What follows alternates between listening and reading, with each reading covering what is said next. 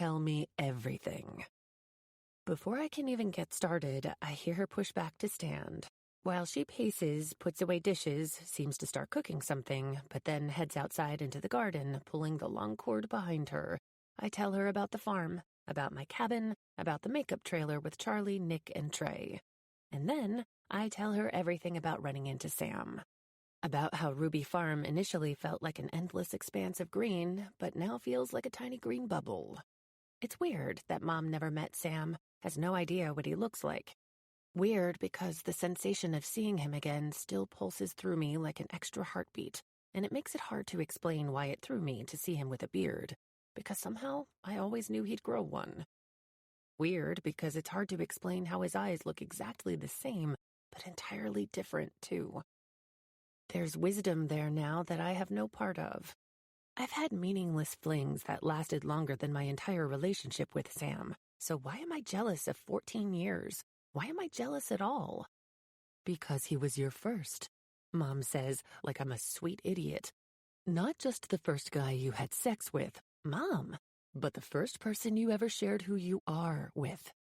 He's the first person you ever consciously confided in about your dad. He's the first person who ever knew that you wanted to be an actress, and he sold that information. I chew my thumbnail, mumbling, "I guess so," around it, though when she puts it that way, duh. The quiet stretches between us, and I can tell she's waiting for me to say more, but I have nothing left to say about it. "You haven't mentioned your dad once," Mom says. "Is that intentional?" This actually makes me laugh. 20 whole minutes I haven't stressed about shooting a movie with Dad. Maybe the one blessing of Sam's reemergence is that Dad is suddenly the least of my worries. He has a girlfriend on set. I tell her I haven't interacted with him yet at all. Mom exhales slowly. "I'm sorry, honey." "Why are you sorry?" "Because I know what you wanted this to be." I feel my chest grow too tight. What did I want it to be? It's her turn to laugh, but it isn't mocking.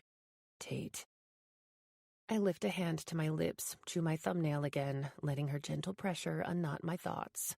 "I don't want to put words in your mouth," she says gently, "but I think you were hoping this would be a turning point in your relationship with Ian."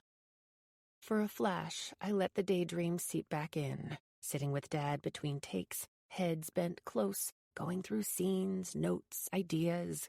The fantasy feels well-worn, a book read over and over, so I know Mom is right.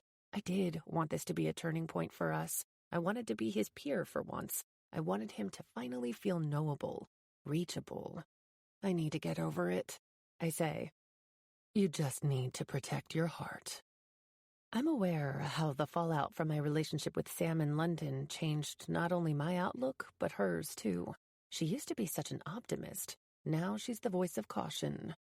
"What I actually need is to crush it tomorrow," I tell her. "You will." I hear the fridge opening and shutting again. "Every time you look at your dad, just remember, the best thing he ever did was make you." The community house is empty by the time I step out of the office. My footsteps echo down the long wooden staircase. With the anticipatory stress of the table read behind me, I'm able to actually take it all in this time. The main room is cavernous, with beautiful vaulted ceilings and wooden floors polished to a shine. Windows line the entire space. At the far end is a stage that looks like it's held some great bands and shows, but right now is a temporary storage spot for audio equipment. The quiet lets me imagine the space in a different context, when the farm is rented out for a family reunion, with familiar bodies dancing jubilantly up and down the floor, or when it is packed full of strangers from all over the area, eating after long hours out helping with the fall apple harvest. Voices rise up from outside, just beyond the hill in a small grassy clearing. I wander down, finding that a tent has been erected, with strings of lights, some tables, a makeshift bar. It looks like the scene of a wedding reception, and I register that they've turned the set of an upcoming town dance scene into a bar for the cast and crew for the time being. The flaps are folded up over the roof and air drifts through. Although the night sky is a deep cobalt blue, Indian summer winds still blow in from the east, warm and dry. I don't see Gwen or Sam or Dad and his mystery girlfriend, but Devin is there, sitting at a table with Liz and Deb, each with a bottle of beer in their hand. "Hey, lady." Liz says, lifting her chin to me. You doing okay? The question sinks in sharply. It's fair, too. Her wanting to know if there's something going on with me they should know about. I'm good. I give them a bright smile. The wink may be overboard. Totally overwhelmed by how amazing this place is. Right? Deb points to the bar. They've set up some drinks over there. Go grab yourself something. They look genuinely relaxed and happy, and easily return to their conversation when I walk past. Liz tilts her head back, cackling at something Devin has just said, which tells me that whatever fears anyone has about my ability to channel Ellen, they aren't saturating every one of their moments the way my fears are saturating every one of mine. Over Liz's shoulder, I see that Nick is here, too, at a table in the far corner reading a book. He glances up when he catches sight of me, setting his book face down on the table. There she is. He reaches for his beer, tilting it to his smiling lips. Was wondering where you went off to after the read. After the terrible read, I amend. He laughs. I wasn't going to say it. I went to call my mom. Off his look, I add, Don't worry, I'll have my shit together tomorrow. Nick nods and lifts his chin in acknowledgement to someone over my shoulder. I know you will, he says, turning his attention back to me. I was there when you saw him, you know. A surprised laugh bursts out of me. In all of my post-Sam conversation processing about this, I'd forgotten that Nick and Dad were standing on the path when I had my run-in. I must have looked like a lunatic. You forgot I was there, he guesses. I start to answer, but startle a little when someone places 2 beers on the table between us and then disappears. So who is he? He's the screenwriter, I say evenly. Nick grins, Cheshire-like. I know that. I mean, who is he to you? I take a sip of my drink and study Nick's mouth, the way he slides his teeth over his lip. The flirty, possessive gleam to his eye reminds me you're mine on this shoot. Whether that glint is about our characters or about real life, I'm not sure.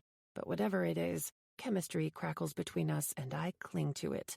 Grateful that it wasn't a fluke back in LA, that whatever sparked during casting is still here out in the wide open farm. I knew him when I was younger. I admit, trying to be honest without being too specific. I haven't seen him in a long time, and it threw me. His eyebrows rise in a skeptical lift as if the words, "it threw me," are a dramatic understatement. You two date? Not date, exactly. We had a fling on a vacation once. Your reaction was bigger than seeing an old fling. Shrugging, I tell him, you know how everything feels more intense when you're young. Nick nods at this, smiling. He takes a long, slow sip and then puts his bottle down, propping his elbows on the table so he can lean in confidentially.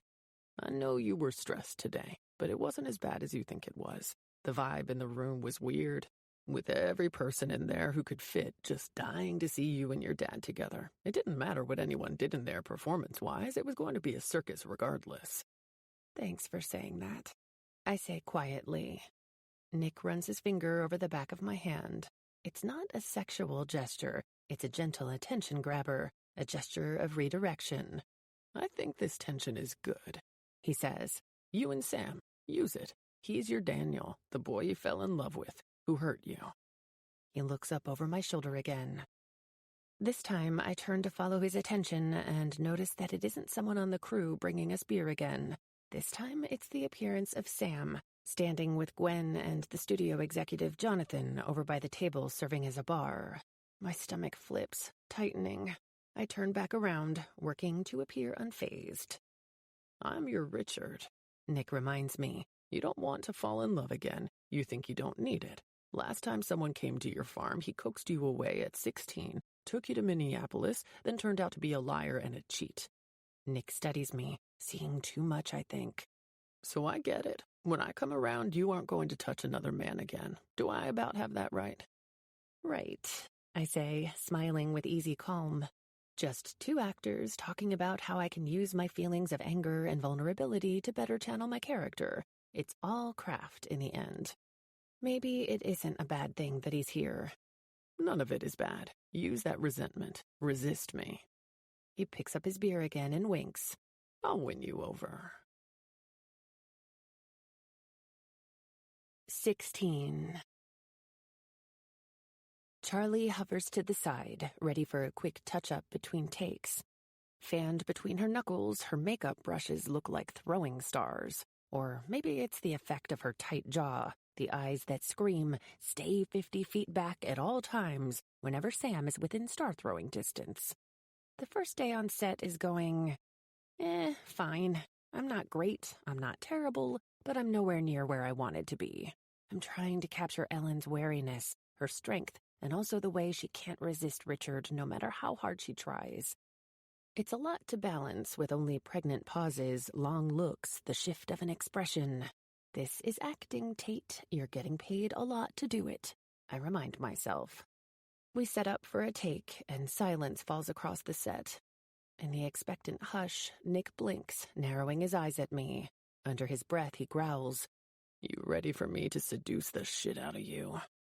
I bite back a laugh and focus on the intensity of his eyes.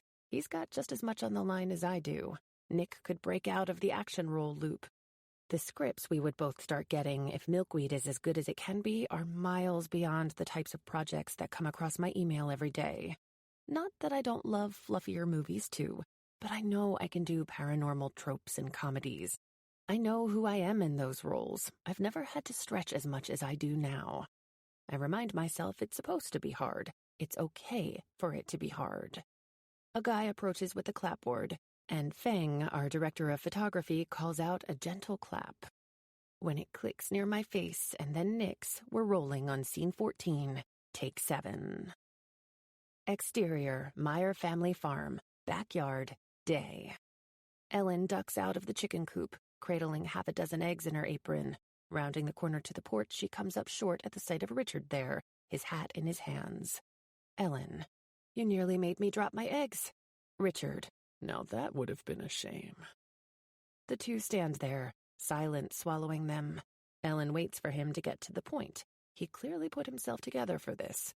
Finally, Ellen, you here to sell me some feed, Richard Donnelly? Richard, I'm here to ask you to dinner, Ellen Meyer. With a short laugh, Ellen walks past him up the porch steps. He watches her go and smiles when she turns to face him. Ellen, it takes a lot to come up here and ask that, and I appreciate your courage and your energy, because Lord knows it's a long walk from town. This isn't because of the color of your skin or mine, but the last thing my life needs is another man in it. Cut! Gwen pulls her headphones off, walking toward us. She jogs up the steps to me as Trey approaches Nick, powdering the tip of his nose, his forehead. Gwen turns her back to the crew and focuses entirely on me. Her eyes are this watery ice blue. Her hair has gone from platinum blonde to white with barely any transition. Although I'm taller than she is, she's so intimidating. I can feel my palms sweat. In the distance, I see the looming shadow of Sam. Near the panel of video screens, I see Dad pacing, his arms crossed tightly across his chest. I'm not sure why he's here since he isn't on the call sheet today, but I can only assume that he's either worried about my performance or trying to play the role of the involved super dad. Blinking back to Gwen, I put on a smile. Hey, it's a lot, she says. I know it is. It's okay. I'm just finding Ellen's voice and trying to ignore two very distracting men in the audience. She nods, squinting out into the distance. It's only day 1. You have time to get there. A pause. For what it's worth, she says quietly, he needs this more than you do. You're not the one I'm worried about. She's talking about Dad, but it's still heartening. I needed to hear that. On its own volition, my head turns. My eyes find Sam in the crowd. He's watching us, eyes narrowed like he's trying to read our lips. Never one for much sentimentality, Gwen claps me on the shoulder. You good? I'm good. I close my eyes as her footsteps hammer back down the steps and take a deep breath. I know I can do this, and there are so many people out there waiting for me to step up and just own it. But only one of those people haunted my sleep last night. I look back to where Sam stands at the edge of the tree line, the boundary of Ellen's backyard. Our eyes meet, and a piece of me falls backward in time, locking on to the solid reassurance of him the way I used to. Feeling that strange awareness that he's my beacon, a safe harbor. But then he gives me a single sharp nod. It's definitely a don't fuck this up, which dissolves any of my nostalgic tenderness and sends me directly to pissed off. My adrenaline spikes and I turn, catching my reflection in the farmhouse window with a movement. The sight of it pulls me up short. For actors, there's something about being in costume that transports us into the heart of the character we're playing. I certainly felt that shift earlier when I saw myself in Ellen's clothing in full makeup with my wig on.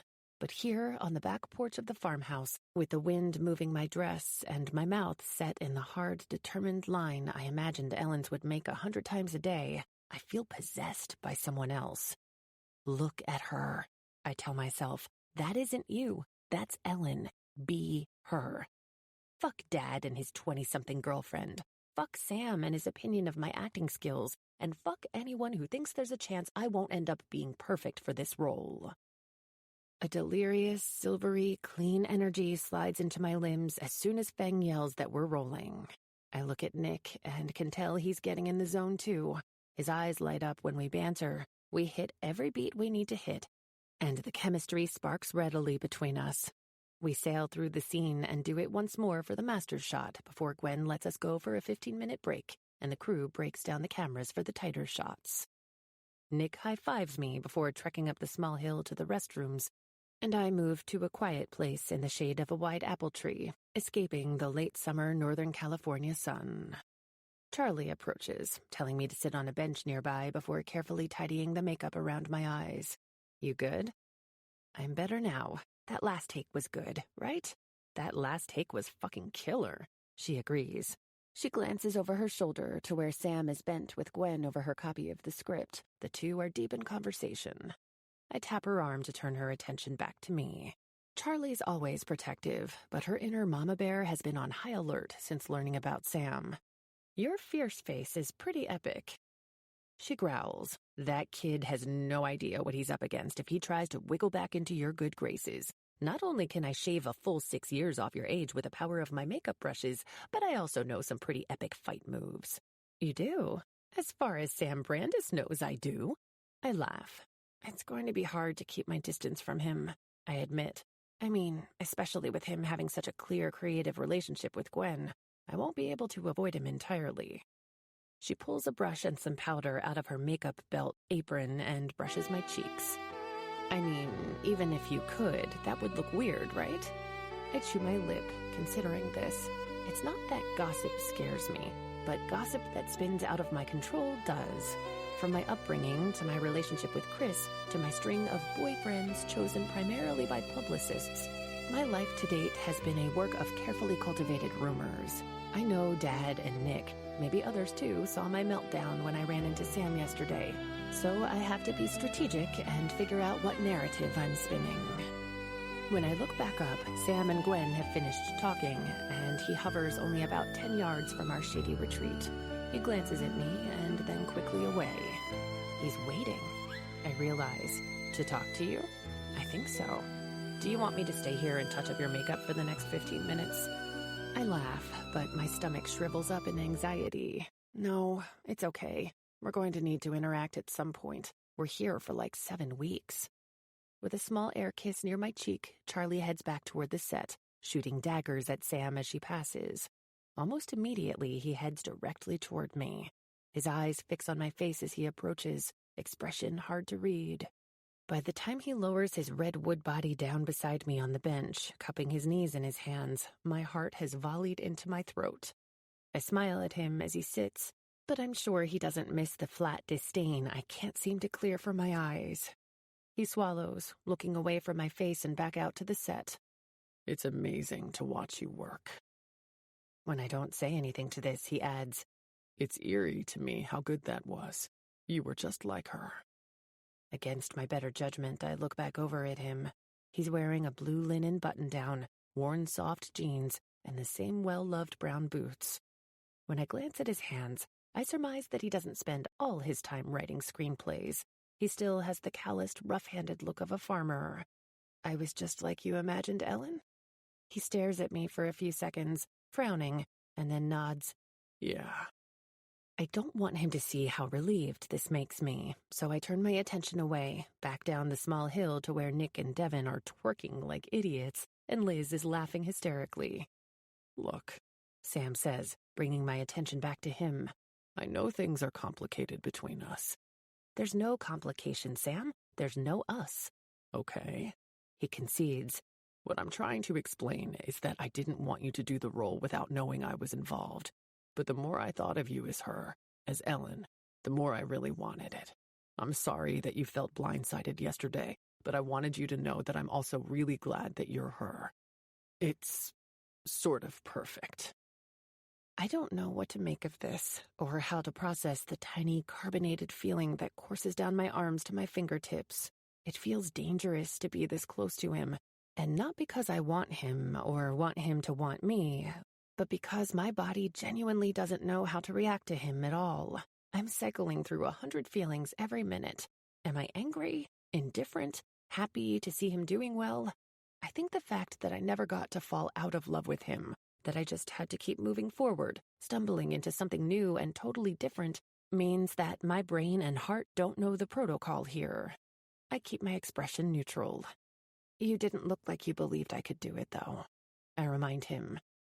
I absolutely believe you can, he says quietly. And you looked right at me. And look, I was just remembering, in spite of everything, how well we did as a team. I'm on your team, Tate. The way our thoughts had aligned rocks through me. But that was your way of being on my team? An angry nod? I don't think I meant it to look angry. He lets out a long breath and seems to deflate.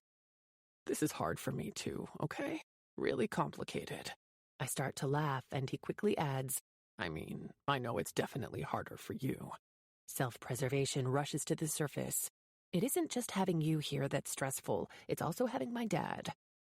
I think saying this out loud was a mistake. I sense it in the way Sam turns to look at the side of my face. I thought you two were close. Now I'm trapped between lying and offering him something real that I'm not sure I'm willing to give. I remembered last night, while lying awake, that Sam had promised to come with me to LA to find my dad. Instead, I've muddled through the farce of it alone ever since. Wait, I realize. Sam thinks he's the hero of this story by reuniting father and daughter, by enabling me to have a dream career. Parts of that are true, parts aren't. But regardless, he doesn't get to be the good guy here. I mean, he says, that's how it looks from the outside. That's how it's supposed to look. I stand, swiping any dirt from the back of my skirt, and get back to work.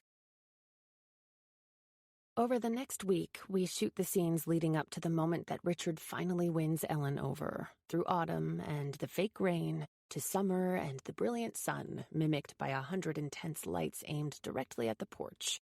By the time Nick stands at his mark, facing me from across the yard, the budding relationship feels hard-earned, and I'm jittery in that electric, impatient kind of way to see Richard walking up my driveway, flowers in hand. Exterior Meyer family farm, backyard, new day. Ellen looks up to see Richard rounding the house holding flowers. Warily, she looks to her father in the porch rocking chair. His expression is vacant, and then back at the man on her lawn. Richard. Hello, Ellen. Ellen. My answer is still no. Richard nods, tipping his hat. Richard. Would you mind if I asked again tomorrow? She bites her lip to stifle a smile. With a little smile of his own, Richard turns to leave. From the porch, her father looks up and seems to come into the moment. William. You like him? Ellen. He's fine. William. Fine. I see the way you hover outside, waiting for him to show up every day, but I didn't think you'd much care what the town thinks about who you choose to dine with. Ellen stares at William. It is the first lucid thing her father has said in days, and it catches her off guard. Ellen. I don't care what they think. William. Then why refuse a nice meal with a nice man? Ellen. You think I have time for a nice meal or a nice man? William. You have all the time you make for them. I know you don't want another Daniel, but I don't want you lonely.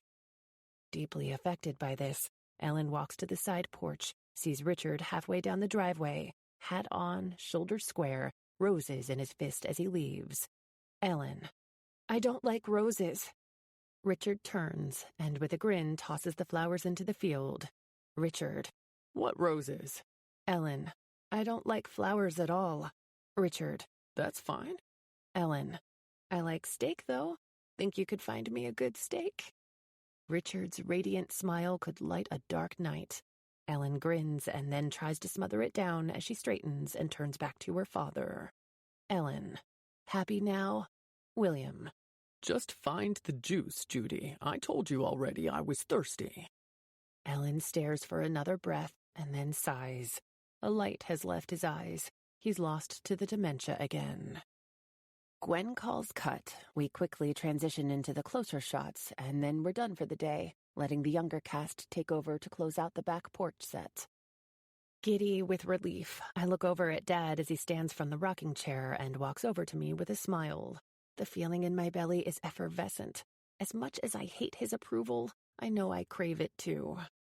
His arms go around my waist, he lifts me up, and I feel the eyes of the entire crew on us. I feel like I'm becoming Ellen.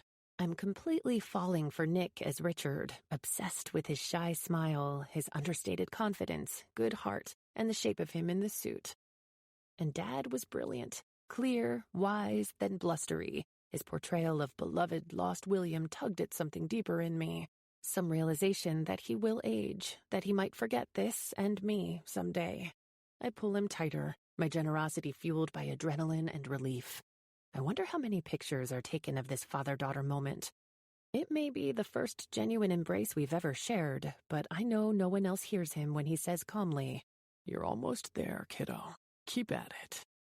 Gasoline dumps into my bloodstream, and I fear it will ignite if I let him get another passive-aggressive word in.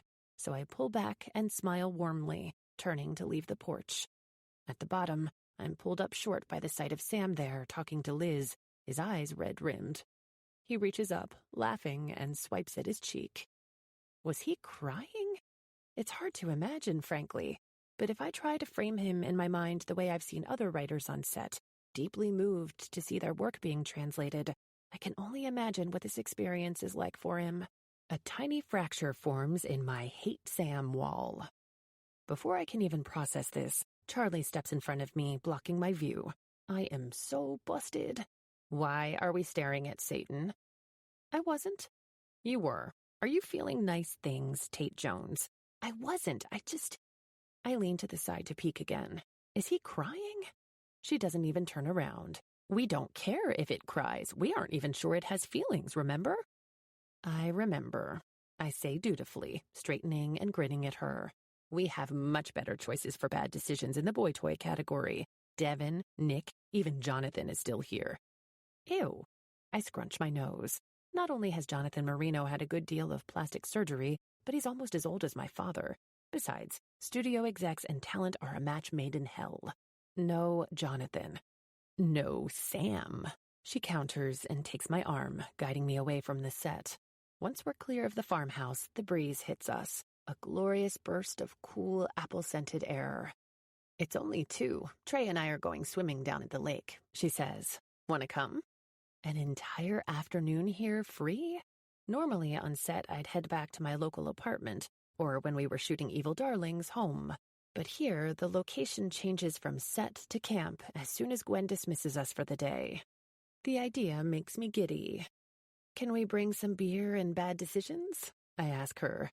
Charlie's eyes light up. She looks back over her shoulder. Nick, lake, swim. The lake is small but deep, with a beautiful crystalline sapphire surface that reflects the trees to almost a mirror image. It's in the middle of a circle of forest, far enough away from the farmhouse clearing that we're unable to hear anything on set, and more important, they're unable to hear anything from us either. The 4 of us hike out to the far end of the lake, where there's a large, smooth, sloped boulder, just big enough for all of us to lay down our towels and bask in the sun. Nick and Trey wear board shorts slung low on hips, and I envy the obvious shirtless ease in the male body. In my simple black one-piece, I'm slathering on sunscreen like I'm actually going to be traveling to the surface of the sun, but Charlie stretches out beside me in a minuscule bikini, her golden skin shiny with oil. Are you trying to catch cancer? I ask her. She opens one eye just wide enough to let me see that she's rolling it. Shh. From behind us, higher on the rock, Nick jogs down and takes a running leap over our prone bodies, cannonballing into the water. When he comes up, gasping, yelling that the water is cold as hell, Trey holds up both hands, giving a score of 8. 8? Nick protests. 8? I jumped over 2 people. Point deduction for form. Trey lifts his beer, sips it delicately. I went in so clean. I think a cannonball is about the splash, Charlie explains without opening her eyes. Man, that's some bullshit. Nick scrambles out of the water and lies stomach down, body dripping on the warm rock. He lets out a long, happy groan. Oh my God, this is the best rock on the planet. We all hum in agreement. That was good, Nick murmurs and then catches my eye, squinting from the brilliant sun. Today, I mean. That was good, Tate. Today was good. We were great. I cup my hand over my eyes and look down the rock at him. We were. Can you imagine? He says, grinning, hopeful. Don't go there, I say with deep warning. Buying into the hype before the movie is even shot is a dangerous path. Nick waves me off. I know. I prop my weight up on an elbow. What made you want to do this role? Nick adjusts his weight on his forearms. Is that a serious question? I know it's a great role, duh, I say. I guess I'm asking specifically what drew you to it. Richard is a black dude who saves a white woman in the 1960s, goes on to run for city council with her, wins over an entire community on the strength of his character alone. How could I turn that down? You think Richard saves Ellen? Without question, I do. It's funny. I always thought the script was less about either of them being saved and more about each of them finding their person.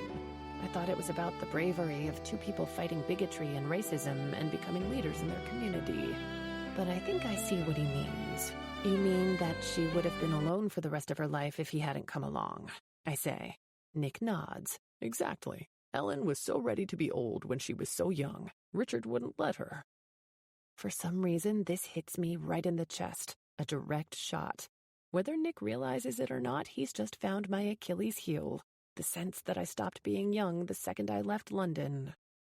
Oblivious to my internal brain freeze, Nick rolls on. So, let's recap. We're a week in. Tate was right about Devin, the walking alarm clock, and our unpleasant, occasionally non-smoking production secretary. Who wants to dish on Tate and the writer? Charlie and I say no in unison. With a little growling laugh, Nick seems to let it rest. I tilt my face to the sun and feel its heat soak into my skin. Can we pause time right here? Nick turns his face to the sky, too. I thought your dad might join us. I know he's playfully fishing for dirt, and I am too relaxed and happy to have my guard up too high. I point without looking over my shoulder. He's with the girlfriend in the cabin. Her name's Marissa, Nick says, grinning. I remember. I lie. Nick laughs. Can I be honest? He says. I suspect we're still going to be on the subject of Dad, and I am immediately wary. You can talk about anything you want, but I can't guarantee that I will respond while I'm on this nice warm rock. Fair enough, Nick says. I thought this shoot might be all about Tate and Ian bonding in front of everyone. You're not the only one, I tell him. I'll do whatever I can to keep people from prodding into the Sam backstory. If a few butler breadcrumbs accomplish that, so be it. Charlie rolls onto her side to face us and throws me a questioning, "Can I speak freely?" look. I nod. I can absolutely guarantee that's why he brought Marissa, she says. The suggestion stings a little, mostly because she's probably right. Nick tries to work this out. You mean he doesn't want to bond? I hum, unsure that this is the right interpretation. More like he doesn't know how. Marissa is a good buffer. Nick rolls to his back, staring up at the sky. So you didn't know him at all growing up? I lived with both parents until I was 8, I tell him. Then I didn't see him again until I was 18. That's when the story broke, Nick says, nodding. I glance over at Charlie, who meets my eyes at the same time. Nick is getting dangerously close to where Sam comes onto the scene. Yeah, it was time, I tell him, going for breezy. I was ready to start working, and so a ghost publicist dropped the scoop to The Guardian. Even Dad would back up this story, because he still thinks it's true, that I wanted to reconnect with my father and was ready to begin an acting career. So Mom and Nana hired someone to break the story. In fact, Dad was initially furious with Mom for not letting his team in on the plan. For real, though? That's a pretty sophisticated publicity feat for an 18-year-old. Nick says, skeptical now. I wonder what information he has and how he's been turning it over in his mind since we got here. For real. Charlie moves to her stomach, adjusting the towel under her. You realize Tate is telling you things she could sell to people for like $100,000. You better be trustworthy. What? Nick says, grinning. You want some quid pro quo? I could talk about Rihanna or my night with Selena Gomez. No, it's okay, I tell him, laughing as Charlie says, hell yes, give me all the dirt. He confides a little, telling us bits of things I knew and bits I definitely did not. I'm not sure if he's this open with everyone, or if it's the obvious comfort I have with Charlie and Trey that makes Nick feel like he's among family. But he gives us a genuine glimpse of who he is, an actor like me who wants connection, yet has a hard time knowing how to find it in the bright light of the world stage. It's clear neither of us would be very good at a fling on set, no matter how much he wants his reputation to make me think he could pull it off. Nick looks up and points across the water to where Gwen walks along the lake edge with Sam and Liz, the three of them deep in conversation. I'm guessing they're done shooting for the day, and the sun is already sagging in the sky, threatening to duck below the tree line and pull the cold air over us like a blanket. I stand, just as Nick teases, I'm gonna find out what happened with you and the writer. Why do you think it's at all interesting? I ask, keeping my tone playful. I told you we were just kids. Nah, I'm going to be here with you for, what, a couple months? He says. I want to get in that head of yours, and that story feels like a real glimpse at you. You're an enigma. You have to know that. Charlie and Trey go still, as if they're working to be invisible during this conversation. I'm an enigma? Beautiful, he says, but sort of unknowable. Huh, that's exactly how I'd describe my father. 17. Everyone gathers in the community house for dinner together. Tonight, it's a rustic spread of roasted chicken, root vegetables grown on the farm, salad, bread, and for dessert, apple pie. I sit at a table with Dad and Marissa, Nick, Gwen, Liz, and Deb. It's fun, and definitely good to bond with all of them together. But I find myself glancing and yearning every now and then at the raucous table just beside us, with Devon, the teenage versions of Ellen and Richard, some of the livelier members of the crew, and Sam. Despite what my head tells me, my eyes have missed the sight of him. It's so crazy how we age but don't completely change, how I can still see the 21-year-old in him. I imagined him so many times in the first few years after London, trying to remember exactly what he looked like, the way he sounded. And then I worked to forget him entirely and mostly succeeded. It's hard to believe I'm not staring at a mirage.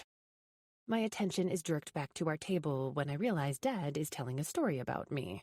She ran off the deck and jumped right into the river. I thought I was going to have a heart attack. Everyone laughs knowingly. Kids, am I right? But I scrabble through my thoughts to place the story he's telling. The only time I remember running and jumping off a deck into the river is up in Guerneville, where Dad hadn't been since I was born. Apparently, she and Charlie did it all the time, he says, shaking his head. They'd just never done it before during any of my visits. Dad meets my eyes and winks. My fingers tingle cold. She probably knew I'd go insane if I saw that. Such a cute little river kid. He's full-on telling a story about something that never happened. It's not unexpected that we'd have to share some fabricated father-daughter time. We've had to do it once or twice for magazine interviews. But I'm aware of Nick watching me closely, remembering what I said earlier. But as complicated as my feelings are about Dad, I don't want him to be exposed publicly as a liar. I'm aware of everyone else watching me, waiting for me to chime in with my side of the story. I smile over my wine glass at him. No one ever got hurt, I say. As far as I know. Dad teases, eyes light. Our eyes lock, and his are so full of glimmering adoration, it seems he believes the lie as much as everyone else does. So wait, Gwen says. You're talking about Charlie from Hair and Makeup? She looks at me. Did I hear right that you've been friends for years? Since elementary school, yeah, I say. She's a trip. Oh, Charlie. Dad says, laughing. Now she was a handful.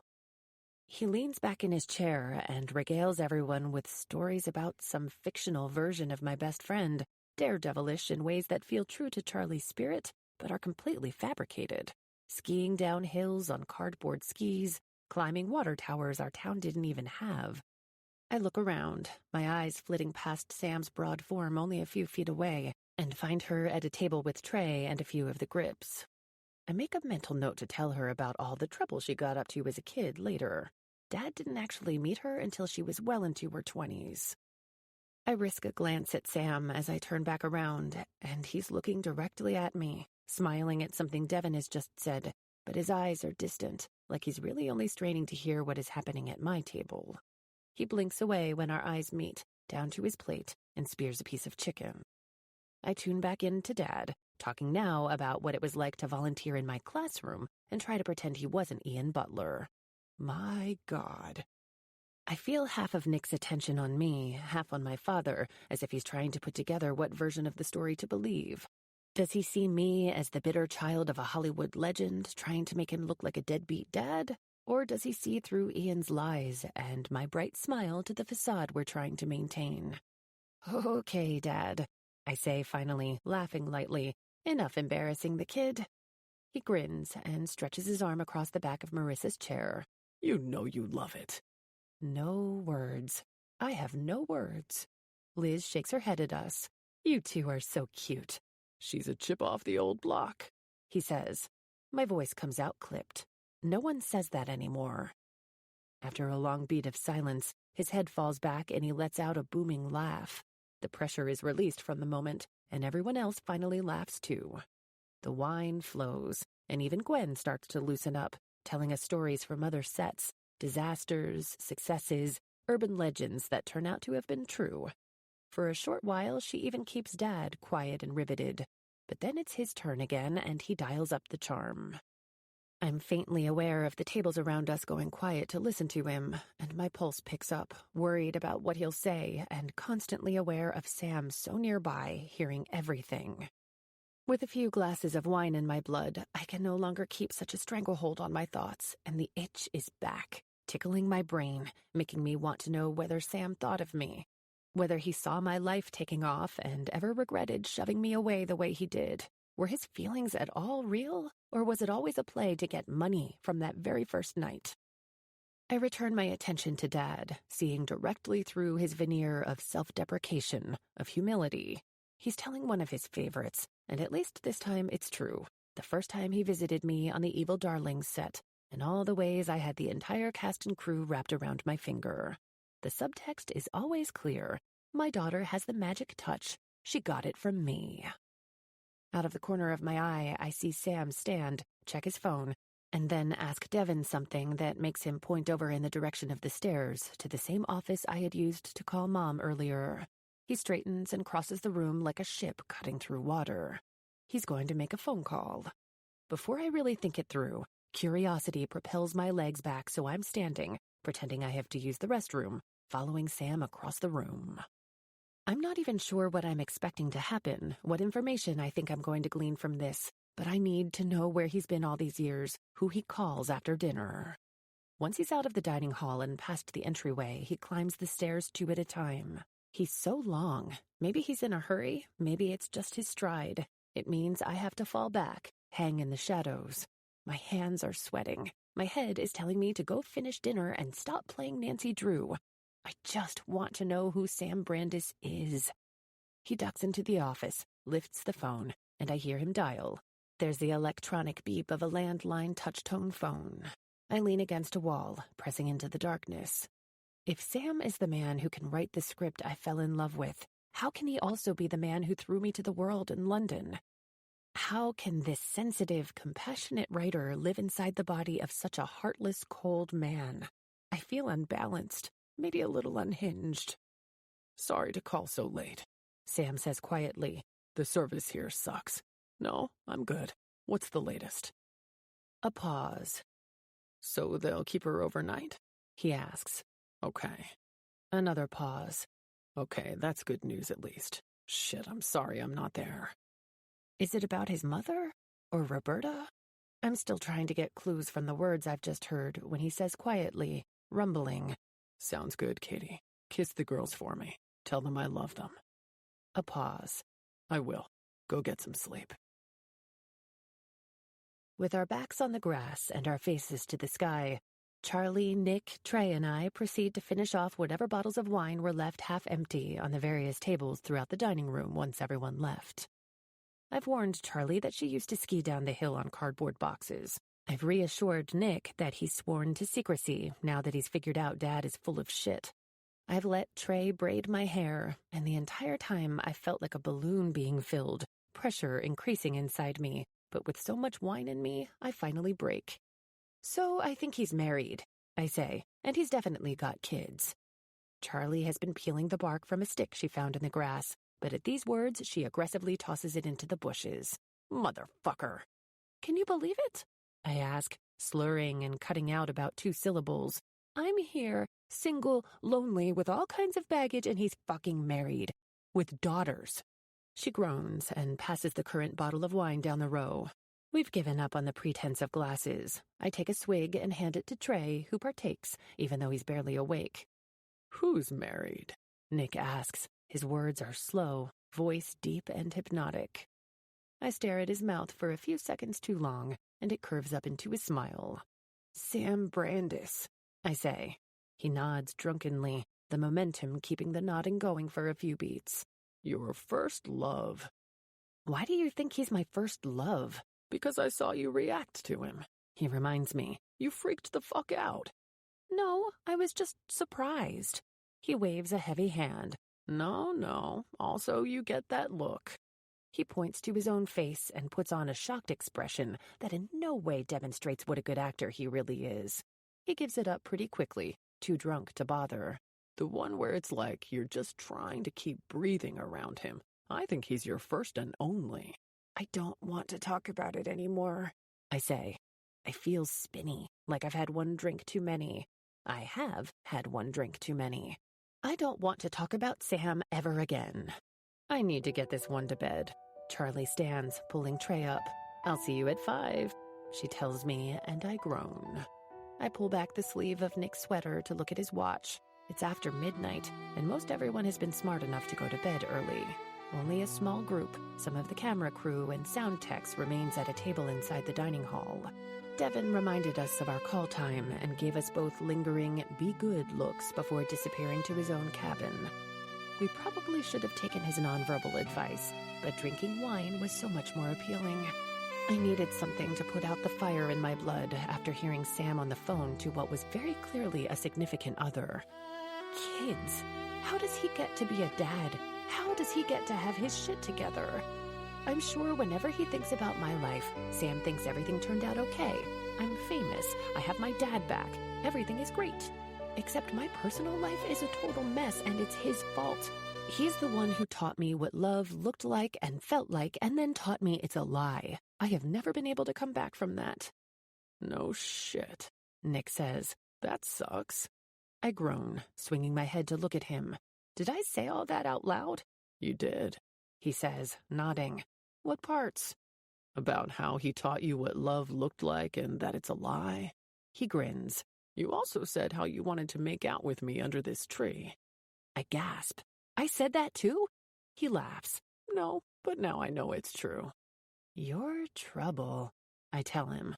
"Not really." His words are so gentle, they're almost self-deprecating. It feels like he's admitting he's a mess too, that distraction is good for everyone. If I were less tipsy, I would press into this a little, turn the attention away from my heartache and toward his. But I am tipsy. We come together like we're falling forward, mouths meeting in a sweet, messy press of breath and tongue and teeth. It stirs me, waking that heat in my belly for the first time in so long. I haven't loved since Sam, but I'm not dead inside either. Even so, it doesn't feel right. It only lasts the span of a few kisses before I'm turning my face away. Nick kisses my neck, my jaw, my ear. It's so sloppy, so loose. I have the sense that we're leaning sideways, and then we are, toppling over. Nick laughs into my neck. "What are we doing?" God, we are too drunk for this. He helps me stand, and I brush off my jeans, struggling to remain steady. "You kissed me," I say. "I think you kissed me." Nick grins at me, asking again, "What are we doing?" "Getting into the role?" "Did I tell you I'm nervous about the sex scenes?" He drunkenly stage whispers, and I know as soon as he says this that I have another friend on set, a genuine new friend. "You'll be fine." I point a weaving finger to my chest. "I'm a pro." When I straighten, I see a shape in the shadows, walking quietly past us down the trail. It's not hard to make out who it is. No one else's walk stirs in me this brand of nostalgic heartache. I don't know where he was coming from, what he saw or what he heard. I know Nick and I weren't kissing for more than a couple seconds. I immediately drag the next thought forward. It doesn't matter how long we were going at it or what he saw. What Nick and I do isn't Sam's business. But I hate that he saw this.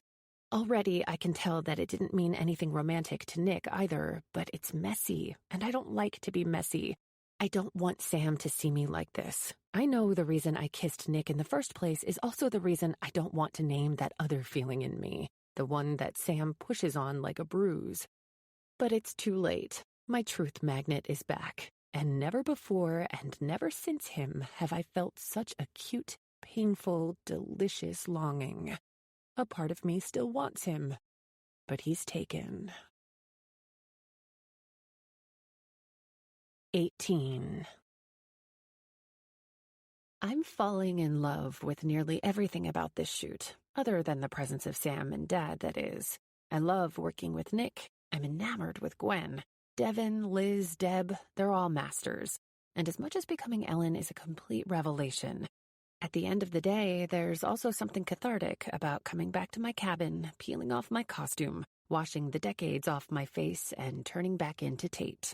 But with no Netflix or internet, no town to visit or hotel bar to take over, the evening hours sometimes seem to stretch for an eternity. We only have a few night shoots. The big barn burning scene is toward the end of our schedule, which leaves most of our evenings free, so the craft services crew gets creative, hosting barbecues and campfires up near some of the common buildings. Dad once told me that Hollywood was very different in the 70s and 80s, and being on location for an extended shoot was like being at a very grown-up R-rated version of camp. Drugs were prevalent, sex was everywhere, there were no cell phones or cell phone cameras, no internet, no political correctness or Big Brother watching your every move. He described drug dealers coming right on set, with cast and crew lining up and ready to spend their per diem, and drunken parties that lasted long after the sun came up. A lot has changed since then. Movies are more expensive, which means schedules are tight, and everything is budgeted, overseen, and accounted for.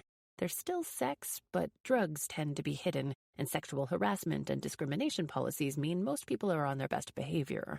But it can still feel a little wild and free, especially on a set like this, with all of us essentially cut off from the rest of the world and seeing the same people day after day. Dressed back down in jeans and a sweater, I leave the warm coziness of my cabin and begin the short, energizing trek up the hill to the community house. The breeze tugs on the ends of my hair as I walk, carrying with it the smell of charcoal barbecue and damp grass. Up ahead, the tent for the town dance party scene is still up and glows like a star against a dark sky. I'm not really sure what I expect to find inside. Sam or no Sam. Nick, my dad, with his girlfriend or without. Sam and I mostly keep to our own circles. He spends time with Gwen, Deb, and Liz, though I do notice he slips away every night to call his family back home. Usually, I convene with Charlie, Nick, and Trey at the end of the day. Devin floats between the groups, being generally adorable until about 9 every night, when he wisely decides to go to bed. After all, if he lets me sleep as late as possible and is always at my door around 4:30, he must be getting up at the crack of hell dawn. And then there's Dad. Mom was absolutely right. I went into this project knowing what it could do for my career, but I'd hoped something else would come from it too. Even now, time with him is so fleeting. A holiday here, a dinner there. The one time I spent Christmas with him, we spent Christmas Eve and Christmas Day in hospitals, visiting with sick kids. It felt amazing, really, and I couldn't fault him for lacking paternal sentimentality when I watched him moving from bed to bed with a gift and smile for each person. And the way he looked at them, The way he listened to what they had to say, for those few seconds they must have felt like they were the only person in the room. And then we just went our separate ways with a quick, tight hug.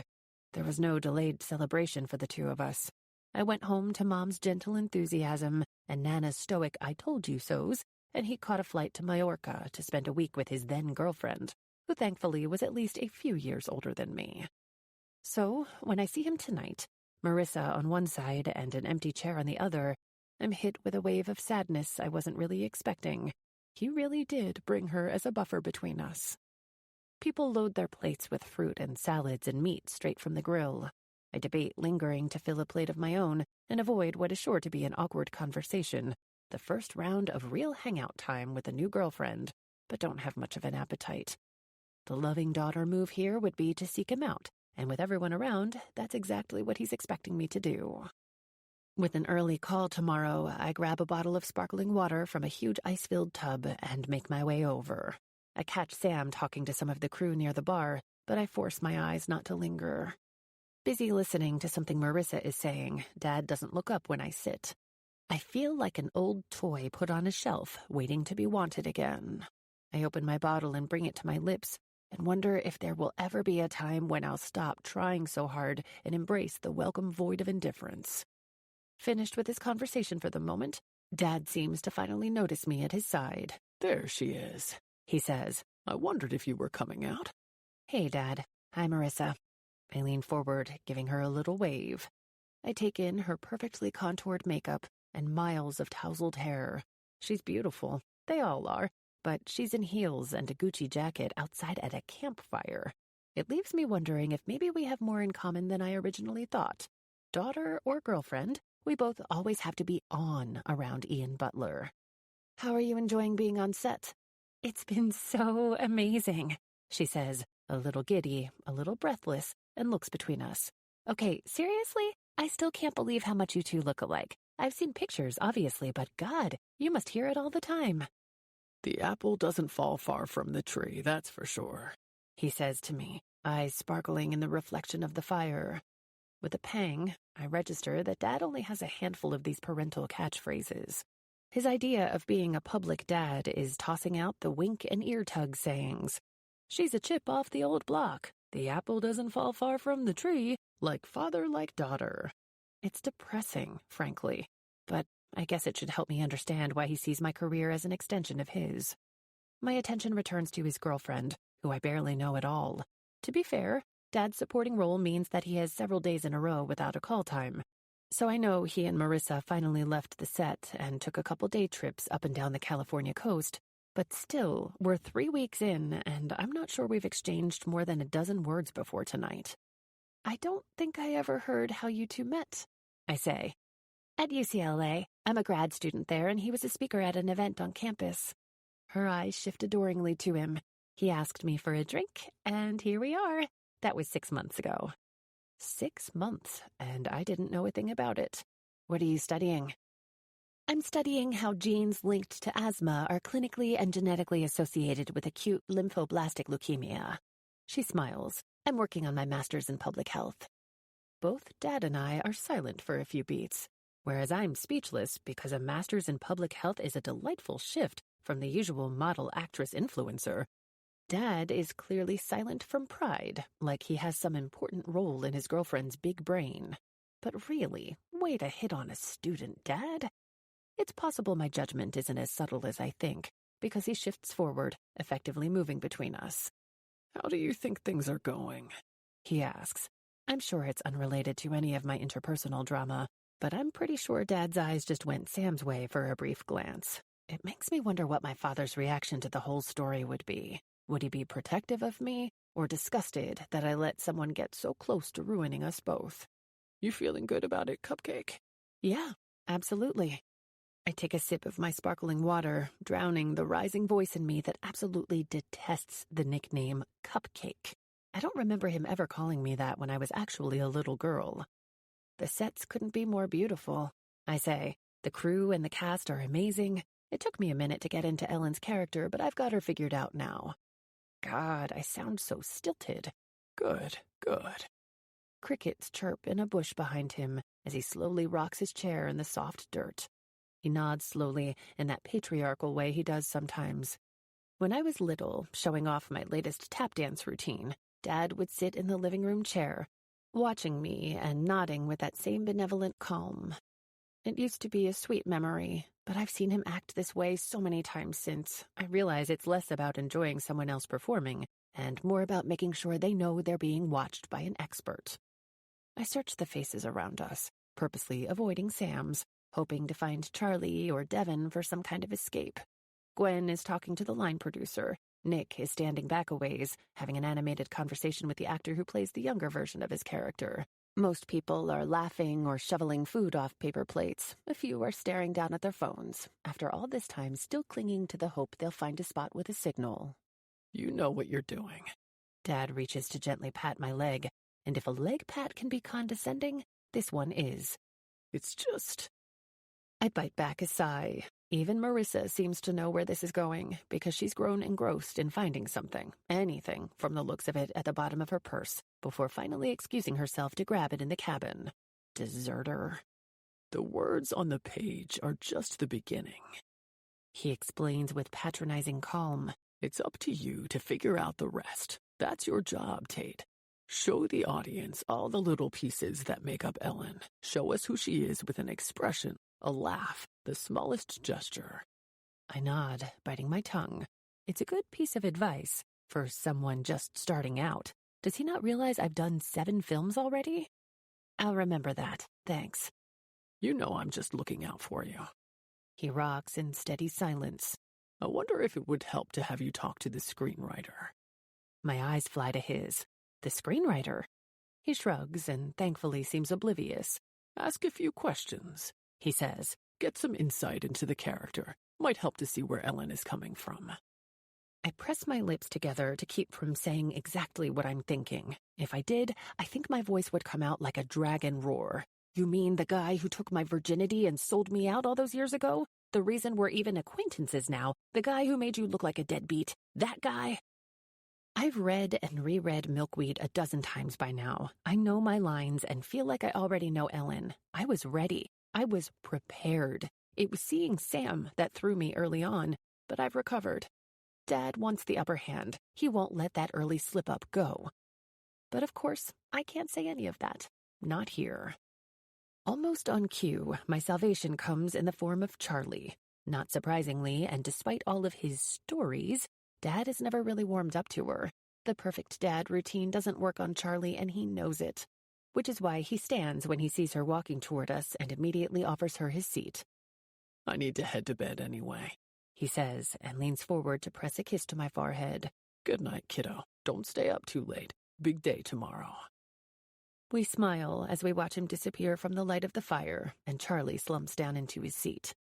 Is it me, or did he just treat you like a 7-year-old before the first day of school? Aren't we a few weeks into this shoot already? It's his thing.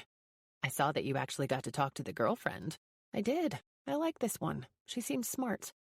She meets my gaze over the top of her beer bottle, surprised because we both know for my dad, a dude who habitually and without any awareness walks at least 2 paces in front of any woman he's with, being with a smart, self-actualized woman is a big deal. That's new.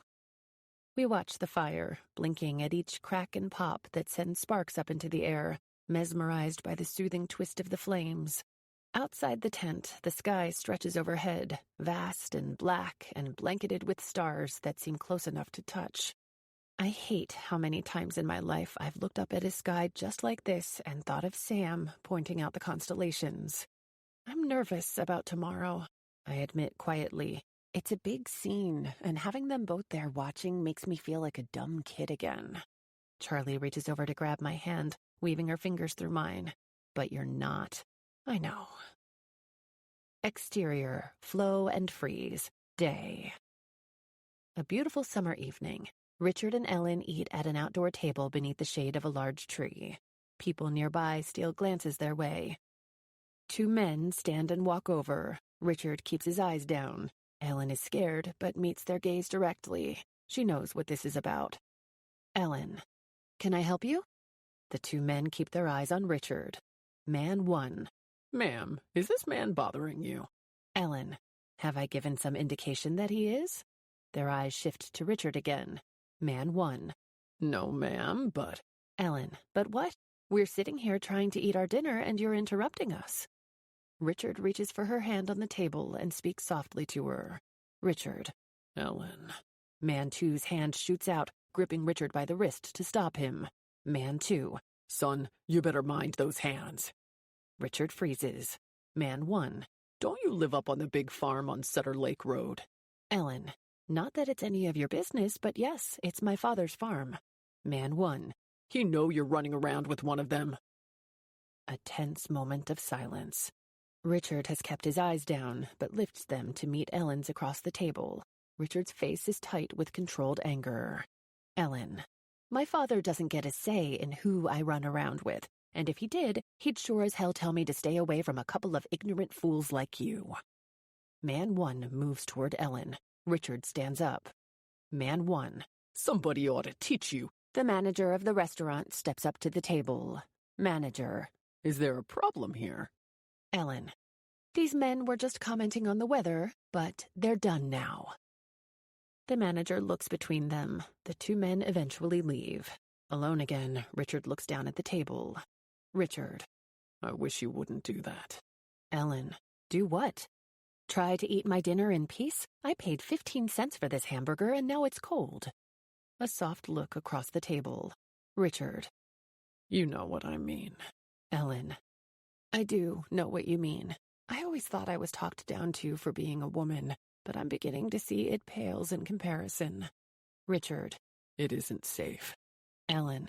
These fools run all over the county on Friday nights tipping cows, for God's sake, but have the nerve to think they have some sort of genetic superiority because of the color of their skin? Beat. I'm not naive, Richard. I know I'm allowed to speak up because I'm white, and you've been made to feel like you can't because you're black. Please don't ask me to stay quiet. I know you worry. If I'm honest, I worry too. Richard holds her gaze. Richard.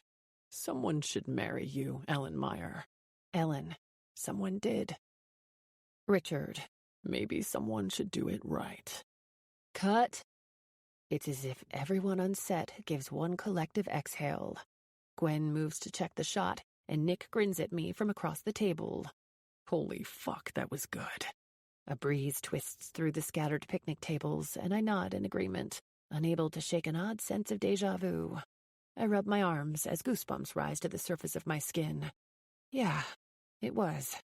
Nick's smile straightens. His head tilts as he considers me. You okay? Just intense, that's all. He nods, and we're both startled when Gwen claps her hands from behind the wall of monitors. That looks good, she shouts to the crew before conferring with Sam and the script supervisor. Nodding in agreement, they each make a note, Sam in his laptop and the script supervisor in her book. When Gwen turns back to us, I force myself to focus on her, not Sam. Nick and Tate, you guys are killing it. That was exactly what I want to see. We're losing light, so let's break it down for the tight shots, and we'll start again in... She checks her watch. 15. Devin follows suit with the extras, and the crew scatters. Nick stands and motions over his shoulder. I'm gonna grab something to eat. Join me? The offer is tempting. I've barely had anything today and should probably eat, but I can't shake this odd sense of déjà vu. I pass on food and head toward Charlie's trailer. Aside from being our backdrop, it seems to be business as usual throughout the majority of the farm. Fields of organic vegetable gardens and small orchards. A sprawling meadow tucked low in the valley feeds grazing sheep and cows. I stop, my mind replaying the scene we shot today. These fools run all over the county on Friday nights tipping cows, for God's sake. Tipping cows, Sam had told me, talking about his life in Eden.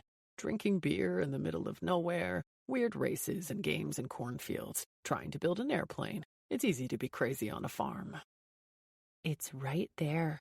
The memory of everything he told me about growing up on the farm, about Roberta. And then it slams into me, an echo from 14 years ago. She didn't care one iota, Luther said, even when they set the barn on fire. For just a moment, the fields disappear. The chirps of birds and the tick-tick-tick of irrigation sprinklers in the distance are replaced by the muffled sound of traffic and the chime of Big Ben. How did I miss it before? Rose bushes line a stone wall, and there's nothing but a bright sky overhead and damp grass at my back.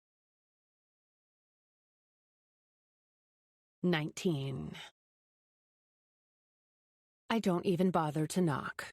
Sam, sitting at the small table in his cabin, jumps when the door flies open and slams behind me. Tate? What's going on? He pushes himself to stand, confused. What's going on with what?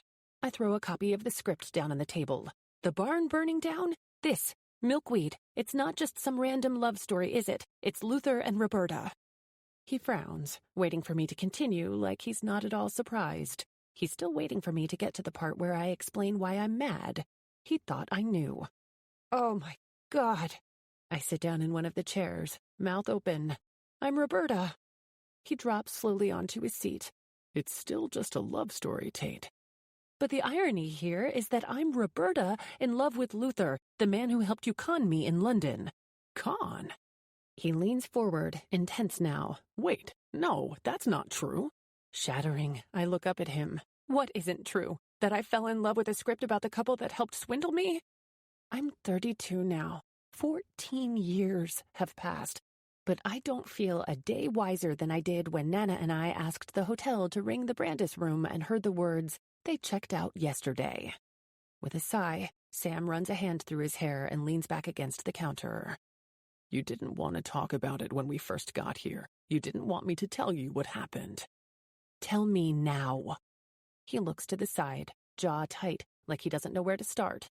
Do you remember when I told you I thought Luther was sick? Arms folded protectively across my chest, I give him only a curt nod. He was, Sam tells me. Very sick. It's good to know that some of it wasn't a lie. He takes a step forward, but seems to think better of coming any closer. None of it was a lie. Bullshit. I know I hurt you. I realize that, and... I stand and burst forward to get right up in his face. You know you hurt me? Is that how you think of it? Like a broken leg or a sad couple of weeks over a high school crush? I had never let anyone in the way I did with you. You took my virginity, Sam. His eyes soften, and he must see how close I am to tears. The last night we were together, he begins, wiping at his brow. I feel my lip curl. The night you said you were falling in love with me. A tiny pause, and then, right. The last night we were together before you called the Guardian. I've never had actual confirmation of this, but it was the only explanation that made sense. Still, his quiet yes makes the floor tilt beneath me. Roberta called around 3 a.m. after I left you at your door. He inhales deeply. Apparently, Luther had a necklace made for her. Nothing too extravagant, but more than they could normally afford. On the day it was delivered out of the blue, that last day My stomach dissolves just at the moment he closes his eyes, stopping just short of saying made love in the garden. She got an inkling what was going on, he says, voice rough. She called their doctor, found out Luther's prognosis was shit. Taking me to England and getting Roberta a gift like that was his way of saying goodbye. They didn't have much, not enough for a lengthy treatment. They would have lost the farm, literally. Richard is Luther. Ellen is Roberta. The truth feels so obvious, it slots into place with a quiet, unobtrusive click. I think about the script I fell in love with. I think about Ellen's strength and their bottomless devotion. It didn't convince me that love like that was waiting for me, but it gave me hope that it could exist. After feeling nothing for years, it was enough. So you sold me to save him, I say numbly. Sam opens his eyes, and I can tell from his expression that he hates the way I've put it. But he gives another quiet yes anyway. Would you do it again? I ask, knowing that it hurt me, knowing how much my life would change. Sam tilts his face to the ceiling, and I watch as he blinks quickly, his cheeks growing red with emotion. I don't know how to answer that. You answer with a yes, I say, or a no. We got another 10 years with him. He looks me squarely in the eyes. His are red-rimmed. So yes, I would do it again. I don't know where we can go from here. I turn to leave, but he stops me with a hand around my arm. Tate, don't walk out after that. We have to get back on set. Devin will come get us.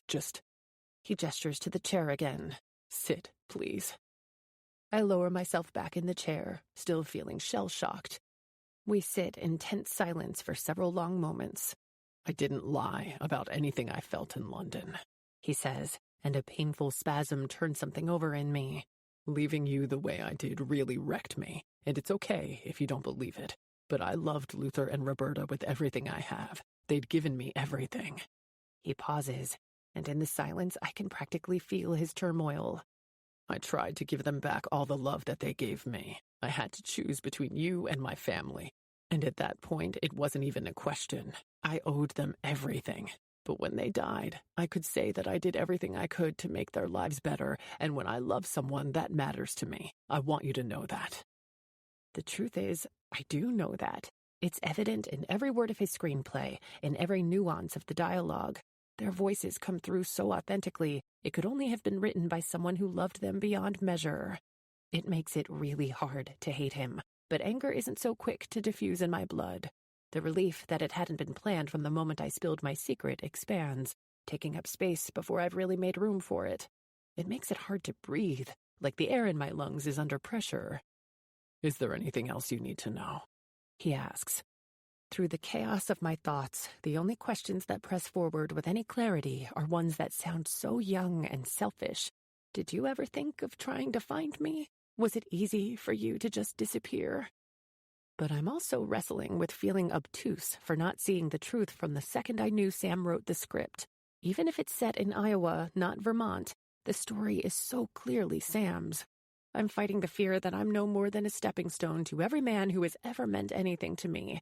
I feel small and silly and strangled by the realization that the longer I stay angry, the pettier I seem. I'm just trying to figure out how to feel, I admit. I'm sure. He clasps his hands, pins them between his knees. I guess I assumed you figured it out, about Roberta and Luther, once you saw me on set. I probably should have. Maybe not, he reasons. You never met Roberta. Our attention turns as we hear Nick yelling something down the trail. I have a fondness for Nick, especially for Nick as Richard, that is starting to feel the way I might for an old lover, for someone I want to forever keep in my life. I think about Nick's eyes when he's staring at me as Ellen, his hand when it engulfs mine. It feels so real, so intense. Was this what it felt like for Sam to grow up around Luther and Roberta, witnessing a love like this all the time? I know my love for this script has always been fierce, even for someone who's been looking her whole adult life for the perfect role. But I get now that it's not only about being Ellen. It's about wanting to know for certain that this kind of love exists. But then it occurs to me, where is Sam in this film? You never come live with them, I say. There's no character that's your dad either when Ellen is younger. The script ends when they're in their 60s, but you're not in it. The story is about how they fell in love in the middle of one of the most tumultuous times in our country's history. They didn't need me or Michael for that. I study him, trying to puzzle it out. Finally, he shrugs, and his smile is boyish. It didn't make them any more heroic at that point to have her be a single mom or bring in a 3-year-old kid when they were empty nesters. Despite everything, this makes me laugh. Artistic license means you cut yourself out of the story? He nods, and his shoulders seem to ease at the sight of my smile. Can you believe me, though? He asks quietly. That the worst thing I ever did was for the best reason I ever had. His words spear through me, stabbing into a tender spot. Only for Sam Brandis have I felt such a complicated ache, devotion, desire, hurt, and envy of the wife who gets to puzzle out the man who, if what he says is true, would sacrifice his own heart to save someone he loves, who could see true love so clearly in front of him and translate it into words on a page. She gets to curl up against this man and be his best friend, his lover. I push to stand, needing a few minutes alone to clear my head before Devon comes for me. At the door, I turn back. He's watching me go with a tight expression I find unreadable. Actually, I tell him quietly, I think milkweed is the best thing you ever did. And if that's the best thing you ever did, I'm okay being the worst. 20. My cabin's screen door slams behind me, and the sound seems to hang in the fog of the early morning air. The farm has turned cold so fast. Indian summer left and abandoned us in the chilly vacuum of Northern California fall. I don't ever want to leave Ruby Farm. It's more than just a quiet retreat. It's like a warming of my bones. Some settling of the frenetic beat that seems to always course through me. My house in LA feels sterile and uninhabited, doing little to calm me down between projects. But I'm so seldom there that it's never felt worth the effort to make it into a homey place. And then when I am there, I regret not making the effort. The prospect just feels so overwhelming. Here, each morning I wake up in my cabin and try to pretend this is where I live now. I've put my clothes in the dresser and closet, stocked the small kitchen with a few staples. I go for long runs, I keep flowers on the table, and had Mom ship me a few blankets. Up here, I can pretend the chaos and exhaust and clatter of LA not only isn't my home anymore, but doesn't even exist. The birds in the tree beside my door let out a cacophony of sound when I emerge, squawking and rustling overhead. Down the hill in the pasture, the cows yell to be milked and fed, but there's no human sound. Everyone is taking this day off to sleep in. I hope I'm not the only one up early, unable to turn off my brain. I stretch before heading down the trail in an easy jog. Leaves crunch beneath my shoes, and the sound must echo down the path because Sam is already looking up as I pass his cabin. He's sitting outside, clearly more accustomed to the cold than I am, because he's only wearing a thick cream sweater, jeans, and socks. Tate. He puts a notebook down on the small table, picks up a steaming mug of coffee. You're up early. So are you. He takes in my leggings, long-sleeved layers, and gloves. Going for a run? When I nod, he motions to the abandoned journal. Was just writing some things down. For another screenplay? I hike up the small incline, stopping at the foot of the stairs leading to his porch. It's the first time we've spoken since our blow-up yesterday, and the part of me that will always be 18 and infatuated with him wants to climb the steps and curl up on his lap. Maybe, he says. Don't know yet. Sam studies me over the lip of his mug as he takes a sip. You writing yourself into this one? Maybe it's about the heart you broke in London. The words are out before I've weighed whether or not they're a good idea. Sam blinks a few times before smiling gently. I don't think that's my story to tell. An awkward pause. This time, at least. We face each other in strained silence. Want some coffee? He finally asks. The stuff they brew in the community house is awful. I really need to keep moving, but he's not wrong. Sure. Come on up. He stands and tilts his chin for me to follow him inside the cabin.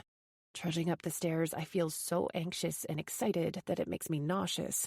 It isn't just the proximity of Sam. Now it's the proximity of Ellen's, well, Roberta's grandson. He knew her. She raised him. I marinated in that reality all night, skipping dinner at the community house, skipping the campfire I could hear all the way down the trail.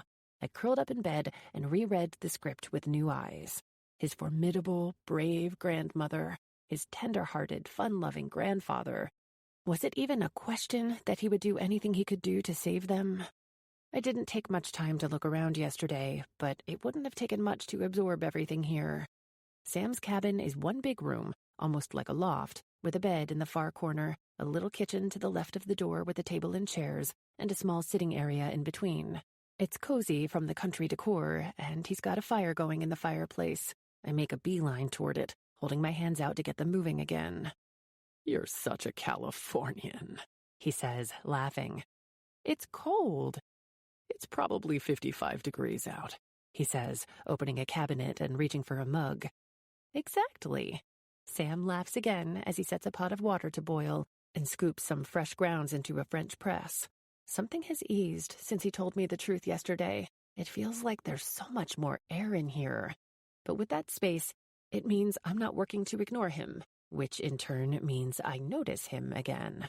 As he goes about the business of brewing me a cup of coffee, I start to zone out a little on the shape of his broad back beneath his sweater, his enormous hand reaching for the whistling tea kettle, his ass in soft, faded jeans. Wife. I'm not my father. I'd never cheat or be with a cheater. I blink away, back to the fire, letting the brilliant orange and red burn into my retinas and clear my mind. I can't think of him like that. He crosses the room, hands me the mug, and gestures for me to sit wherever I want in the living room area. When I choose the sofa, he follows suit, folding himself into the corner at the opposite end. You okay? After yesterday.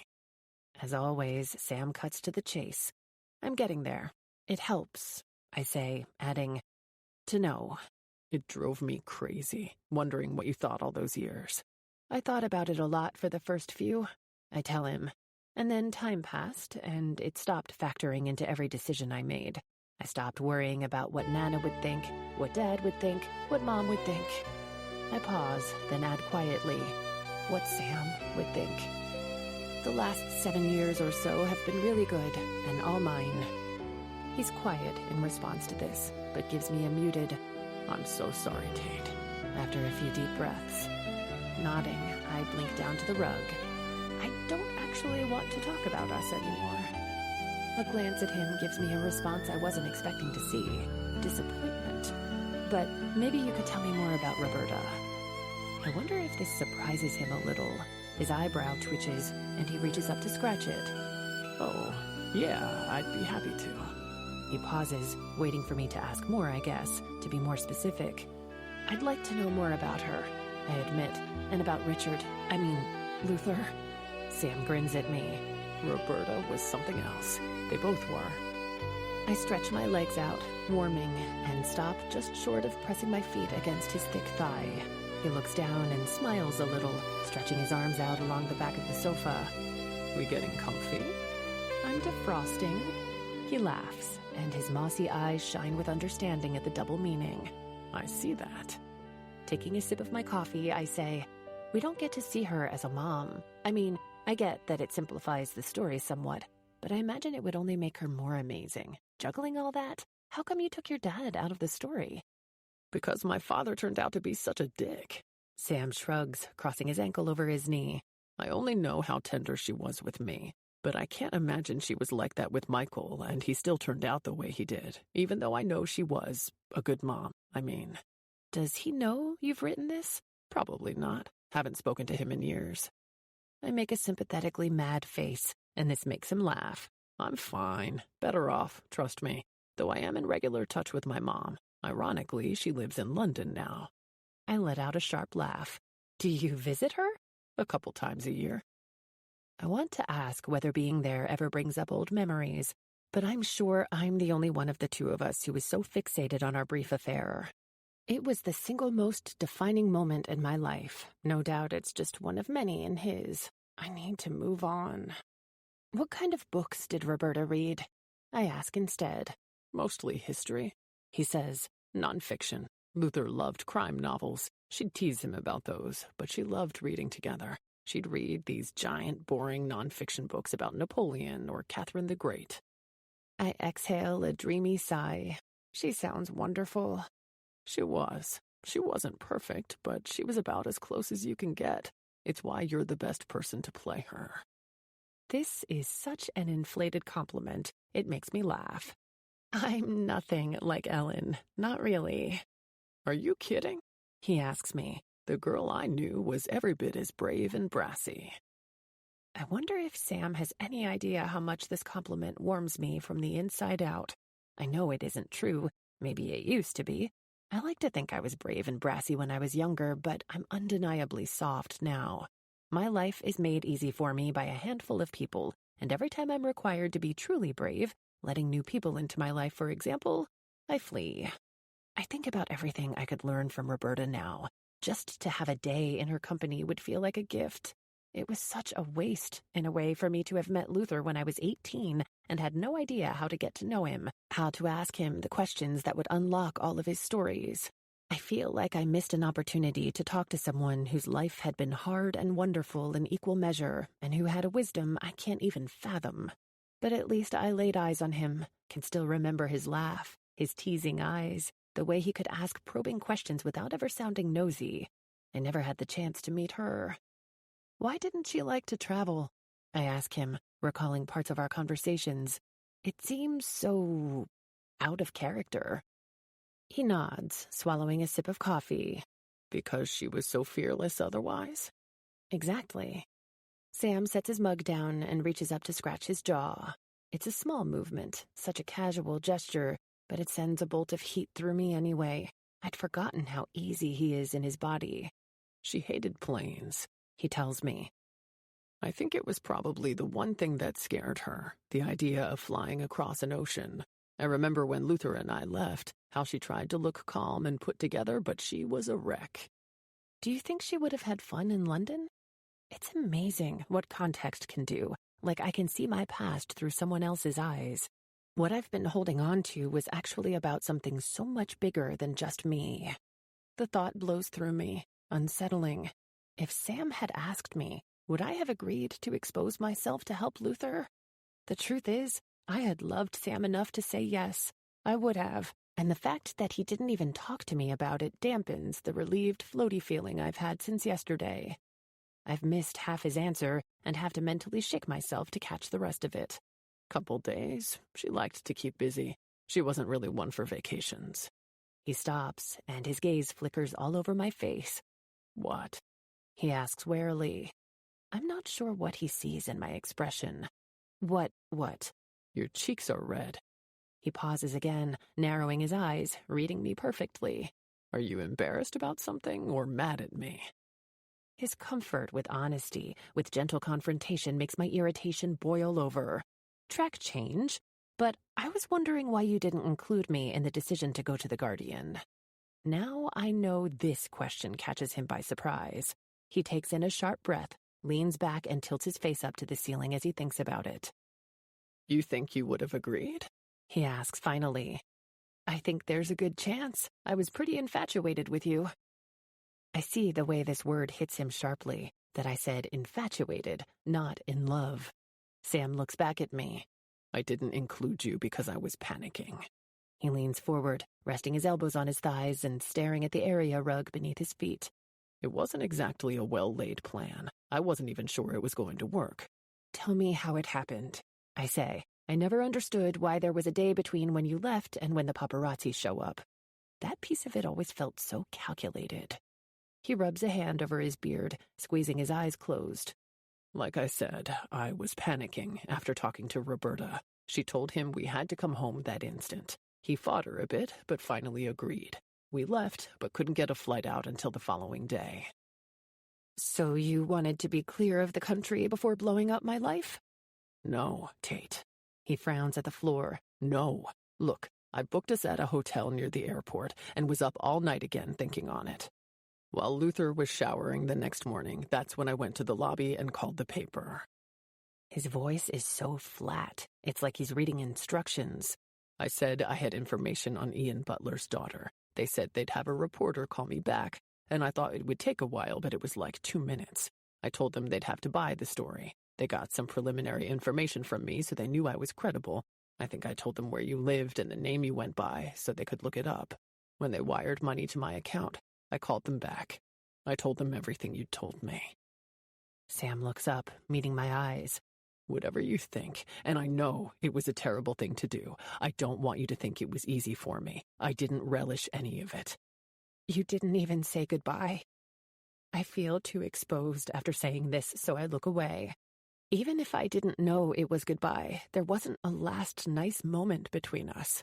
I saw you in the lobby when I was checking us out. You and Jude were walking out for the day. You looked sad. I almost went over to you then. But you didn't. He looks pale, like he's not feeling well. No, I didn't. He pushes the rest of the story out. Anyway, we flew home and Luther got his treatment. And then it was just, what? I ask. Business as usual? Back to your regular life? I mean, there were a lot of doctor appointments and hospitalizations. It wasn't exactly regular life, but yeah, I took on more at the farm. Luther was weak for a while, but then he was better. He licks his lips and takes a deep breath. I never told Roberta or Luther what I did. I stare at him, shocked by this. I don't know why I assumed they would have been in on it. How did they think you got the money? I said Michael sent it from New York. And they believed you? He shrugs. I think at that point they didn't want to look too closely. They just wanted Luther to get better. But that meant when I got home, Sam says, turning to me. I was the only one who knew what I did. He quickly holds up his hands. I'm not saying it was as hard on me as it was on you, okay? Not even close. But I was relieved for Luther, and then at the same time I was being eaten alive by guilt. He looks over my shoulder, remembering. You had that interview with Barbara Walters, and then pretty soon after that you were cast in Evil Darlings. When I got that news, I went out to the bar and got so drunk that my friend had to drive me home in his tractor. What? I ask, confused. Was he upset that I went into the industry? Why? Because I'd been crazy about you, completely fucking obsessed, and for the first time it occurred to me how stupid I'd been. He says, how reckless with you. My life went on the way it always had for the most part. I assumed you'd get a flash of attention, and then your life would go back to the way it was before, too. College, living in Northern California, whatever. It never occurred to me that it might not. That your life might have been totally ruined by what I did. How dumb was I? You turned the exposure into something good. But you could have just as easily gone the other way. How would I have felt if I'd heard about you using drugs? Or worse, what if what I did had caused real damage in your life? He blinks into focus and looks back at me. I really could have fucked things up. I laugh dryly, sipping my coffee. You did fuck things up. But look at you. You're doing okay. He says, and then very quietly adds, right? I'm doing okay. I chew my lip, debating how much to admit, and why the desire to tell him I'm not always thriving has risen to the surface. Is it because I want him to still feel a little bad, or is it something else in me, something kinder, that wants to tell him because I want him to know me better? I'm still not great with relationships. I haven't been since. Sam's brow pulls low, and he blinks down to his hands. I read about lots of them. Most of them have been coordinated, I say. Publicity only. Chris? He asks, and there's a vibration in his voice, a layer beneath casual that feels darker, a little gravelly. We were real for a while, but he was a mess. Self-conscious now, I lift my thumb to my lips, chew my nail. For a long time we weren't together anymore, but we kept up the facade. I saw you with Nick, he says. That night. The night we got drunk and kissed. Idiots. I know. Are you two... I shake my head, embarrassed all over again. I was messy that night, over all this. I wave between us, but then widen it to include everything this set has contained. The pressure of a high-profile, character-driven role, the presence of a world-renowned director, and, of course, my dad. He makes a little sound, a tiny ah in acknowledgement, but it makes me crazy, wanting to dig a little deeper to know what he's thinking. I mean, how much can this really bother him? He's with someone else, after all. He goes upstairs to call her almost every night after dinner, and he chose our current circumstances. It's not like he gets to play jealous ex here. Anyway, I say, wishing I hadn't brought up any of this now. I hate sometimes that I haven't fallen in love since London. It feels like too much as soon as I've said it, and I quickly add, but I know I will someday. I feel exposed in a way that he isn't. He's settled, with children, healthy. But I don't want to be the broken bird anymore. I'm tired of suffering from an emotional limp through every relationship I have. Even this new friendship, is that what this is? I'm trying to forge with Sam. Honesty, clarity, and closure. That's what I need here. He smiles, and I can imagine the comma scar there beneath the beard. Just the thought of it pulls a band of nostalgia tight in my chest. Well, I guess that's why I had to write Milkweed, he says. I narrow my eyes, trying to puzzle out his meaning. I don't follow. To remind myself that they were worth it. He laughs. They were pretty ornery at the end. I'm still lost. Worth what? Sam looks at me as if I'm being exceptionally slow, and a half smile curves his mouth. Worth losing you. 21. Why am I so terrible with men? The sun is dipping below the tree line, and Charlie's dark hair is a wild halo in the breeze. I don't think you're bad with men. She stops when she catches my come on face, my you have got to be kidding face. Charlie knows my track record better than anyone. I am terrible with men. I'm serious. she says, eyes back across the field again to where the set crew is putting the finishing touches on the barn for tonight's shoot. And even if you were, who could blame you? It's not like you've had the best examples to follow. Your parents were a mess when they were together. Your mom's never dated, and your dad needs to just stop. Nana never remarried. My parents were a hot mess too, so I'm not winning any awards in the romance department either. If you suck at this, it's because you've never actually seen what a normal relationship is supposed to look like. I consider this as I look out over the landscape. I'm nervous about tonight's shoot because it's going to be intense, even if things go exactly the way they should. The farm might be over 200 acres, but with my dad around, it feels entirely too small. With Sam there, it feels even smaller. I thought settling into some kind of quasi-friendship would make things easier between us, but instead it's only made things more confusing.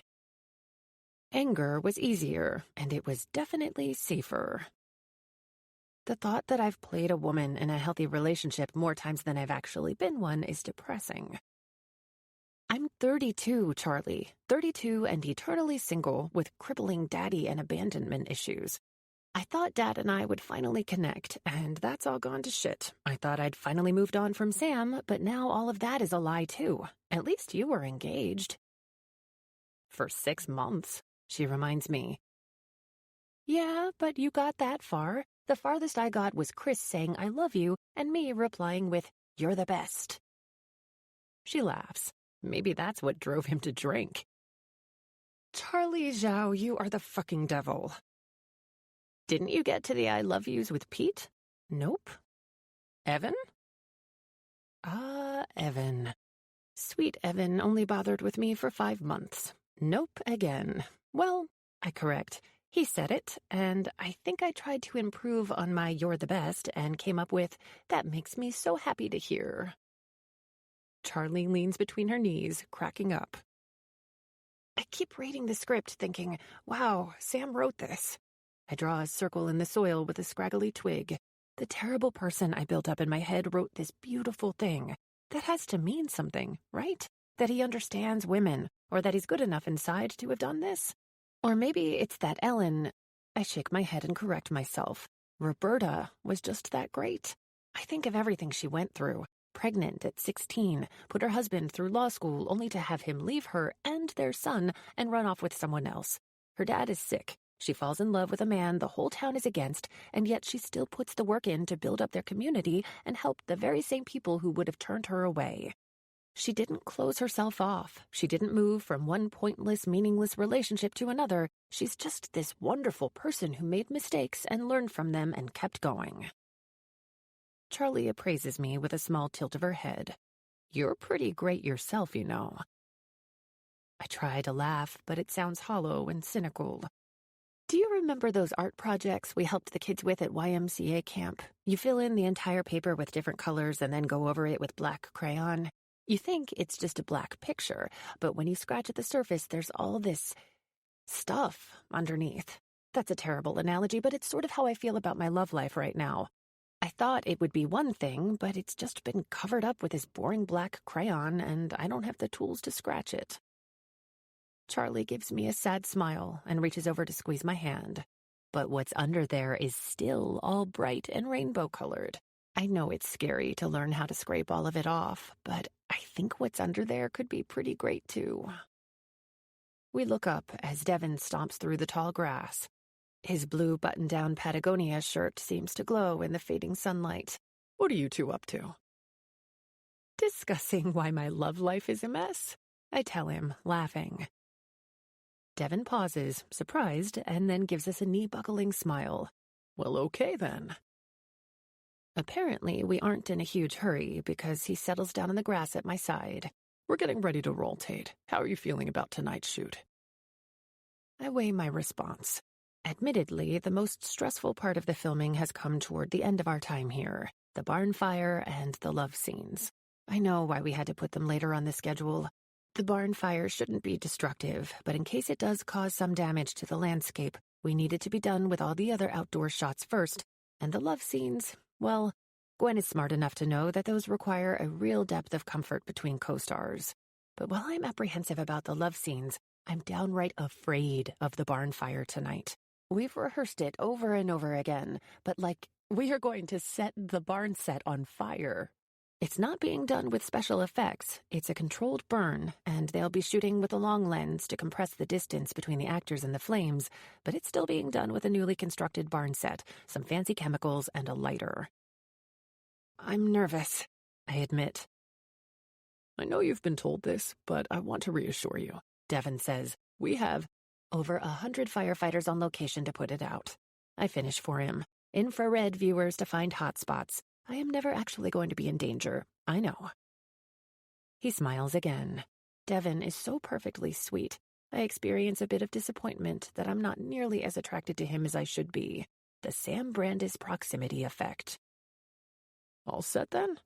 Devin tilts his head up the hill, making his meaning clear.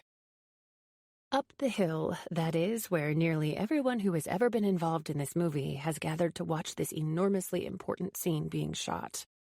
Even Plastic Jonathan has returned and will be seated a safe distance from the barn in a posh area of executive seating. Sam, as usual, hovers at the edge of the action. Dad and Marissa are sipping cocktails in the executive galley. Nick stands with Gwen at a set built to resemble the entryway of the cabin, poring over our marks, our path of movement. I join them, and when Nick meets my eyes, I swear I can hear his heartbeat. The barn, which has slowly been built since we first got here, looks suddenly enormous. I wonder whether it'll be thrilling or devastating to the set designers to watch it burn down. Everyone gets into position. Nick looks at me and then takes my hand. You good? Yeah, you? He shrugs, and only then do I notice that his hand is shaking in mine. I lean forward, kissing his cheek, and then Gwen calls for quiet on the set. The fire crew gives the okay, the pyrotechnic specialist hits the trigger, and we're rolling. I swear my heart has never beat like this. Not just fast, but thundering. We burst from the farmhouse in our pajamas, racing together across the lawn. Nick has to duck into the barn for buckets. He scrambles through a safe zone and back out, completing the shot. But the fire hasn't stopped, and we're still rolling. It's such a tightly choreographed scene, the stunt coordinators having organized everything between the principal actors, the stunt doubles, the extras, and the crew, down to the most meticulous detail. Extras as townsfolk come in staggered waves, and we're all throwing bucket after ineffectual bucket on the roaring flames. I know it's all a set, that we're safe, it isn't real, but panic fills me like a rising tide. The fire isn't just hot, it's loud. It pops, whines, and cracks. The first wall of the barn screams before it collapses right on cue. And the sound is deafening, the dust is real. So too is the feeling that we are battling this thing that we are never going to beat. It is hot, unlike anything I've ever felt before. Even beneath the protective gel, my face feels dry and crackling. I know we're acting, but with Richard, at my side, doing everything he can to save our barn. I feel for the first time how genuinely terrifying it would be to have someone you know and see around town who smiles to your face try to burn down your home. I can't fathom what it had to have been like for Luther, or the bond that must have existed between the two of them to press on, continue to fight against such bigotry and evil, and in the end truly live such vibrant, optimistic lives. After, Nick and I sit in the grass, staring at the hissing steam that rises from the wreckage as the firefighters ensure that every ember is gone.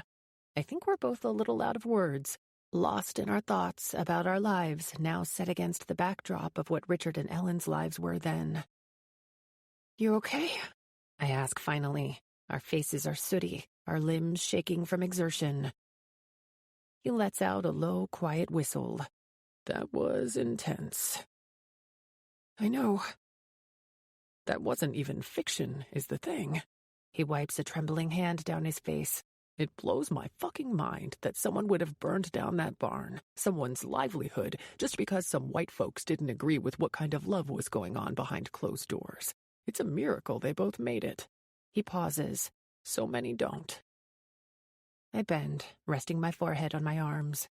With the acrid smell of smoke still lingering on my skin, I'm reminded all over again that this is bigger than a movie and the people who inspired it, and how the color of my skin means that I can empathize, but I'll never truly understand. I'm sorry, I say, but the words feel insignificant. It's sickening. When I look up, he points at the smoldering remains of the replica barn. You asked me why I wanted this role. It's amazing, okay? But I feel like people forget. Shit like that happened, and honestly still does. I want them to remember. They will. I lean my head against his shoulder. I truly adore this man. This fire in particular actually did happen, I tell him. The screenplay is about Sam's grandparents. He turns to look at me. For real? I nod. I put it together a few weeks ago. His grandfather mentioned something about a barn fire when we first met. When we were shooting the scene with the men at the restaurant, it just felt so familiar. I confronted him, and yeah, it's based on real events. You met his grandfather? An uneasy wiggle takes up in my stomach, but I want him to know. Keep it simple, Tate. Yeah, his name was Luther, and he was pretty great. You're a lot like him, you know, both constantly up to no good. He laughs and wraps an arm around my shoulders. See? I knew there was something bigger there. You knew his family. I didn't, really. I insist. Just while we were in London. Nick absorbs this and then gives me a sly grin. How old did you say you were? I think he's making the connection, or maybe I'm just being paranoid. I didn't say. A shadow looms over us both. And then I feel the warm presence of Sam settling into the grass on my other side. How's everyone doing? It's the first time he's approached me and Nick together. The first time he's approached me at all as a friend. The realization makes me glow inside. I'm hot. I groan and lie back in the grass. In a breath, I realize what I've done, lying down beside Sam in the grass, looking up at the sky. For a few tense beats, I'm begging him to not lie down beside me. Thankfully, he doesn't. Man, I didn't know this story was a biography, Nick says. Loose, Sam says. But yeah. Loose how? They raised me, Sam explains, but I left all that out. So this all happened before you came along? Nick asks, and I assume he's gesturing to the site of the barn fire. But my eyes are closed now as I half listen to the two of them talk. Their conversation wanders from Luther and Roberta to growing up on a farm, to Nick growing up in Houston, to how cold the night is turning. You think she's asleep? Nick asks after a while. I feel the heat of Sam's body as he leans over me, getting a better look. Maybe. I am, but I'm not. I'm drifting, half aware, comfortably buffeted from the wind by Sam's body. It's a return to childhood and listening to adults I trust talk in those meandering, easy ways where I can dip in and out of consciousness. On top of it, the sensation of grass at my back and the night sky on my face pulls me back years to that easy sensation of being absolutely blissed out in love with Sam and feeling safe and known. I want to live in that space just a little longer. I can carry her, Sam says. A sharp ache slices through my sternum, and I sit up. I'm awake. I'm good. We stand up with quiet groans, sore joints from sitting on the ground too long out in the cold after an intense amount of physical exertion. Nick wraps his arms around my shoulders, kissing the top of my head. You were good today, Tates. I band my arms around his waist. So were you. You were both perfect, Sam says behind me. Tonight, the three of us skipped steps, shot up the secret friendship path in Candyland. I have the sense that the bond of this shoot will keep for years. Come on. Nick breaks the silence. I gotta be fresh for tomorrow. I gently chuck his chin. You'll be fine. Piece of cake. Sam watches us, confused. What's tomorrow again? The sex scene, I tell him, and without waiting for his reply, I turn, calling out over my shoulder. We're gonna be amazing again, Nikki. Good night, you two. 22. Interior, Meyer Family Farm, Ellen bedroom, day. Ellen is in her room. The late afternoon sun filters through the window and washes the walls in gold. Ellen is changing clothes. Her shirt is unbuttoned. She's soaked and dirty from a hard day's work. She's also angry. She looks up at a knock at the door. Ellen. Come in. Hat in hand, Richard starts to step inside, but stops when he sees that she's changing. He's clearly frustrated. Richard. Oh, I'll come back. With an impatient huff, Ellen pulls him into the room and closes the door behind them. Ellen. Don't be ridiculous. I had to get these off and get back out there. Just turn around. Richard turns to face the wall. Richard. I see you've been running the tractor. I told you I could help.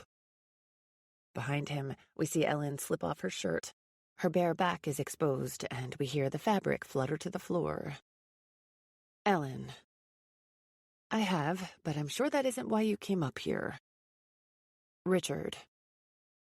I was in town and heard some people talking. They said your dad's worse, that nobody's seen him for a few weeks. Ellen slips off her pants, the fabric sliding slowly down her legs. In the window, Richard sees her reflection, all curves and strong, capable muscle. He bows his head, looking away.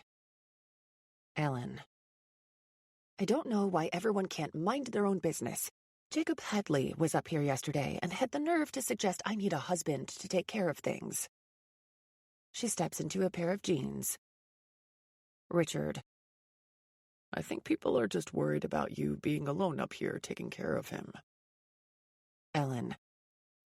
Where were all these worried people when Dad first got sick? When I had to take care of him and everything else? Where were they then? Richard. Well, I was in North Carolina. Ellen.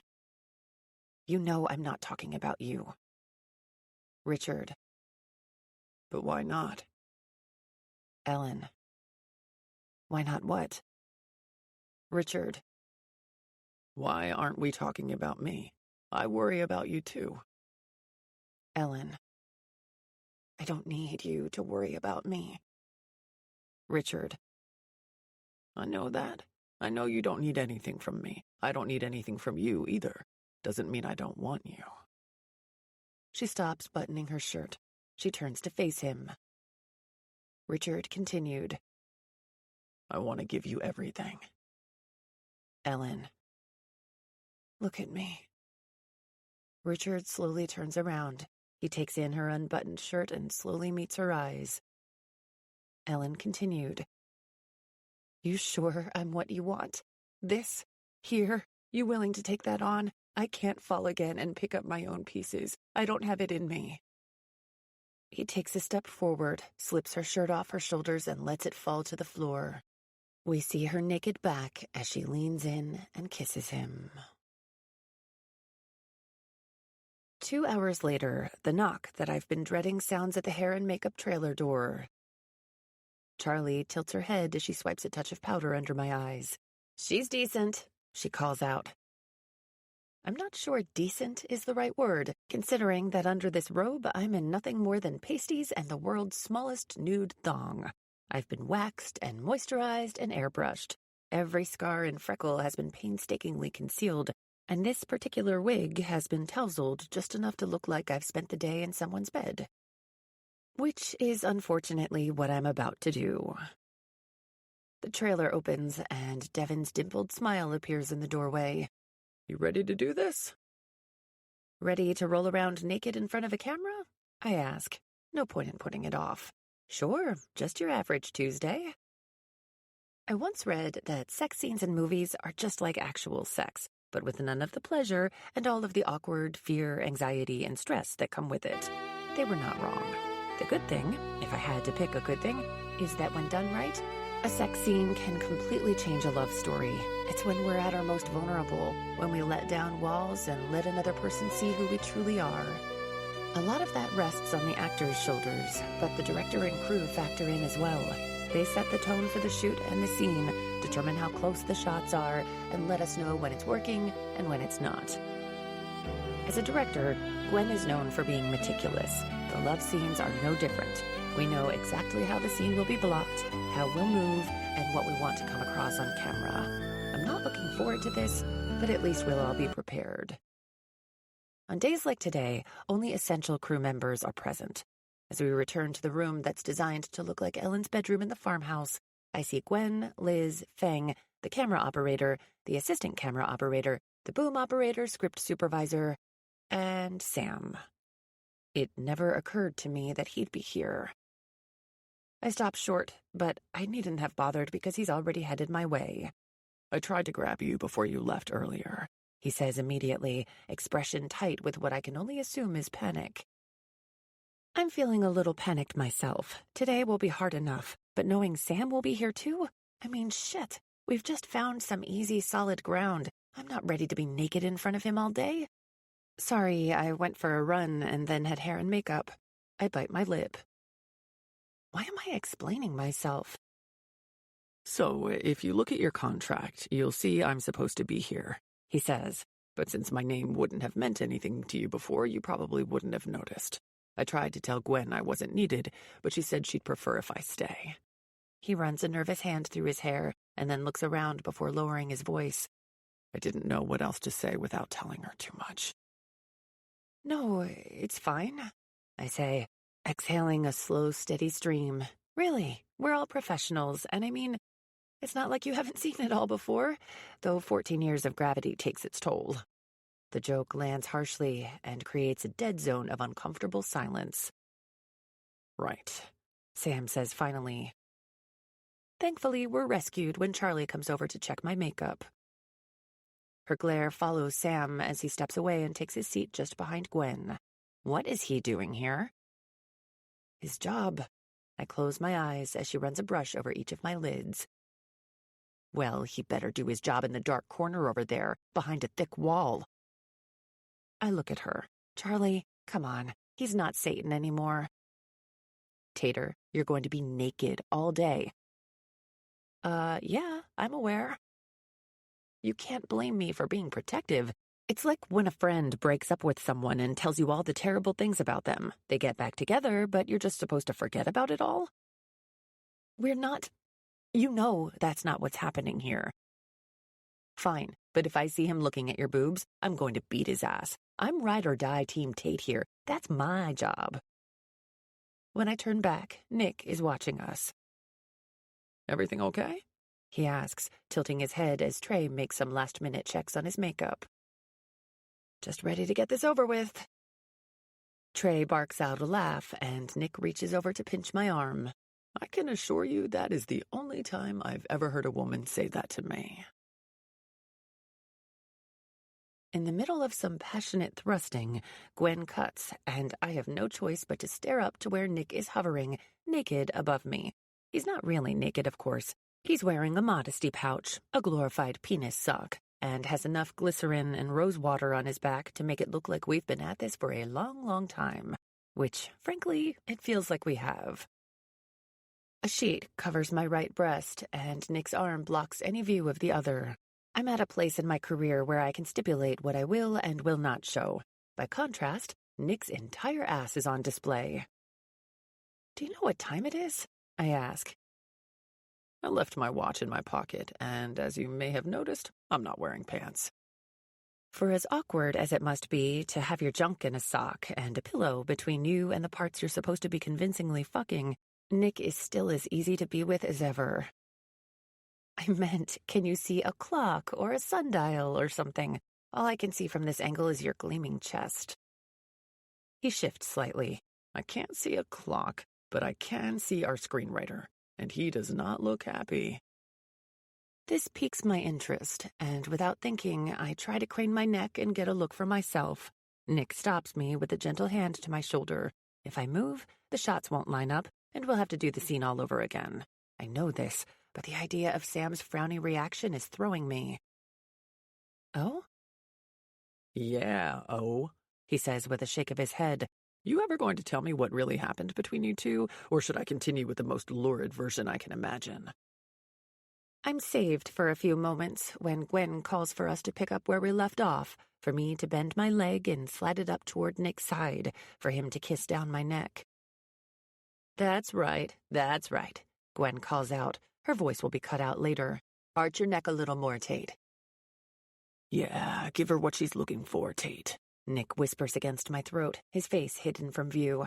And tell me why Mr. Intense over there looks like someone just canceled his birthday. The moan I give for the camera might be fake, but the way his words snag and hold my attention is completely real. I mean, I am playing his grandmother in this scene. I'm sure he's not enjoying watching this.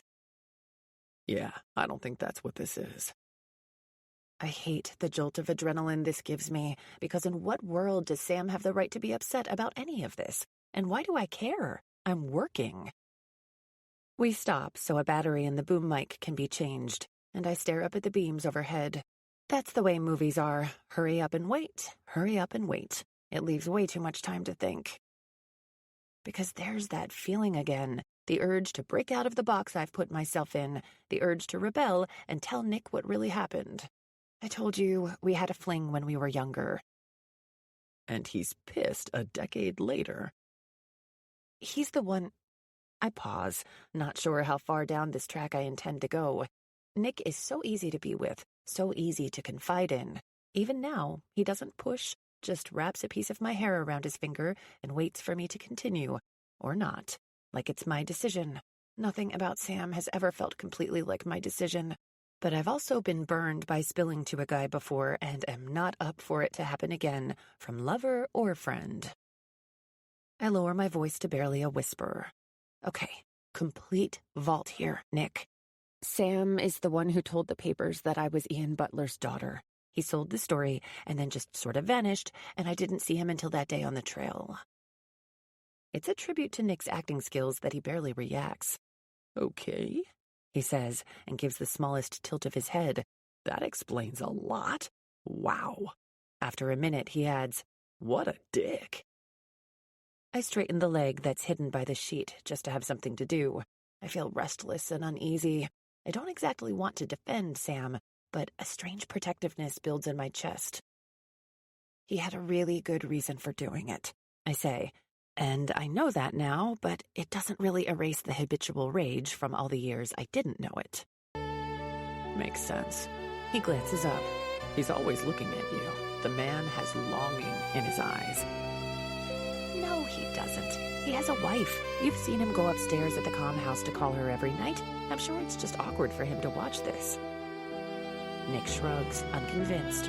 Whatever. Fuck that guy if he doesn't know what he missed out on, whatever his reasons. I don't care how nice he is now. Even if you were single, no way would you go for that again. Once bitten and all that. I go quiet at this, and Nick looks down at me. You know I won't tell anyone, he says quietly. I know I've been hounding you for the dirt, but only because your brand of quiet makes me mad curious. You can trust me. I don't say it, but I know he sees it in my eyes. I hope so. Gwen tells us we're ready to roll, and once Nick is moving over me again, I know I'm mostly hidden from the cameras until they move in for the tighter shots. I imagine how Nick looks from above, how the shape of me looks beneath the sheets, and wonder where Sam Brandis thinks he gets off being jealous, and why there's a tiny glowing ember in me that needed that petty consolation that this isn't easy for him either. 23. By this point in the shoot, the Ruby Farm staff seems pretty used to the nightly chaos caused by an entire cast and crew crowding around a campfire or taking over the dining hall in the community house. In fact, many of them regularly join us. It's cold out tonight, so the crowd inside is enormous. Some of the permanent staff have hauled a pool table into the main room. Someone else found an old dusty karaoke machine. A brave, or masochistic soul has passed around a couple bottles of Patron, and everyone appears to be taking swigs as the amber bottles wind around the crowd. I have an early call, so I stick to a little wine, not wanting to deal with a headache in the morning on top of everything else. I listen to the conversations happening in our little circle, chiming in when I need to, all too aware of Sam on the far side of the room. I catch him watching me a few times, always looking away the moment our eyes meet. He's sitting with Gwen and Devin, but he doesn't seem to be listening. And then I see it on the table between the three of them. My Vogue cover. The issue came out today. I completely forgot. They chose the Audrey Hepburn-style photo, the one that reminded me of myself then. I lift my eyes from the magazine on the table to find him studying me. Did he have the same reaction to the cover photo as I did? Did he read the profile, full of the same lies about my return to Hollywood that have always been told? Never any mention of the man who, for better or worse, changed my life completely? Is that a flash of pain I'm seeing in his eyes? It's hard to deny what Nick said. I knew Sam once upon a time, and his expression isn't completely without longing. Even so, he hasn't bothered to come over, to tell me what he thought of the scenes today, to be at all social. Maybe I was wrong last night on the grass. No bond was forged. I feel perpetually wrong about that. When he stands, he doesn't do what I expect and head upstairs to make his nightly phone call to Katie. Instead, he heads toward the exit, and I feel an electric impulse to follow and poke at him. Maybe just to find a way to tell him to stop making this emotionally complicated for me.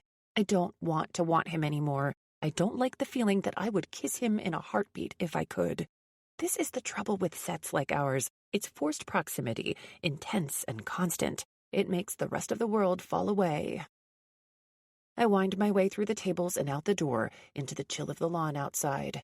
Sam's footsteps crunch on the gravel up ahead, and I have to lengthen my strides to keep up. Once we're far enough away from the community house, I call out to him. "Sam, wait!" He turns around, surprised, but his eyes immediately turn wary. Hey, what's up? I was going to ask you the same thing.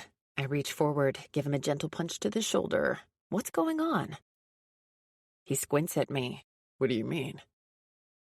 Don't do that. Inside, I'm all twisty. Am I reading him wrong? Am I projecting or seeing what I want to see? I'm trying to make things easier between us. Why isn't he? You've been weird since the shoot this morning.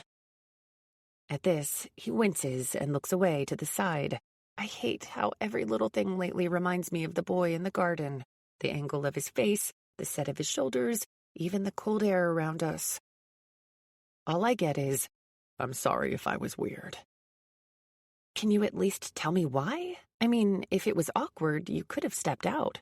The truth flows out of me. You're making me feel like I did something wrong. You didn't. I laugh. Well, I know that. I'm just trying to figure out what happened. He takes a breath that seems to draw in for ages. Finally, I guess I'm having a bit of a hard time with Nick and everything. I scrunch my nose, trying to puzzle this one out. With Nick? Sam looks back at me. Yeah, you and Nick. Watching the scene today was hard. He laughs, raking his fingers through his hair as he looks away. I realize it was a set. I mean, I wrote the fucking movie, right? But I just had this awareness that you were naked there, that he was... He breaks off, cursing. God, I sound insane. You do, but say it anyway. Sam returns his gaze to mine. I was jealous. It seemed so real when you were kissing, and you kissed before, though you said it was nothing. Look, I know it's unfair.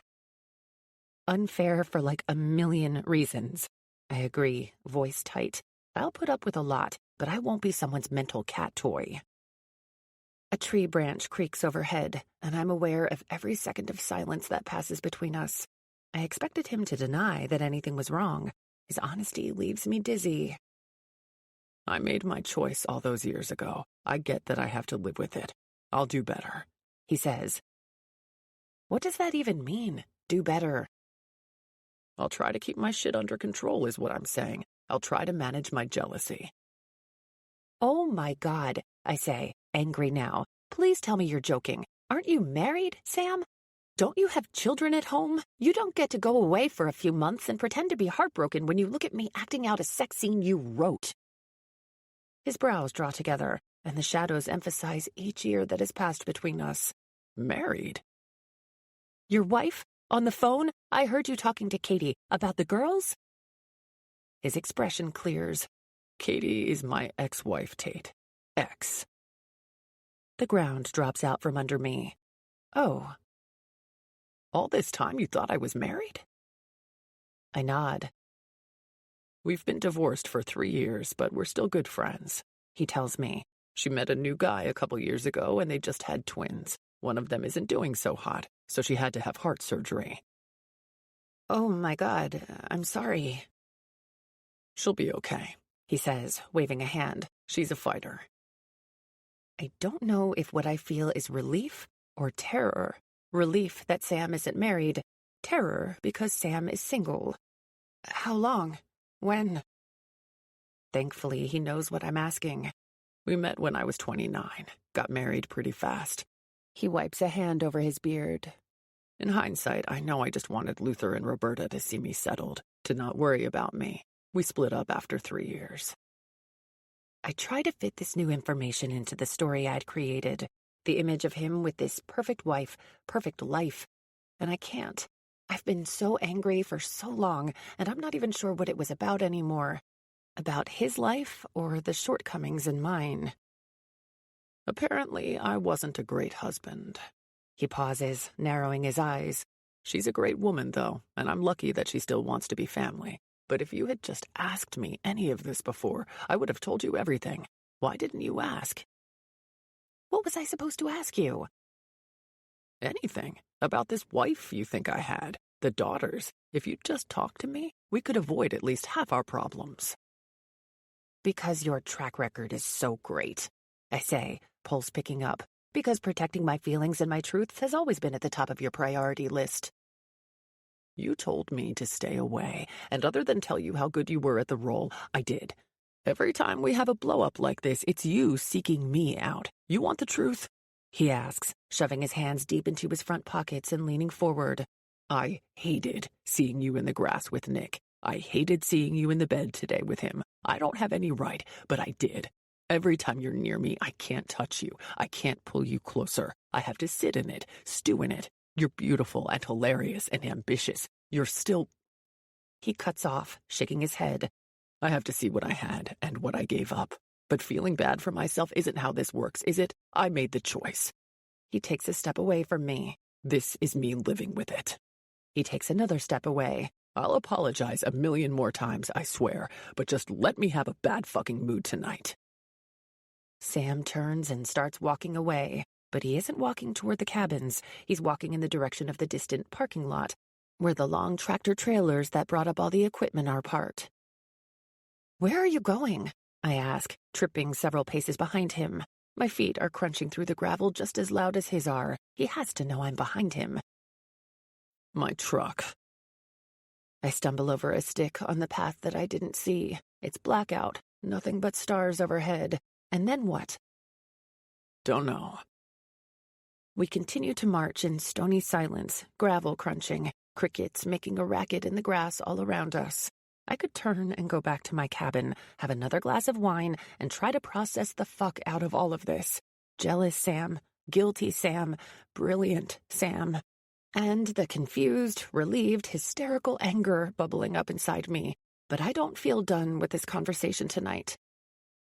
So here I am, following him into the darkness. What kind of doormat am I? We're weeks into this shoot, in the middle of nowhere, and he tells me he's sorry and he's jealous, and that's it? 14 years and I'm ready to pick back up where we left off? I hate myself, but I can't stop. There's a voice inside me saying, this is how you scratch off the black crayon. This is how you find out what's underneath. You stay with it. You become dogged. You don't back down. Sam slows in front of a big red truck, a rental, I assume, and presses his hands to the hood, bowing his head. His fingers are so long, palms wide and muscular. I know those hands, know those fingers and the way they curl and grab. I know those arms and that shoulder and that neck. Did you decide where you're going? I ask. He turns. No. Going to go with your default then and just take off? He growls, taking a step forward, coming right up close to me. What do you want me to say, Tate? What should I say? That I'm trying to figure my shit out? That I'm trying to give you some distance? That I'm losing my mind being near you?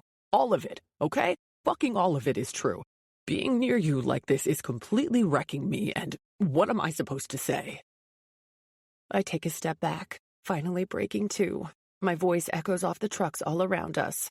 What do you want me to say? I'm happy you're single. I'm relieved you didn't break my heart for fun. How much do you want me to debase myself here? You hurt me. You never tried to find me, not in all those years. But here I am, following you into the goddamn parking lot, trying to find my way back to you. The heat radiating off his chest is intoxicating. I've had 2 glasses of wine, but it suddenly feels like 20. He's so huge in front of me, this wall of man, of Sam. I lift a hand, rest it just above his solar plexus. His breath jerks. His hand comes around my wrist. Not like this. Like what? I spread my free hand out. In the middle of nowhere? Not when you're pissed off.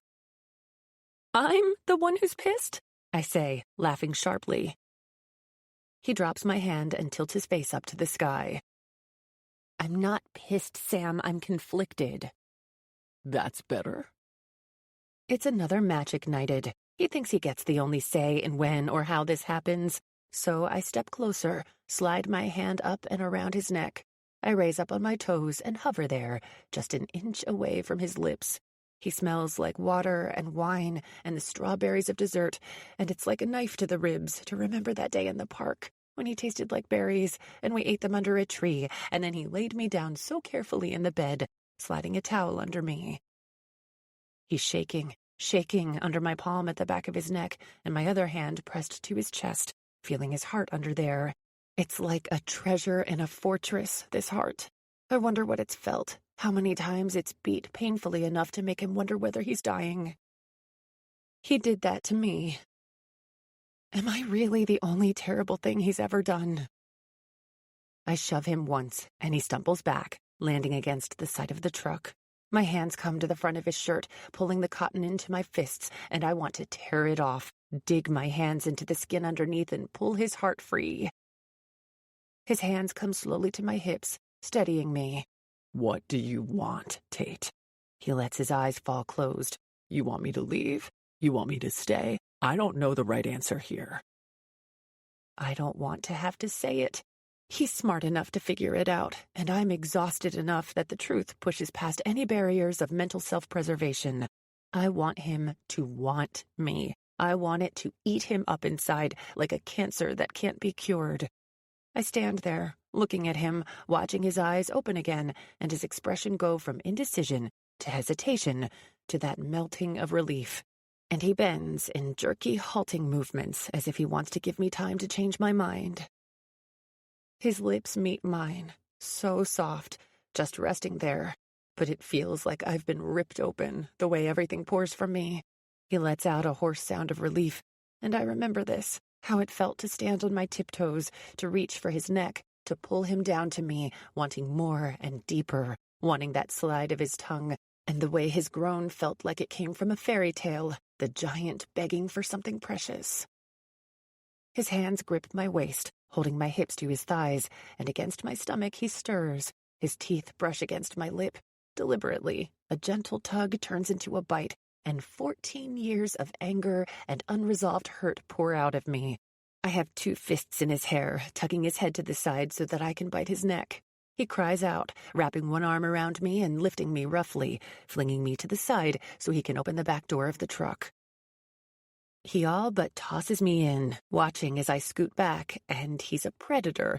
Or maybe I am, the spider luring him in here, hoping to give him something he'll never get again. I want every wish he ever makes to be for this. A penny in a fountain, the first star, an eyelash, 1111, just for one more time. The door slams shut behind him, and he's too big for the space, but he doesn't seem to care. On his knees, he slides the skirt of my dress up over my hips, pulls down my underwear, and looks at me like he wants his mouth just there, right there, but there isn't room for him to lay me down, stretch out between my legs. Instead, his hand comes to his trousers, unbuttoning, unzipping, and I'm there to help pull him free. And for the first time, I can't hold the sound back. That sharp cry when I remember this, too. The weight and heat of him, the noises he makes, helpless but deep. He's there, pulling my ass farther down on the seat, closer to him, beneath him. And he tells me not to say a word. A fucking word. Please don't say a word, because I can't be in you and hearing you and feeling this. His desperate incoherence throws me. In the barely there light, when I look up, I can see the angry red bite on his neck, the conflict on his face. He presses into my thigh, and we both fall still. I am a girl made of a million questions, or maybe just two. Do you really want this, or is this part of your penance? Are you going to regret this? He asks. In truth, maybe, but it would wreck me to watch him back away right now, put himself together and climb out of the truck. I'd regret it more if we stopped. He ducks his head, chin to chest, and seems to debate whether this is good enough for him, but I want to touch.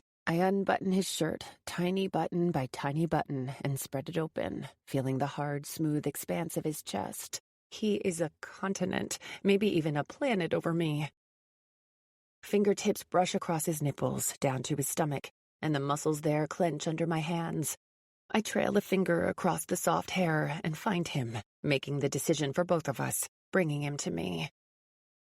Sam's hips come forward, and he adjusts his position with one leg on the floor of the back seat and one wedged on the seat. He pulls my legs around him, and when I hear his shaking exhale, it sounds like the most exhausted kind of relief, like succumbing to sleep on a battlefield. Tate, he says, and rests his head on my shoulder. You don't know what you do to me. I try to tell my body, focus on this, just here. Don't remember, don't compare. But it's hard, because nothing and no one has ever felt like Sam.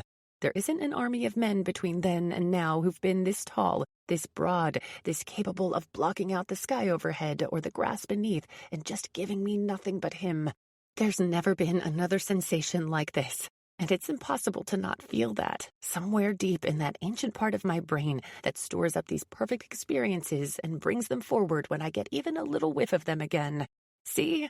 It says, this is what you've been waiting for.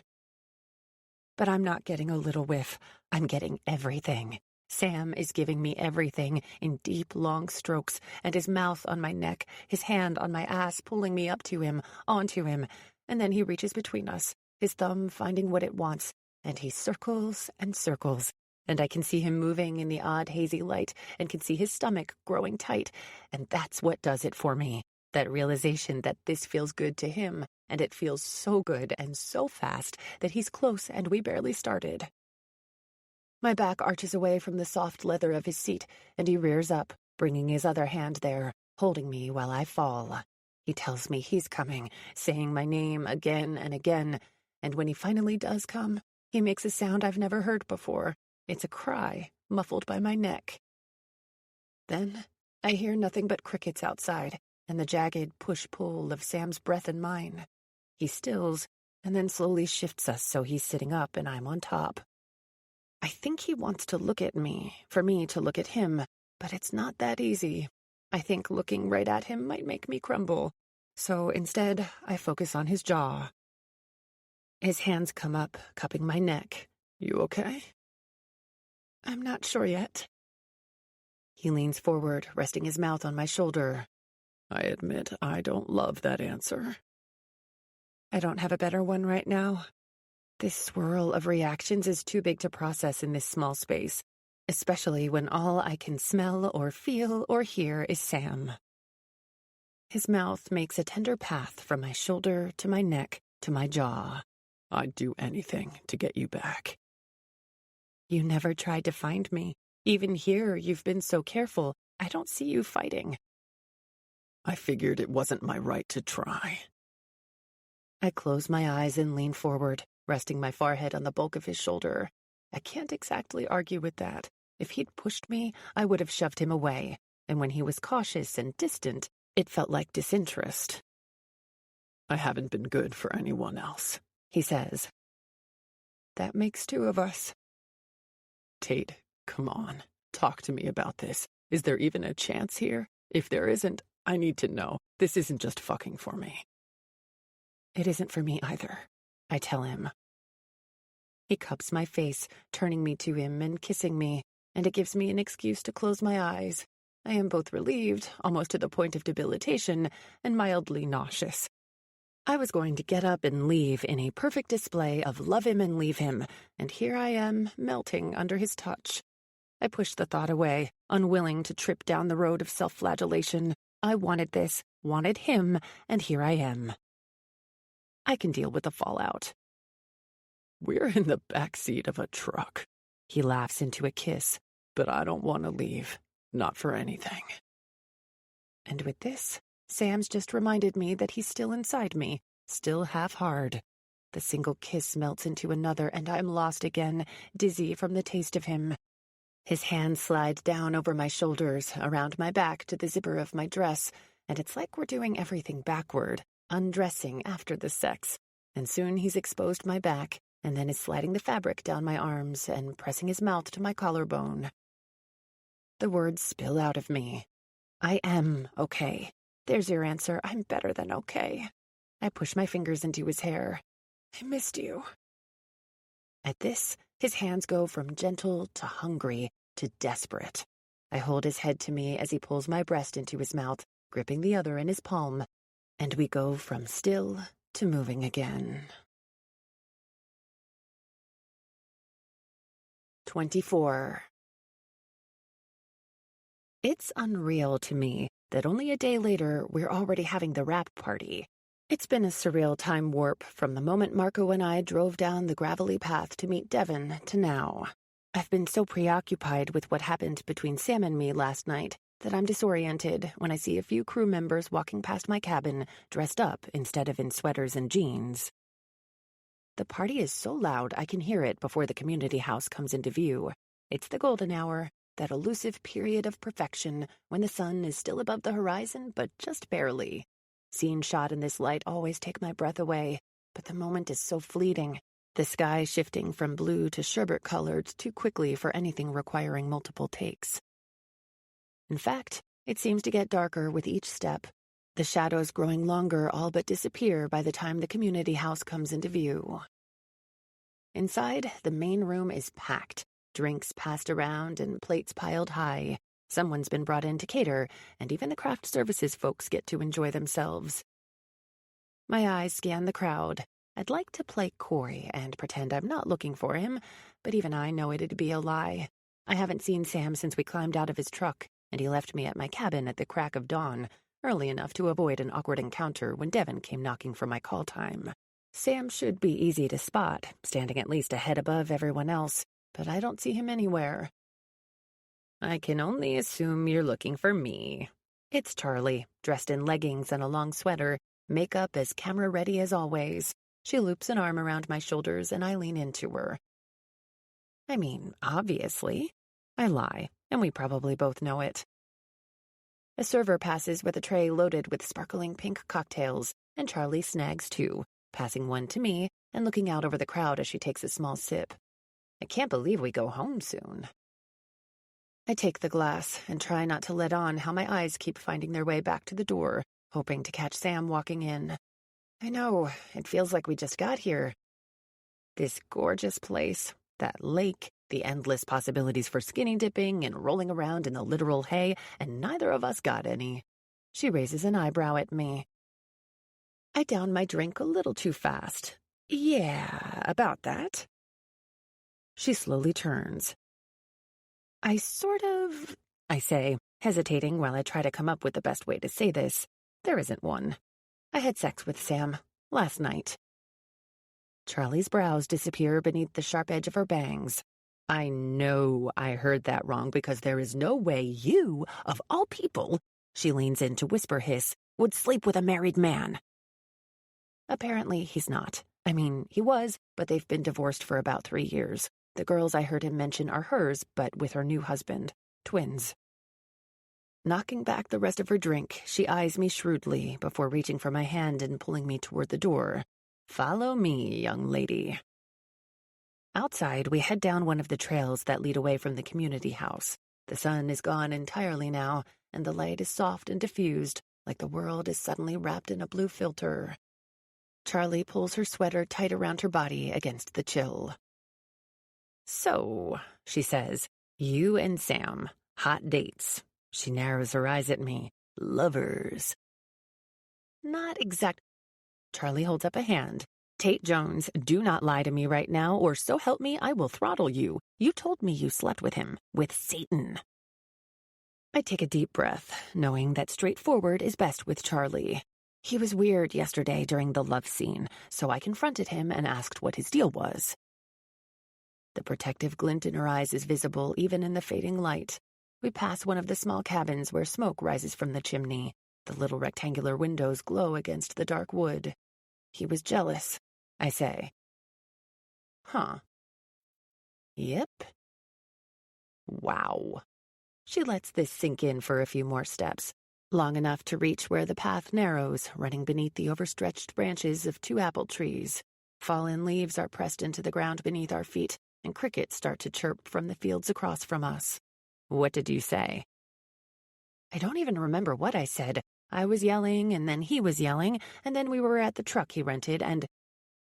She stops. A truck? In hindsight, I'm not sure how to explain how it happened. The decision was more sensation than thought, a bubble of longing that expanded in my chest until I couldn't breathe, couldn't think of anything but the feeling of his hands on me again. Charlie looks away, down the trail toward the apple orchard. I don't need to ask what she's thinking. It's written all over her face. Turning back, she searches my expression. Her cherry-red mouth, usually open in laughter or a cutting remark, is pulled into a firm line, her eyes tight with worry.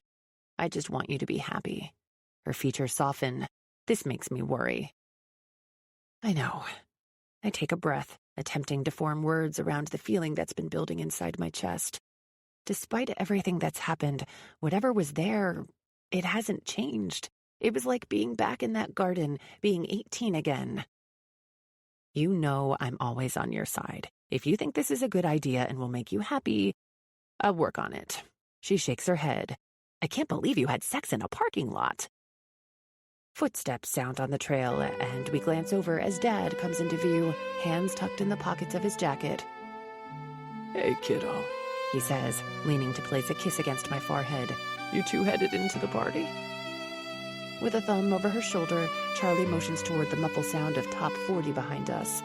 As a matter of fact, I was just heading in. Need to find Trey and make a game plan for when we get home. She turns to me.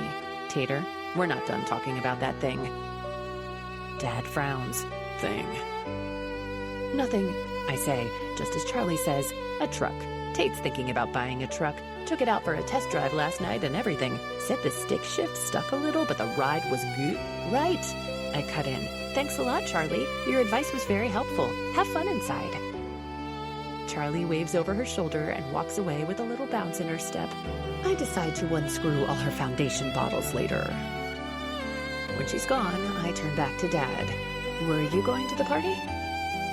I was. Okay, well, I motion for him to lead the way back down the small hill and fall into step behind him. Is Marissa coming? She left last night, actually. Couldn't miss any more class. I liked her. She seemed smart. She's lovely. When are you leaving? Friday. Awkward, awkward, awkward. Yeah, I say. Me too. How's your mom doing? He asks. I haven't talked to her in a few months. She's good. You know, Mom. She'd be good anywhere. He smiles. That's true. I remember shooting this Western when you were little, and you both came on set. It was awful. This tiny little ghost town in the middle of nowhere. Nothing for you guys to do. But I'd come back at the end of the day, and your mom had found this old trough or something, had cleaned it up and made you a swimming pool. How old was I? I don't know, 3, maybe? It looked ridiculous, but you two were having the time of your life. I don't think she ever told me about that.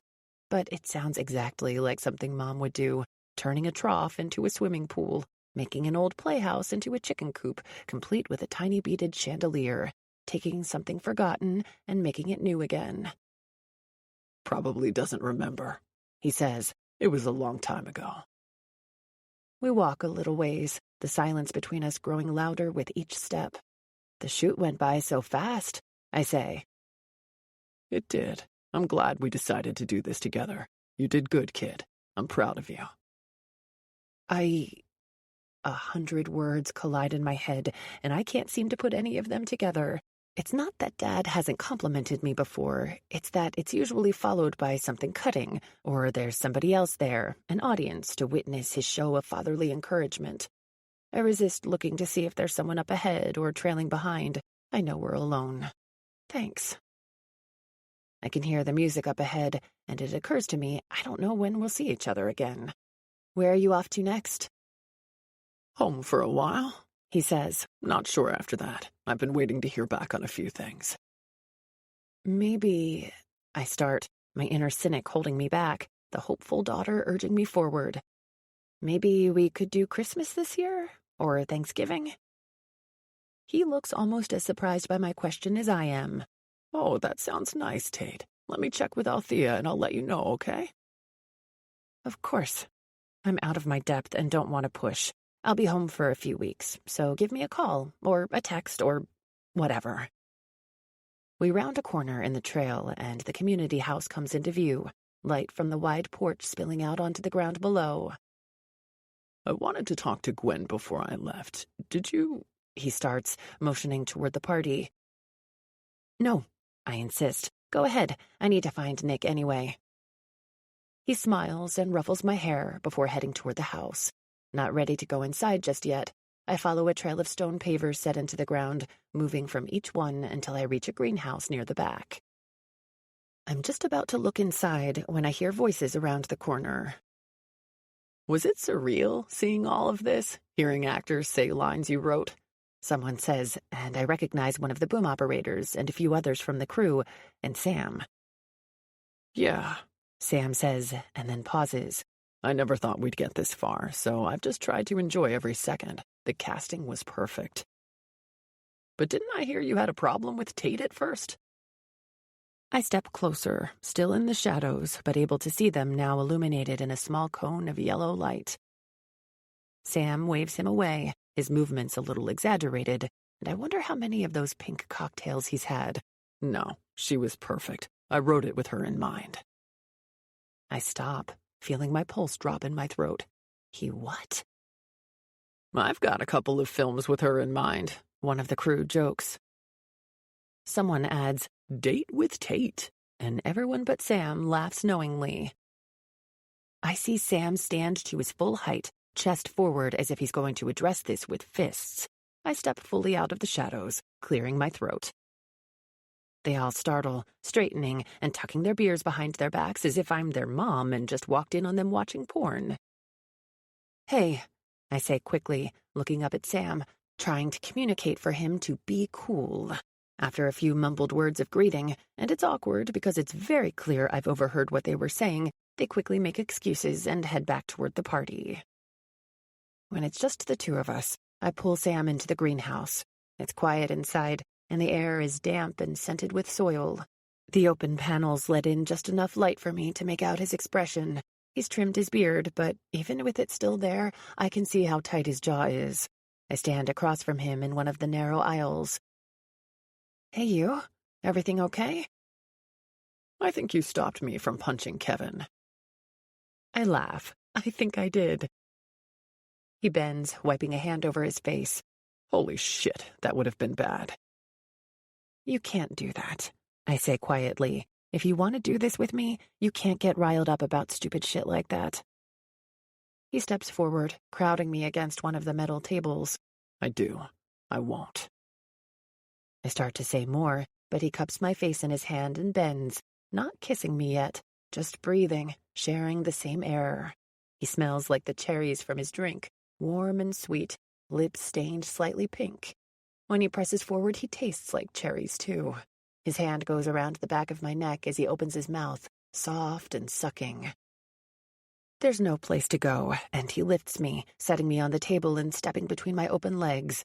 I'm surrounded by flowers. The air is sweet and bordering on too warm, a contrast to the bite of cold coming in through the open door. He kisses me again, harder now, with tongue and teeth dragging over my lip and pulling me deeper. Something is happening beneath the surface of my skin. bubbles of carbonation rising to the surface, electricity moving along a wire and threatening to short out. "Do you want to try doing this?" he asks quietly. I do. My fingers twist in the fabric of his shirt, but you can't get involved every time people talk about me, because they will.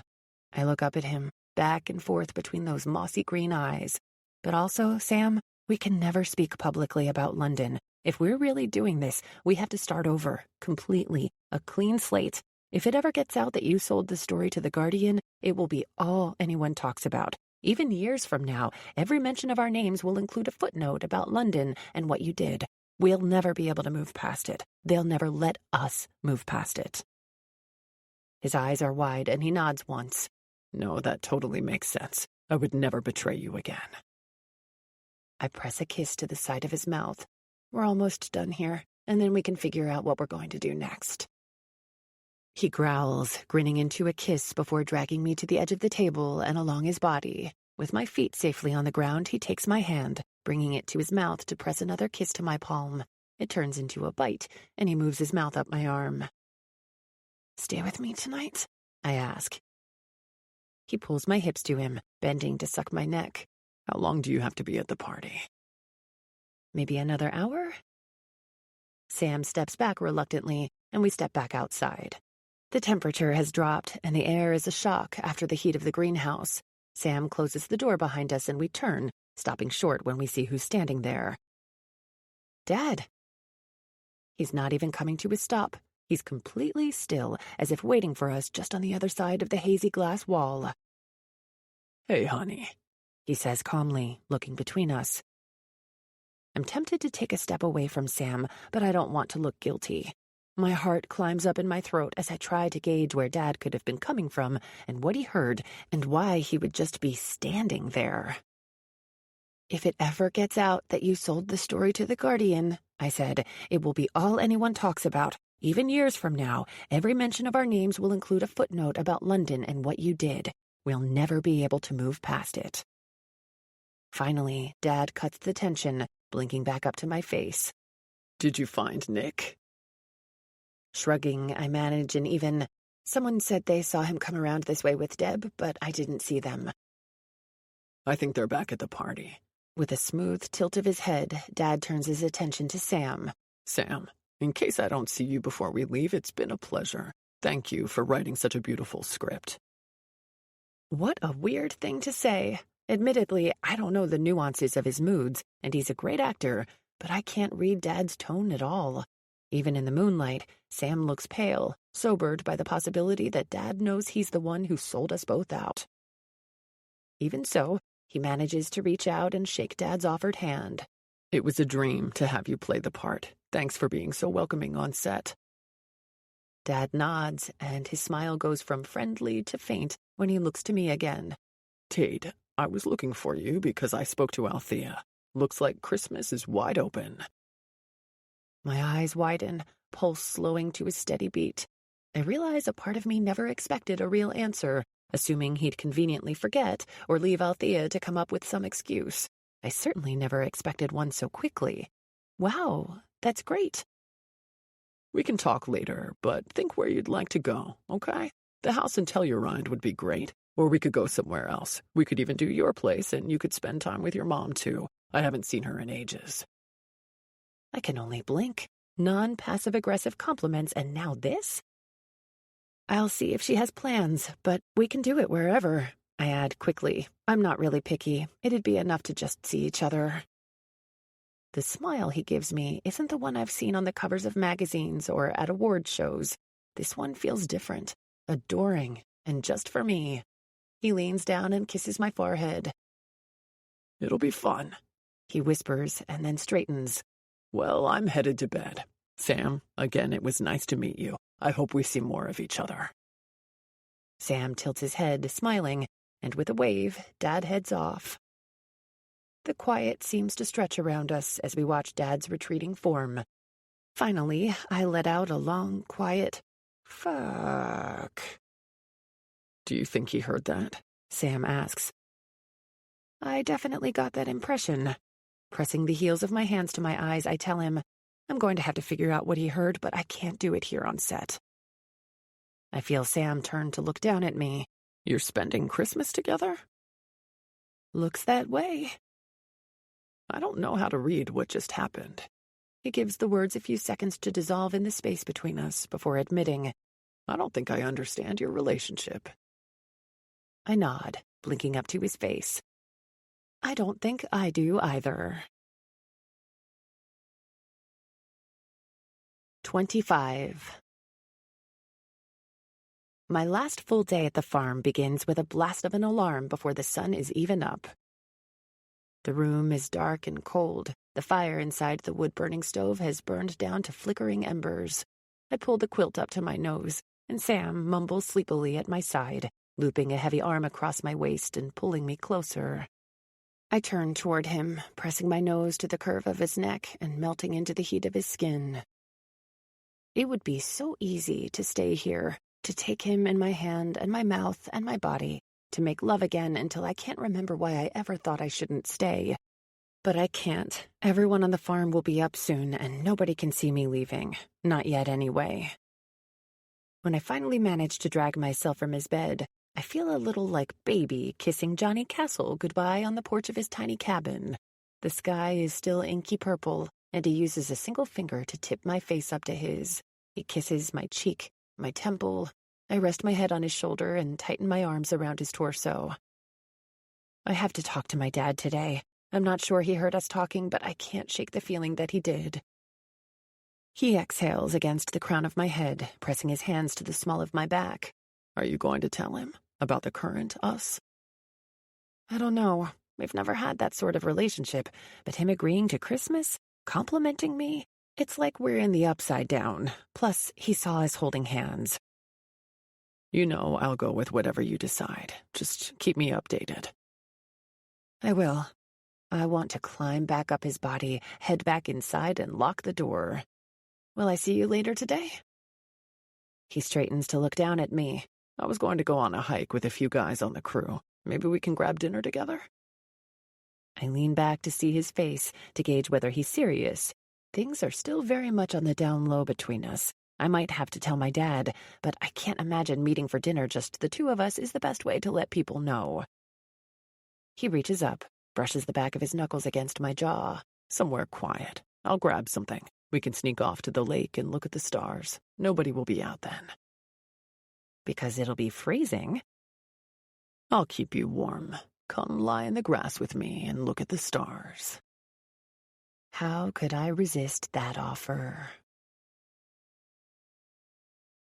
Back in my own cabin, I pack most of my things, so I'm ready for the early drive tomorrow. After I'm showered and dressed for the day, I follow the familiar trail to the community house. I take each step up the gentle hill, knowing this could be the last time I do this. I've grown so used to this place, the smell of mud and grass, the sound of the cows and the roosters stirring me before Devin knocks on the screen door. It's hard to imagine leaving, but I'm excited to see Mom and Nana, to tell them both about Sam, to bring him home and see how this thing between us can grow.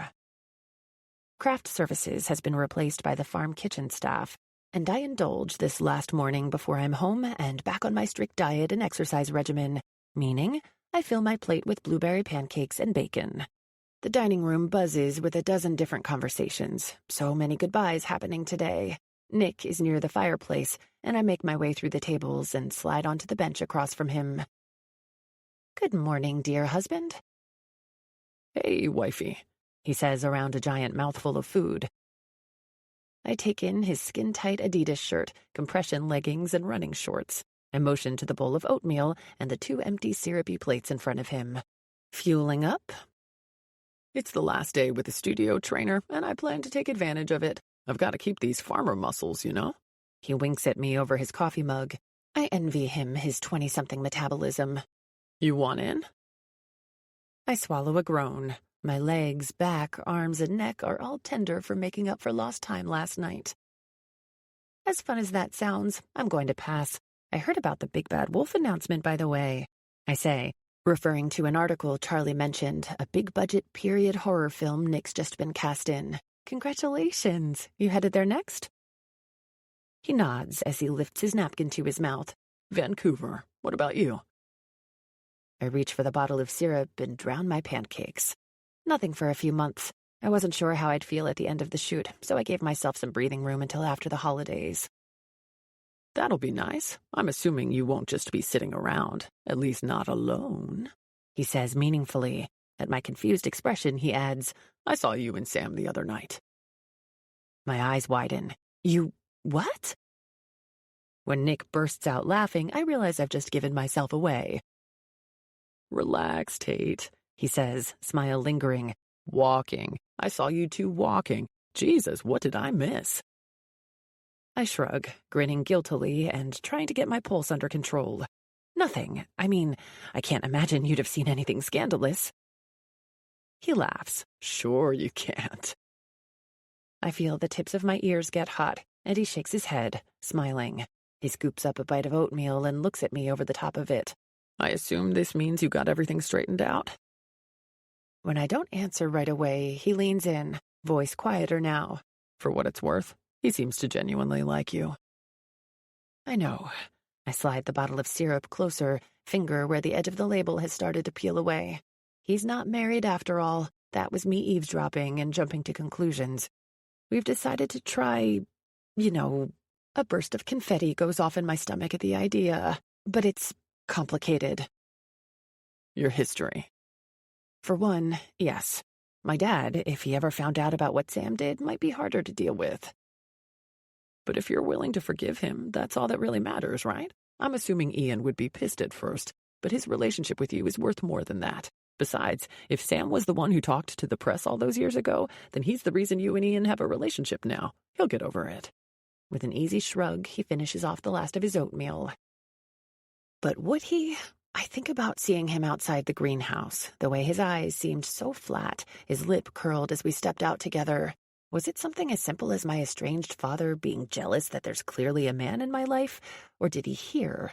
I have no idea how he'd react to that history. Would he understand Sam's motivations and why I've agreed to give him another chance?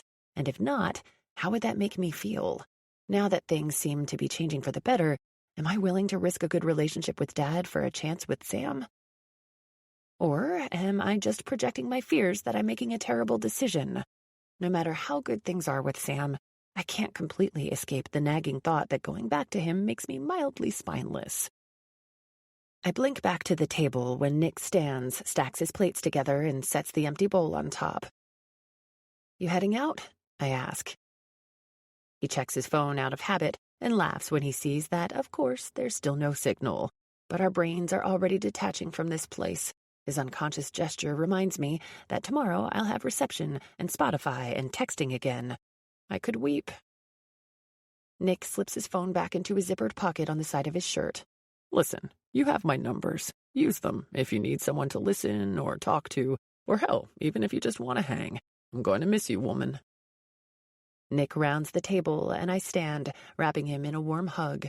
A pang of sadness slices through me. After weeks here, the end really seems to have snuck up on me.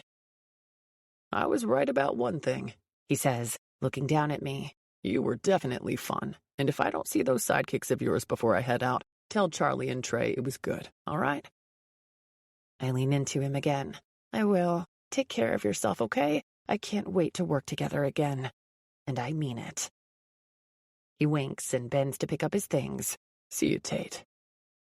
I watch him drop his dishes at the kitchen and say goodbye to the staff before I take my seat again. My food sits mostly untouched in front of me, but I don't have much of an appetite anymore. I feel a bit drained all of a sudden. The most intense role of my life, the bubble of this set, the turnaround of the last few days with Sam. I dump my garbage and set my dishes on the counter, thank the staff for everything, and head for the door.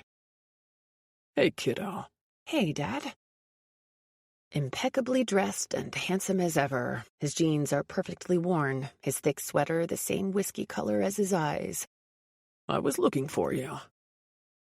Anxiety sends a flash of heat down my neck. Did he agree to Christmas plans without really thinking it through, and now he's come up with some excuse?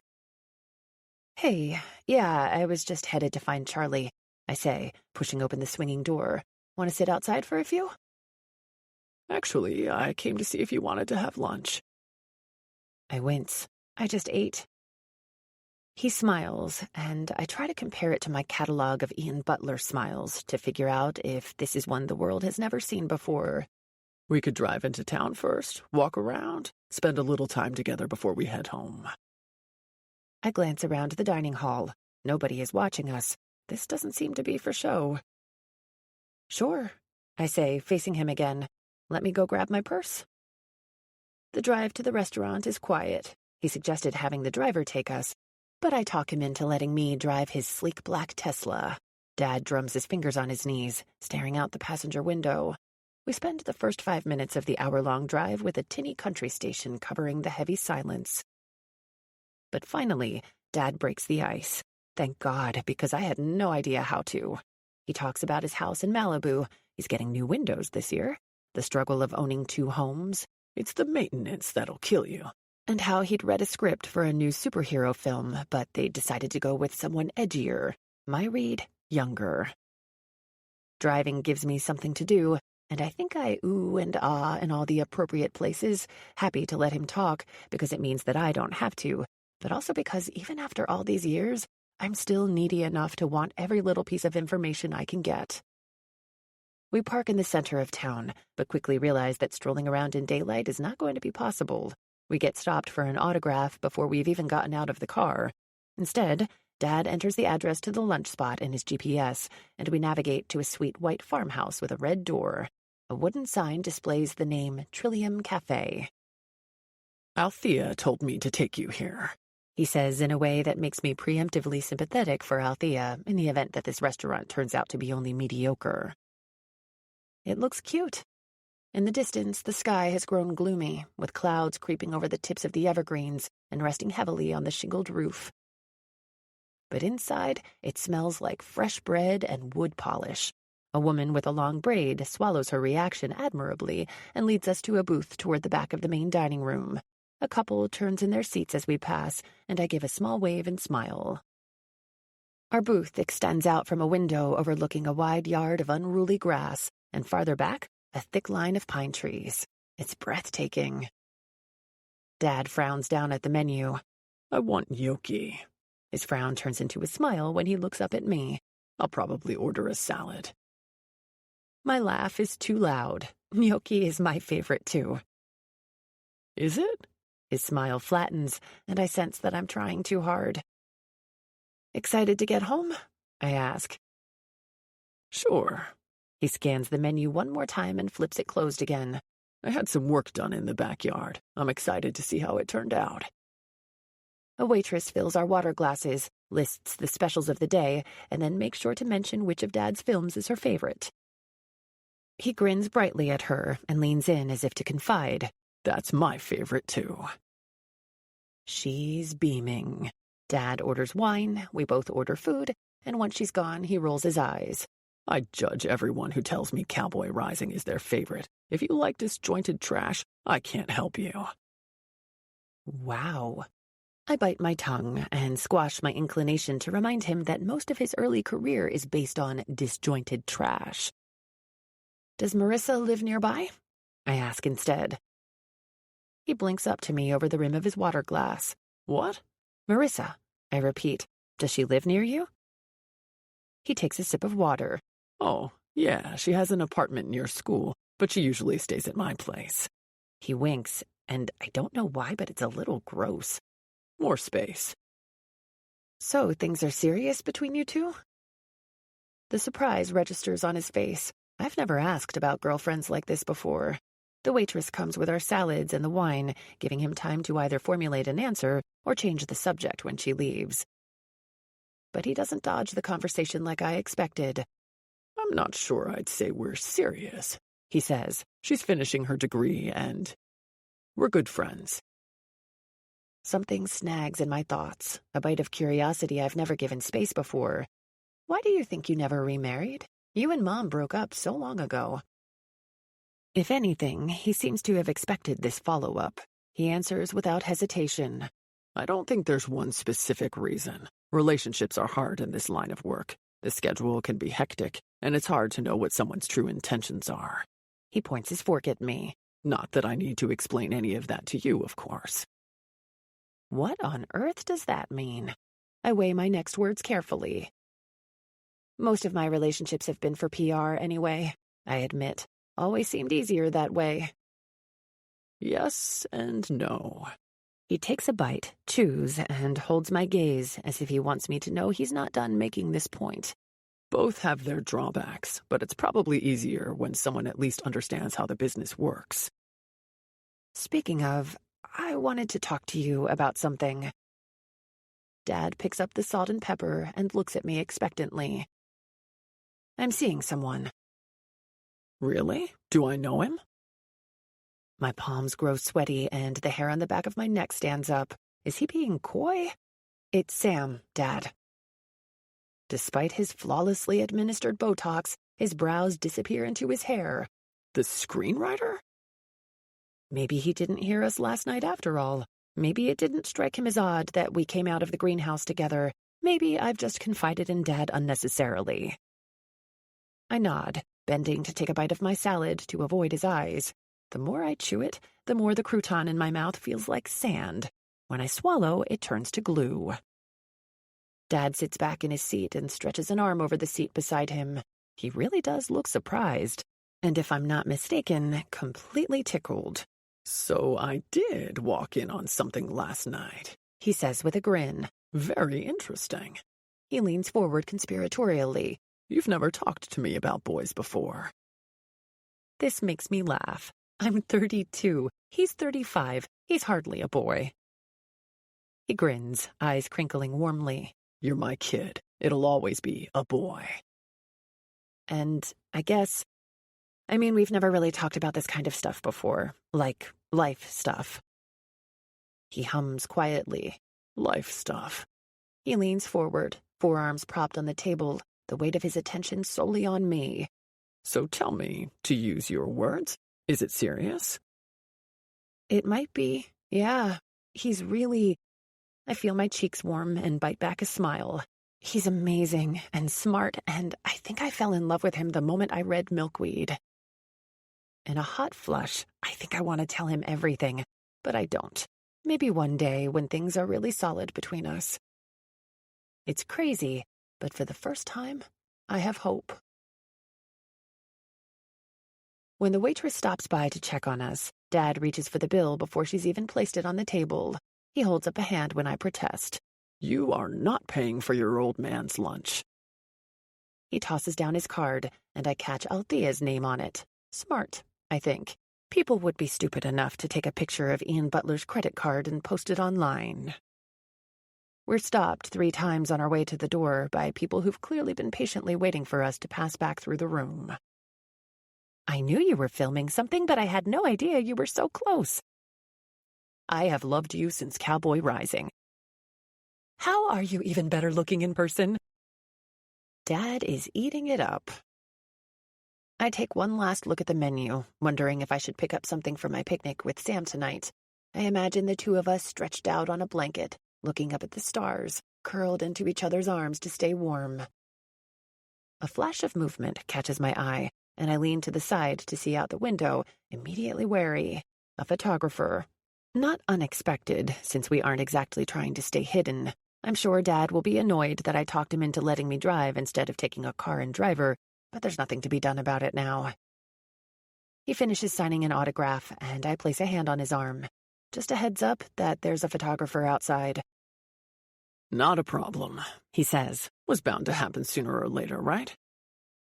Guess that's what I get for traveling with Ian Butler. It's like you're even better looking in person, I tease. With my head down, I take Dad's offered arm and step outside. Voices call out to us, and it's not just one photographer, it's 2 now, calling for us to look up, to give a couple words, a smile. I can feel Dad beside me, standing straight, and a quick glance at him tells me he's grinning happily. But the glance at him also shows a group of photographers jogging around the side of the building.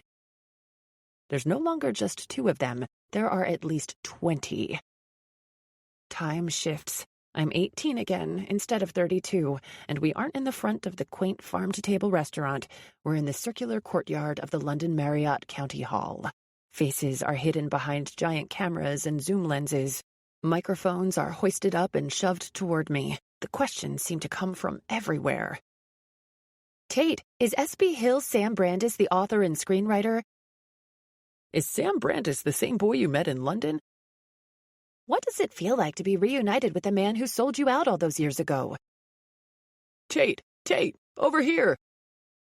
Ian, what is your relationship with Sam? Are you aware of their past?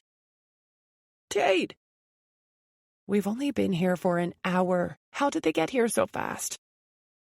Their voices call out sharp and bright, and the single question is bulleted at me again and again from a dozen places. Tate, who is Sam Brandis? I'm frozen, staring at the mob in complete shock. Dad wraps an arm around my shoulders. She doesn't have any comment, but you all enjoy the rest of your day. Stay safe. Cameras flash in a manic staccato, and Dad ushers me toward his car, helping me in the passenger side. He strolls around, waving amiably, shaking his head to indicate he's not answering either. You know how this works, guys. Dad says, opening the driver's side door. We know you're just doing your job, but this isn't how you get answers. He gets in beside me, behind the wheel. Tate, someone shouts. Is S.B. Hill the same person who sold your story when you were 18? Is it true that you were lovers and he betrayed you? It takes everything I have to stare straight ahead, not give a single reaction that can be used on the cover of a tabloid. Dad pushes the button to start the car and then looks over at me. You okay, Cupcake? I am not okay. I am stunned to the point of numbness. None of this makes sense. How in the world did they know about Sam? You know how these guys are, he says, pulling away from the curb slowly, careful to not hit any of the reporters still leaning in, hammering questions through the windshield. They know everything. I know, but once we are half a block away, I bend, putting my head in my hands. My mind races, inundated with the static of voices, the clicking of cameras and bodies chasing after the car, angling for the perfect shot or soundbite that will get the highest price, the most clicks. Did Nick do this? Nick. I feel like I'm going to throw up. I trusted him. When am I going to learn? I groan, leaning my head back against the seat. This is such a fucking mess. It'll be okay. I glance over at him. I'm so sorry. I should have told you. I just don't know how they found out. I think it was Nick who... My words dissolve away. Dad hasn't asked me what this is about. He hasn't registered a bit of surprise. Tate, it's going to be fine. He reaches across the seat to squeeze my leg before returning his hand to the wheel. You've been doing this a long time. You know how the press is. A mile or so flies by, and he sings quietly along with the radio. My mind spins, trying to piece this together, to figure out what is happening. I can't imagine Nick calling the press and sharing this. He has nothing to gain and so much to lose by betraying me. I look at my father again. He's so calm. Did you hear me last night? I ask, trying to mask the tremor in my voice. You know I saw you. We already talked about that in the restaurant. Yes, but did you hear me? Me and Sam. Were you listening to us talk about London? He tightens his grip on the steering wheel. Kiddo, I told you it's fine. No press is bad press. This will bring Sam more attention and will be great exposure, not only for the film, but for all of us. When I don't immediately reply, he glances quickly at me, then back at the road. Imagine the headlines. People are going to be fighting in the streets to hear this story. Another glance. Can you imagine the buzz when they see the three of us together? There's a hint of glee to his voice that actually makes me nauseous. Everything he said, every bit of progress I thought we were making, it was all a lie. Dad, that's all anyone is going to be able to talk about, I say quietly, with me and Sam forever. He laughs, and it's a genuine burst of sound, true amusement. Honey, seriously? Forever? Please don't tell me you're that naive. What you should be thinking about is how to make it last as long as it can. He holds a finger in the air, emphasizing his point. Listen to me on this. The only sure thing in this business is that you'll have to fight harder every goddamn year, and you can only count on yourself. If you want to stay relevant, you have to make opportunities wherever you can, and this is a gold mine, Tate. He takes a deep breath and lets it out slowly. A gold mine. In a way, he's right. Tonight, Ian Butler's name will be on every gossip show and probably trending on Twitter. I finally did something right in his eyes, and he only had to sell me out to get it. 26. We slow and arc around the final curve leading to the farm, and my throat constricts. For the last quarter mile of the narrow two-lane highway leading to the humble gates of Ruby Farm, there is a cluster of vans, cars, and photographers parked along the side of the road. Dad sits up straighter in the driver's seat, eyes focused. Ready? I gape at him. This is déjà vu all over again, only this time we're not pulling up to Nana's house on the river with reporters and paparazzi cluttering the tiny pothole-strewn street. And it's not Marco beside me, it's Dad. Dad's car is mobbed as he slows to make the left turn into the farm. Cameras are swiveled and aimed, mics extended. Putting on a pleasant smile, Dad turns up the radio as we pass, trying to block out the shouts, but it just makes everything feel more chaotic. The shouting of photographers mixes with the blasted, raspy voice of Lucinda Williams, fittingly telling all these people she's changed the locks on her front door. Photographers press up against the car. Dad can only go about 2 miles an hour because the one thing that could make this scandal worse is hitting a photographer.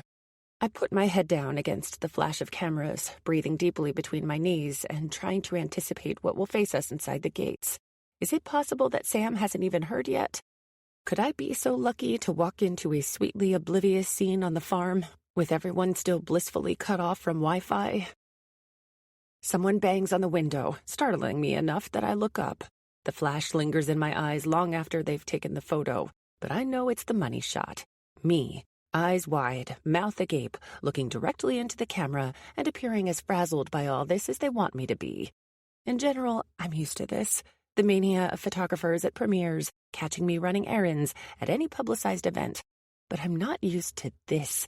This is a true invasion of my life. Not the coordinated response to a bit of intel dropped by Marco or his contacts.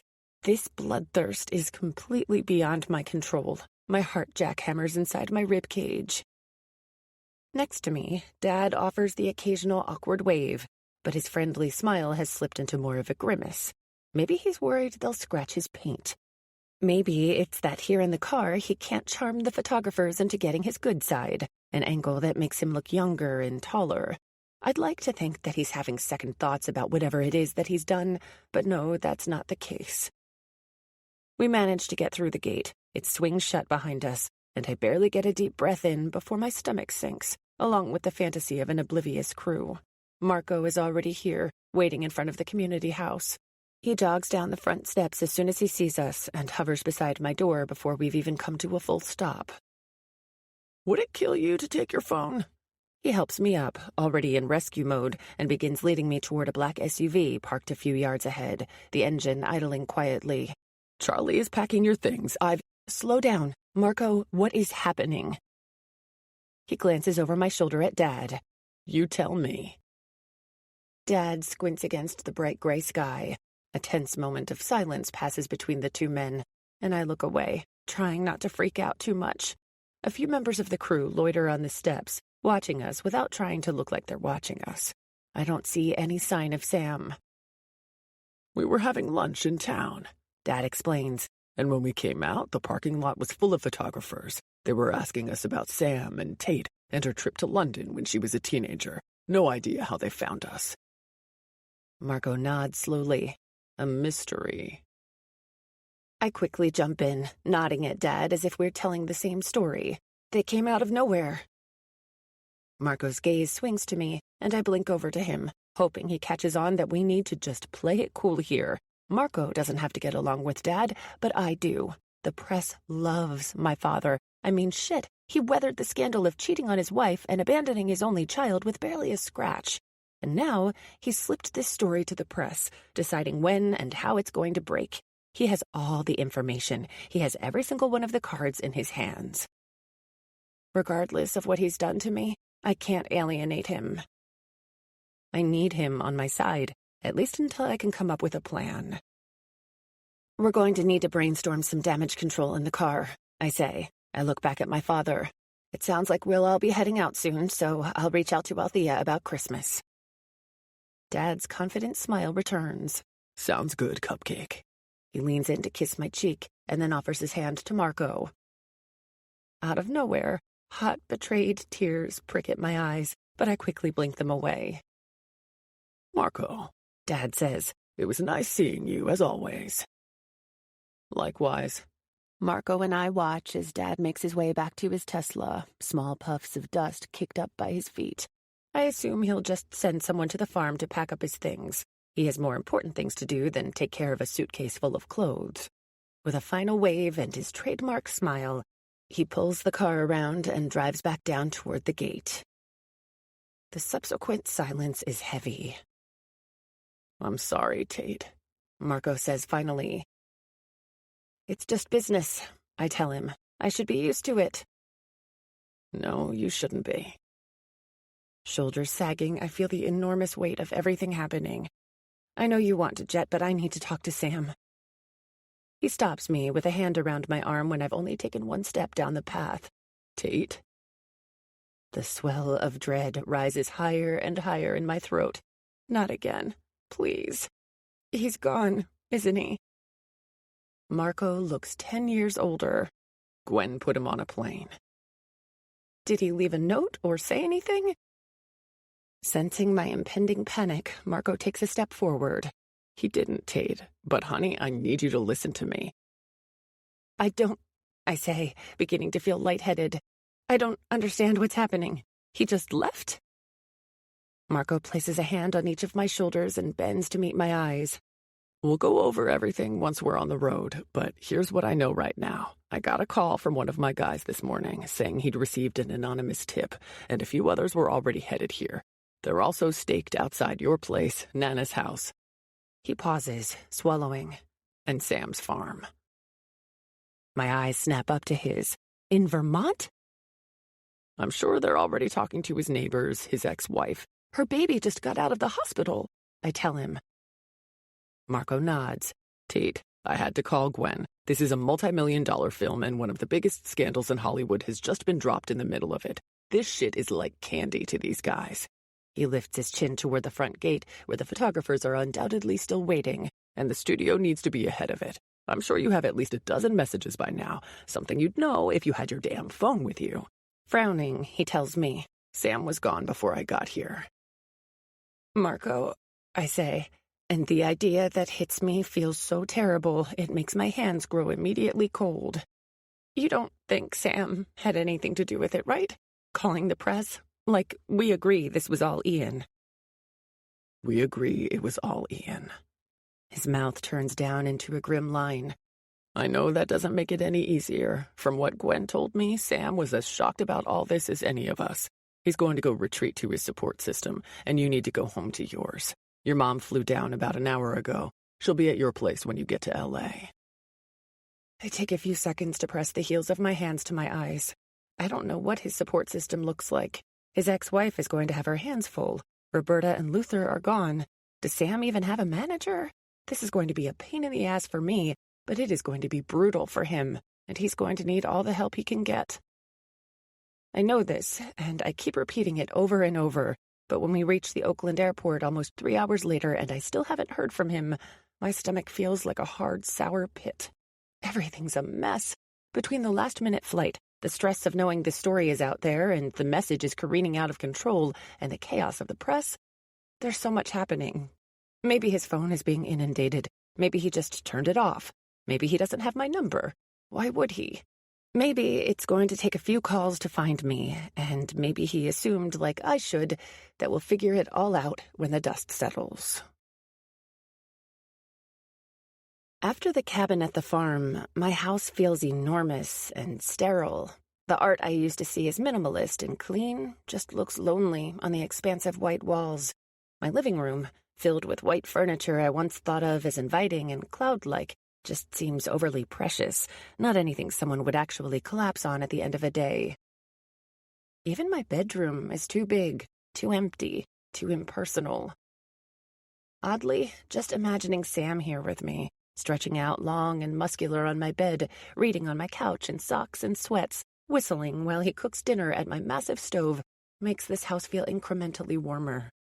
For the first time in my life, I get it.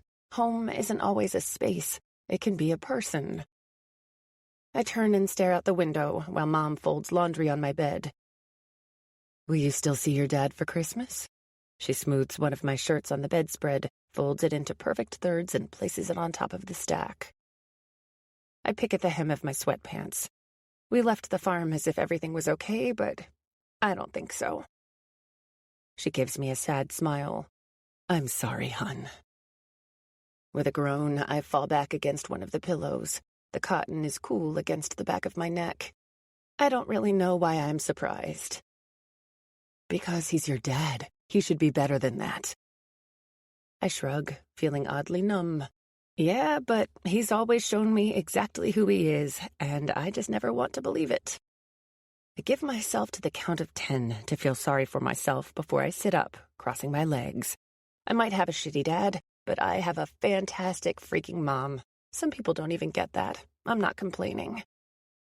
Mom gives me a sweet little grin and leans forward to press a quick kiss to my forehead. If I hadn't met him, there wouldn't be a you. It's hard to regret it, but I'm sorry that you have to deal with the same egotistical jackass I left all those years ago. Heaven forbid he grow up a little. Straightening again, she reaches for another shirt. Have you talked to Nana? Oof. Guilt shimmers through me, and I shake my head. I'm worried she's going to give me a mountain of I told you so's and a prolonged silent treatment. I don't think so. I think she's worried about you, but in typical mom fashion, she hasn't wanted to talk much about it because you know as well as I do that she isn't one to relish the I told you so's. I know Mom is right that Nana doesn't relish it, per se, but it would still be first thing on her tongue. She barely forgave me for London. Her disapproval was as quiet as Nana herself, but it's always been there, and the slight angle away from me when my career comes up, or the long exhale and slowly raised coffee cup to her lips when a trailer for one of Dad's films comes on the television. This is going to make a mess for her, too, I say, and then groan, falling back against the pillow again. People are going to come into the cafe again and ask her for pictures. There's nothing Nana hates more than covert selfies people take with her in the cafe. Mom laughs at the image of this. Well, she needs to retire anyway. She nudges me off the bed. She came down here to see you, so go talk to her, and go eat something. She calls after me. Life goes on. Charlie is sitting on my kitchen counter, eating a piece of the blackberry pie Nana brought down from Guerneville. Other than the iPhone near Charlie's hip, it is an image so immediately familiar, it's almost easy to forget that we're 32 and not 16. I look out the window with a view of the long, immaculate driveway. The entrance is blocked by a 15-foot-tall iron gate and surrounded by trees and shrubbery, but I can still see a few photographers pacing just on the other side. I count 4 of them. One looks like he's eating an apple. Another is telling a story, gesticulating wildly. They're chatting so casually, they're more like co-workers hanging out in a break room than paparazzi stalking me. They still out there? Nana asks from the kitchen table. I glance over just as she straightens the already neat rows of playing cards in front of her. They'll hover for days. Charlie groans around a bite of pie. I shake my head, wanting to refute this, but my words come out thin and reedy. I bet they'll be bored and leave soon. Nana peers at me over the tops of thick glasses, as if to say, "Do you think I was born yesterday?" Sensing the tension, Charlie hops off the counter. I'm gonna shower. She plugs in her phone, flipping it face down. It occurs to me she's been glaring at it off and on. Whatever she's seeing, I'm pretty sure I don't want to know. Let me know if something happens, she says on her way out. Reaching for the kettle, I fill it with water and turn on the stove. Nana, do you want some tea? I'll have tea if you'll stay away from that window and come sit down. I take the seat next to her. Where's your mom? She asks. She was doing laundry, I say. Most of it's already washed, but you know how she is. Nana scoops the cards together and shuffles them between her hands. These are the hands that taught me how to make pies, that put on Band-Aids after I fell and helped me learn to tie my shoes. They look so different now than they did then. Her hands used to be smooth, strong, and capable. Now her joints are swollen with arthritis, her skin marked by age. She does like her laundry, Nana says, but mostly I think she likes to keep busy. I grin at her. Sounds like someone else I know. She laughs as she continues to shuffle the cards. I don't know. I've learned to enjoy the quiet times. Definitely not making pies at 4 a.m. like I used to be. I'm grateful that Nana and Mom have apprentices of sorts, a younger woman named Kathy and her cousin Sissy taking over much of the responsibility of the cafe. But mention of the Nana I grew up with knocks the words loose inside me.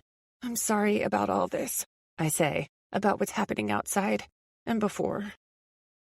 She splits the deck in half, gives me one stack, and then turns over her first card. Nana motions for me to do the same. I laugh when it registers that for all of her card expertise, she set us up to play the simplest game ever, War.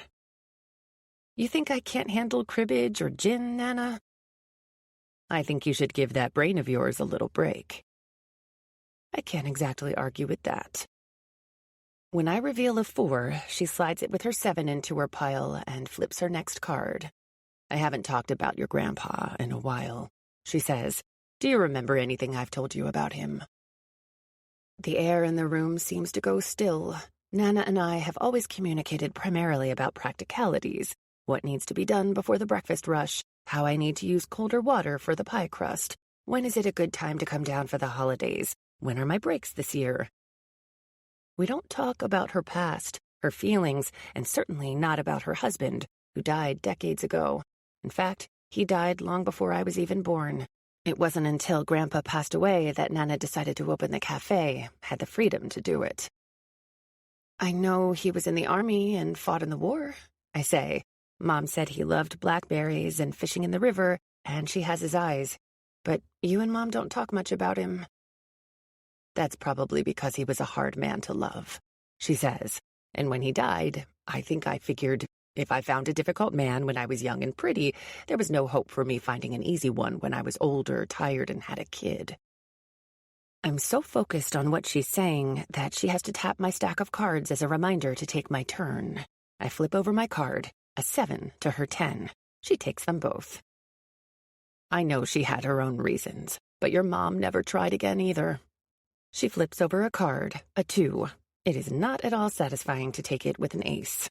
She loved your dad. They were genuinely happy for a while, but afterward, she didn't want to bother with men either. Must be the Horie women curse, I say darkly. I finally turned my phone off a couple hours ago. I'd been looking at it every few minutes, waiting for Sam to call. A watched pot never boils, and a watched phone never rings. Nana pauses with her next card midair. Tate, I never wanted that for you. I never wanted you to be closed off like that. She leans in, catching my eyes. No matter what happens this time with Sam, I'm glad you tried again. Hot tears pool in my eyes, and Nana waves the sentiment away to quickly change the subject. Have you had anything to eat? Before I answer, there's a commotion outside, a chorus of shouting voices, followed by the purr of an engine rolling up the drive. I move to the window. Relief is a warm flush through my limbs when I see Marco's car. But once we all meet him at the door, he steps inside, expression grim. How's everything here? Have you talked to Sam? I ask immediately, a little taken aback when he ignores my question and heads straight to the scotch I keep stocked on a bar cart in the living room. We wait in tense silence while he pours himself a glass and takes a long drink. Have you seen any of the headlines? He asks me finally. A blend of anxiety and irritation simmer in my gut. Gwen has some powerful connections in this town, and I've been optimistic in thinking that she'll be able to pull some strings and get this handled quickly. I haven't looked because I know you're just starting damage control and I don't want to freak out, I say. Isn't that what you told me to do? Keep my head down, hang tight until you got here? His eyes swing to Charlie. What about you? The moment stretches as they hold each other's gaze. Finally, she gives a small nod. Do you want to show her? He asks. Show me what? I ask, looking between them. Marco, how bad is it? What the hell is going on? Charlie's shoulders slump in resignation before she walks to the kitchen and returns with her phone in her hand. Just scroll, she says, and tries to hand it to me. No, I say, pushing it away. I'm not on social media because I don't want to see people's shitty opinions. Marco sighs. Tate. Finally, I take her phone and look at the stories in the Twitter column under the hashtag Tate Butler. A link to a TMZ article is right up top, and I open it. We've all read the story. Tate Butler, daughter of superstar Ian Butler, was kept out of the limelight until she was 18 and ready for her star to shine. Or so we thought. In a Blockbuster exclusive this week, we report that Tate and her team weren't the ones who engineered Tate's launch back into the public eye. It was a scheming teenage lover set on cashing in, and 18-year-old Tate was blindsided. And it looks like he's back in the picture. S.B. Hill, the pen name for a Vermont native named Sama Brandisa, is the screenwriter of Milkweed, which just wrapped shooting this week in Mendocino, starring, you guessed it, Tate and Ian Butler. He's also the man who sold Tate Butler out all those years ago. Is their reunion a romantic twist of fate, or is he back for another publicity grab? Article after article says the same general thing. This is insane. I toss Charlie's phone down on the couch. Come on. I agree, it's ridiculous, Marco says, but it's also the current narrative, and everyone, and I do mean everyone, is running with it. What are you doing to fix this? I feel my voice thinning out, growing hysterical. One look at Marco, and I'm reassured that my demands aren't bothering him. He knows I've hit a proverbial wall. I've reached out to my contacts at AP and most of the networks. Marco takes a deep breath. But Sam isn't refuting it, and neither is Ian. Then get me an interview. I'll explain it. Marco is already shaking his head. What about a statement? Mom asks. We'll issue a statement, Marco explains patiently, but we have to coordinate with Gwen and the studio, and that is not a fast-moving machine. Ultimately, this is on Sam, too. If he doesn't get out in front of this and face the music, he looks like an opportunistic monster. So we get out in front of this now and tell them the truth, I say. And what's that exactly? Marco says quietly, that he did exactly what everyone is saying he did? You know that's not true, I practically shout. They're twisting everything. If we explain... Tate, I need you to listen. You said you trust me, right? My heart is racing in my chest, adrenaline pumping. I manage a short nod. Then trust me to do my job. All these people care about is a soundbite, something titillating enough to get people to click. They don't care about excuses or extenuating circumstances because nobody has the attention span to read more than a headline or a tweet. In this version, you come off looking like the victim, yeah, but also weak and gullible. That is not who you are or the brand we've created. Let Sam worry about Sam's brand. We need to get out of here for a while and let the studio come up with a message. Then we talk about an interview. I need to talk to Sam. I need to find him. He doesn't want to be found, Tate. I've tried. Nobody can get a hold of him. I let that sink in. Was I wrong about him again? Did I get tricked again? Okay. I let out a long, slow breath. I've done this before. Picked up my pieces and carried on. I can do it again. When do we leave? 27. Marco makes arrangements for us to stay somewhere sequestered from the press. Before sending us out the back way with a few security guys leaving in decoy cars, he also suggests I get in touch with some of my friends in the media or with big online followings, not to give an official statement, but a quick call to convey that I know what's happening, my team is on top of it, and I'll reach out as soon as I'm able to say something concrete. As usual, it was the perfect move. Now there are a handful of tweets along the lines of, I know Tate, and this story isn't accurate. Don't believe everything you read. Everyone needs to calm the hell down and wait for the real story to come out. The tide changes, as it so often does online. My friends' tweets are retweeted with confident commentary. The knee-jerk reaction is never right. You fools jumped on that too fast. Get out of here with your drama shit. The rebuttals may not be entirely fair, but they're enough to allow me to take a breath. The house Marco finds for us is a breath of fresh air. I didn't want a city, and I didn't want the country or a cabin in the woods where I'd be reminded of Ruby Farm. Instead, we drive to San Diego, take a flight to South Carolina, drive to Murrells Inlet, and pull up in front of a 2-story, gray-sided house that's surrounded by beach and ocean. The clock reads 6:30 a.m. when I finally collapse into my bed with the Atlantic Ocean just outside my window. I pull the blankets over my head, blocking out the burgeoning sunlight and wishing I could shut out the static in my brain just as easily. My mind is going haywire. The relationship I wanted with my dad is never going to happen. I let Sam back in, ignoring the voice in my head telling me to be careful this time. Regardless of how he feels or whatever circumstances are keeping him from reaching out, it doesn't change that I am in the exact same position now I was then. Alone, embarrassed, duped. I want to put a name to this feeling and call it love. I've never felt before or since what I feel for Sam, and it's a devotion so intense it makes me feel carved out and filled up with something warm and pliable. It's like having 100 hummingbirds in my blood thrumming. Even thinking about him now is distraction enough from the madness of the gossip machine. But he hasn't called, hasn't tried to get in touch with me. It doesn't take that long to fly from California to Vermont.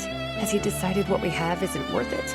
And am I really lying here wondering if I'm good enough for Sama Brandisa again? I close my curtains, turn out the lights, but it still takes 3 episodes of Schitt's Creek on the small television to distract me from this spiral and to pull my ego back up above water. Remember? I tell myself, you never wanted to feel this way again. The bliss is not worth the anguish. There's a knock just as I start to drift off. A slice of light stretches across the carpet, and I crack open an eye to see Mom standing in the open doorway. "Sweetie, your phone was ringing." She pauses and then brings it across the room to me. I look down. Only a handful of people have this number. A notification on the screen tells me I've got a voicemail, but I don't recognize the caller. Mom slips out at some point while I'm staring down at the screen, half hoping it's Sam and half hoping it isn't. The bliss is not worth the anguish. Holding the phone to my ear, I listen to the voice, even more gravelly through the line. "Hey, Tate, it's me." A long pause, during which my ribs begin to tightly constrict my lungs, and then a dry laugh. "This is nuts. There are guys with cameras outside my window right now. I just wanted to make sure you knew it wasn't me this time." He falls quiet again and then clears his throat. "I don't even know what to say. I wish I'd been able to say goodbye. I don't know what you need from me. Hell, I don't know what you even want from me at this point. But I'm here. This is my number. Call me when and if you're ever ready." There's not another house for almost a half mile. The nearest neighbor, a woman Nana's age named Shirley, seems to have no idea who I am and admits to us when she brings a welcome casserole that her favorite show is and will always be Hill Street Blues. I don't think we need to worry about Shirley calling out the paper and giving away our location. Nana takes to baking pies with local ingredients and hand-delivering them to the handful of people within walking distance. Mom sets up an easel on the back deck and tries to capture the sunrise every morning. I walk up and down the beach, searching for intact seashells and hoping that this is the day I wake up and know what to do. By the time we've been here a week, it hasn't happened yet. Sam hasn't called again, but as far as I know, he hasn't made a statement yet either. But on day 8, Marco comes to town with a stack of scripts and the news that in an unrelated interview, Gwen finally addressed the SB Hill scandal. Gwen Tippett confirmed that Tate Butler and Sama Brandisa had a relationship in the past and reconnected while shooting the feature film Milkweed. Marco reads, squinting down at his phone. He came directly from a meeting in New York and is sitting barefoot in the sand wearing what has to be an $800 suit. When the director was asked if the relationship affected Tate's performance on screen, Tippett cheekily hinted that audiences would just have to wait and see. Marco rolls his eyes. Very subtle, Gwen. I tuck my legs to my chest and pull my sweater around them to keep warm. So the circus has died down. He tosses his phone to the sand beside him and looks out over the waves. For the most part, at least until the press junket, or until someone gets a glimpse of you and Sam together. When I don't say anything, I feel him turn to look at me. Any chance we'll see that happen? I don't know. I chew my thumbnail, thinking, was it you who gave him my number? Yes. I let out a long, slow breath. Okay. Tell me what you're feeling, Tate. I miss him. I want to call, but then my brain pipes up, reminding me that I did everything too fast last time. I frown, and the time before that. I figure this is the time to really think it through and be sure. My parents moved in together after a week, he says and shrugs. They've been married for 52 years. What's fast to some isn't fast to everyone. I consider that, wanting it to be true. I think about the first day of filming, seeing Sam on the trail and the way it all came back in a rush. Sometimes I'm glad I didn't have any warning. Would I have still accepted the part? Looking back, it almost seems like fate that... I stop, my mind snagging on that detail. Something must change in my posture or my expression because Marco is suddenly leaning toward me. Tate? His emails. I reach for my phone in the pocket of my sweater and start searching through the emails that Terry archived. I scroll through months and months, and then there, Tuesday, January 8th, Thursday, March 14th, Wednesday, July 24th, Thursday, July 25th. My head is spinning. I hold my breath and I read. To Tate Butler, Tate@TateButler.com. From SB Hill, Sam@SBHill.com. Subject, milkweed. Date, Tuesday, January 8th. Dear Tate, I'm not sure how to start this email. In fact, I've spent years thinking how to start an email to you. But given the news I've just heard, I can't afford to linger too much on the wording. First, in case you didn't put the pen name to the person, it's Sam from London. I realize I have no right writing you. I fully intended to leave you alone after what I did, but this particular situation warrants a heads up. You see, I am the writer of Milkweed, and as I understand it, you've just signed on for the role of Ellen. From the looks of things, we will be shooting on a small farm in Northern California. The cast and crew are going to be housed together on the farm for the duration of the shoot. I believe it's early enough for you to back out if you wish. No announcements have been made yet, and Gwen tells me we are still a few weeks out from making one. I'm sitting here wondering if it's worth saying all of the things I've stored up the past 14 years, but in truth, I'd be crazy to think you'd want to hear any of it. As much as I'd love for you to play Ellen, I understand if you back out. I wish you nothing but the best in life, Tate. All my love, Sam. To Tate Butler, Tate@TateButler.com. From SB Hill, Sam@SBHill.com. Subject, reply, milkweed. Date, Thursday, March 14th. Hi, Tate. Things have gone along in the development of the film. The cast is coming together, the crew and location are being finalized. For all I knew, you were still involved. But when I saw the announcement in Variety today, I panicked, wondering whether you'd seen my first email. I'm not sure if it's too late for you to back out contractually. I don't know how these things work. But the idea that you wouldn't know about the film and the backstory before coming on set makes me feel nauseated. I need to tell you a little bit about Luther and Roberta. My life with them was good. Better than good. It was the best kind of life. Free range, bottomless love. Wisdom and commitment to community.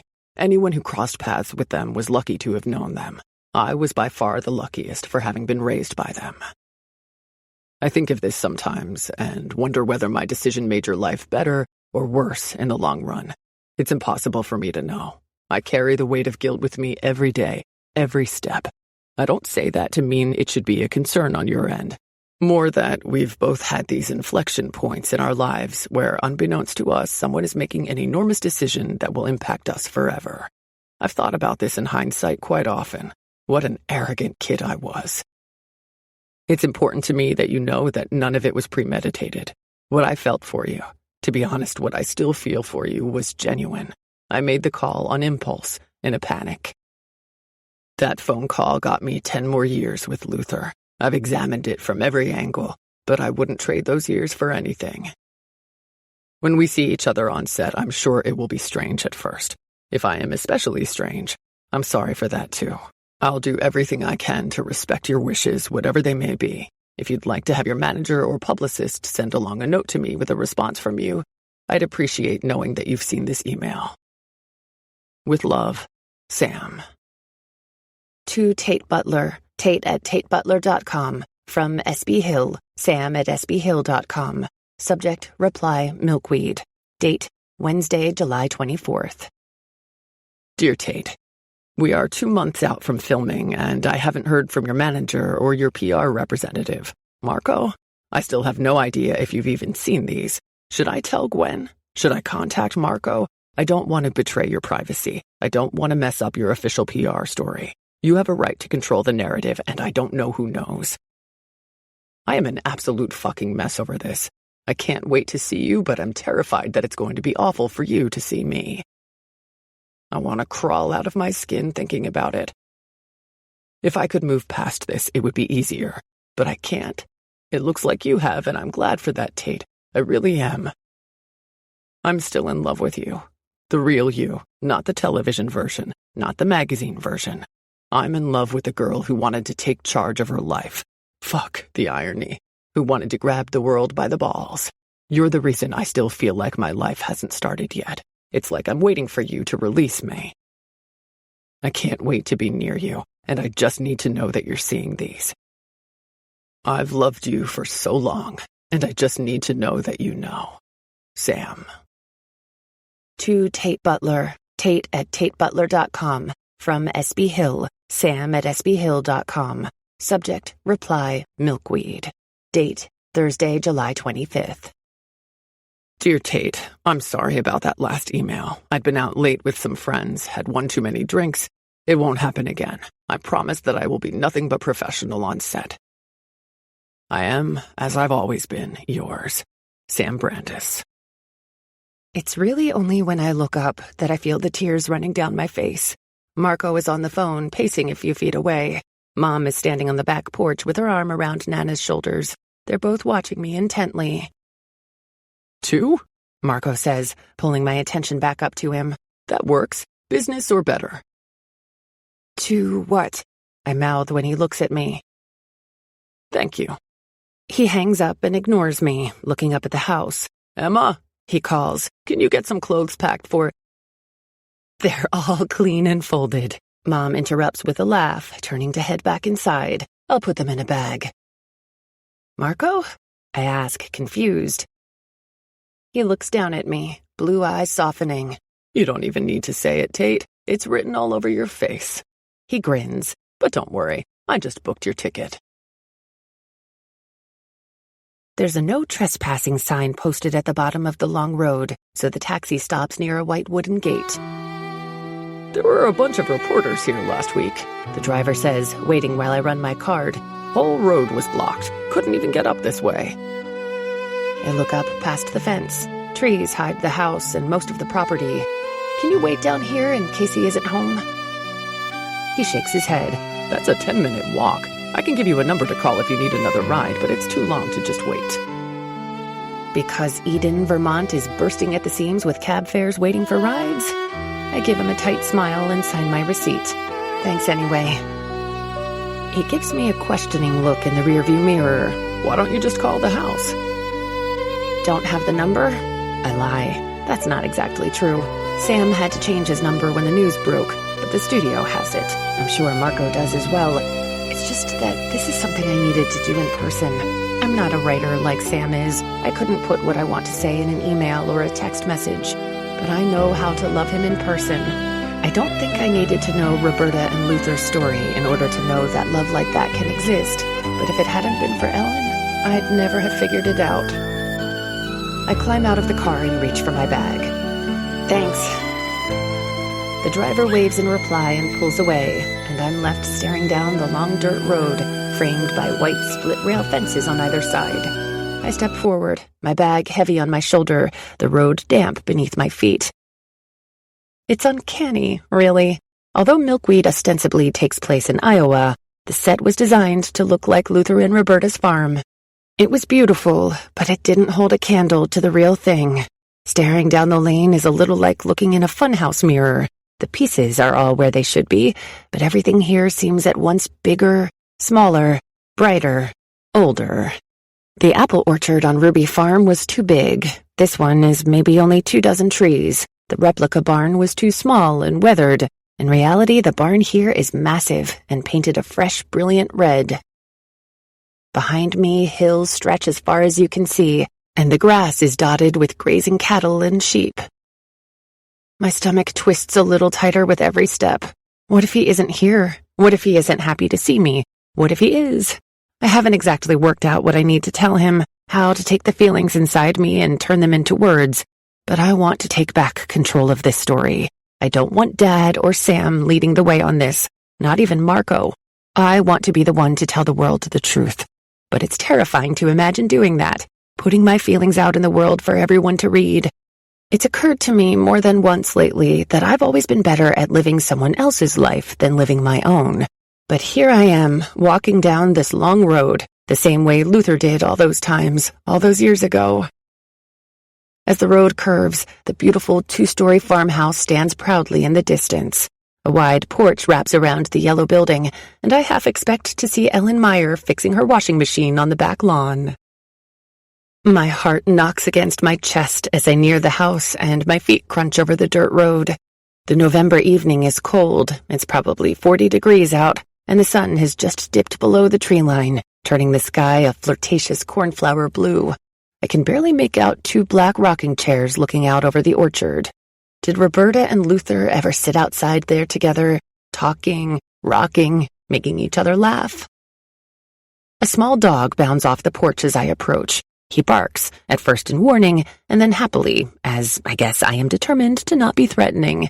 I drop my bag and kneel, holding out a hand to see if he'll come closer. The screen door squeaks open, and then falls closed again with an echoing slap. "Rick!" a deep voice calls, and when I look up, I see Sam moving down the steps. I straighten, pushing my knit cap higher up on my forehead, and he stops cold in his tracks. He's wearing worn jeans and old brown boots. The sleeves of his blue flannel are rolled up his forearms, and a dark beanie is covering his head. My eyes never tire of looking at him. "Tate?" he asks, squinting as if I might be some kind of a mirage.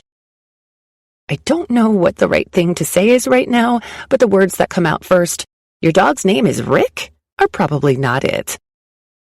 He tilts his head, reaching up to scratch his jaw. "Yeah, Rick Deckard." He doesn't add more. He just stares like he's not sure what to do with me.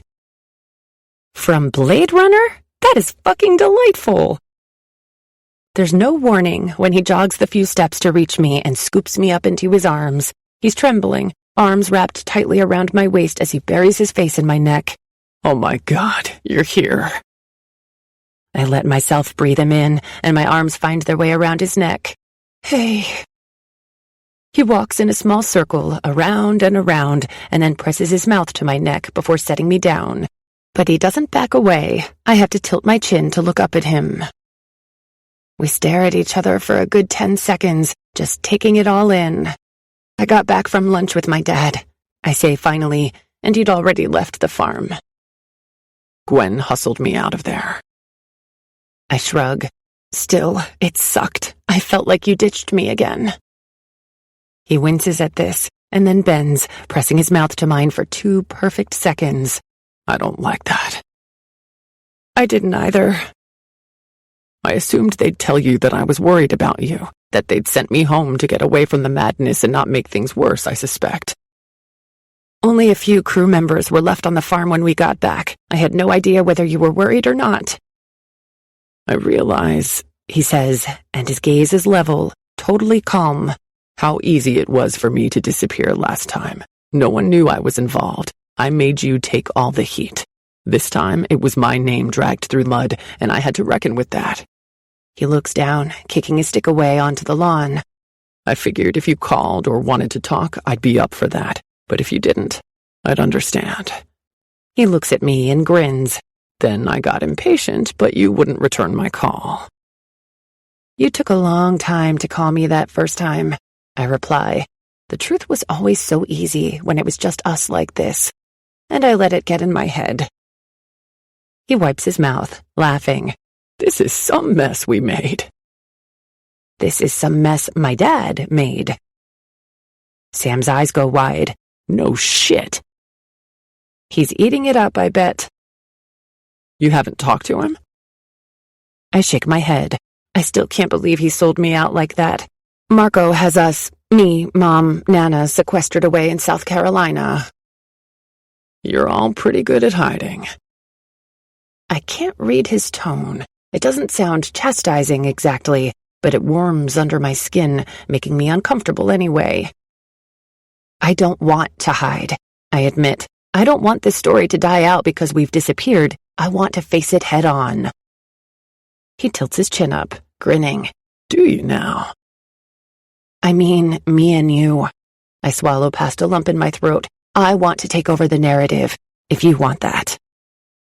Sam takes a small step closer, and it brings his body right up against mine. I want that. I found your emails. His brow rises. Yeah? And I want that, I tell him, adding at his small, confused frown. I want free-range, bottomless love. His grin sneaks in from the side. You know what they say about this farm? What's that? He bends and inhales just behind my ear, smelling my hair. That anyone who walks down that road in search of love finds it. Is that right? Sam's mouth is on my neck now, gently biting his way up. He hums in confirmation. I stretch against him. He's so warm. Well, that's pretty handy.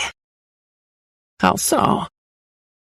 I was just wandering down the road, hoping to find it, and lucky me, you stepped out. You'll do just fine.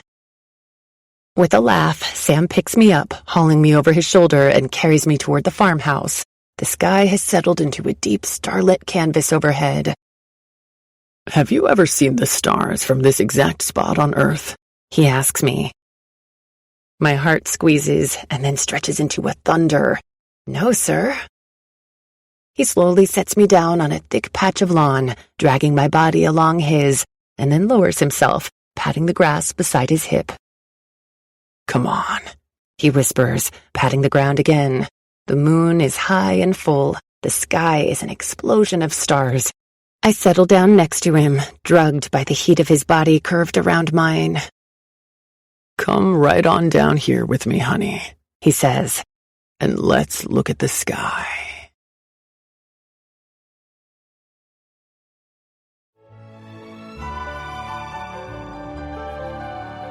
Twice in a Blue Moon was written by Christina Lauren and read by Aaron Mallon.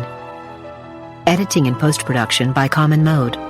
Paul Fowley, Technical Director. This has been a presentation of Simon & Schuster Audio.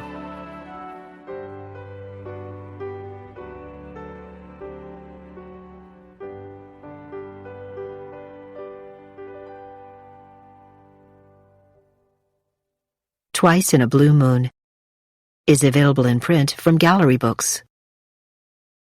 Also available from Simon & Schuster Audio, The Unhoneymooners by Christina Lauren, read by Cynthia Farrell and Deacon Lee.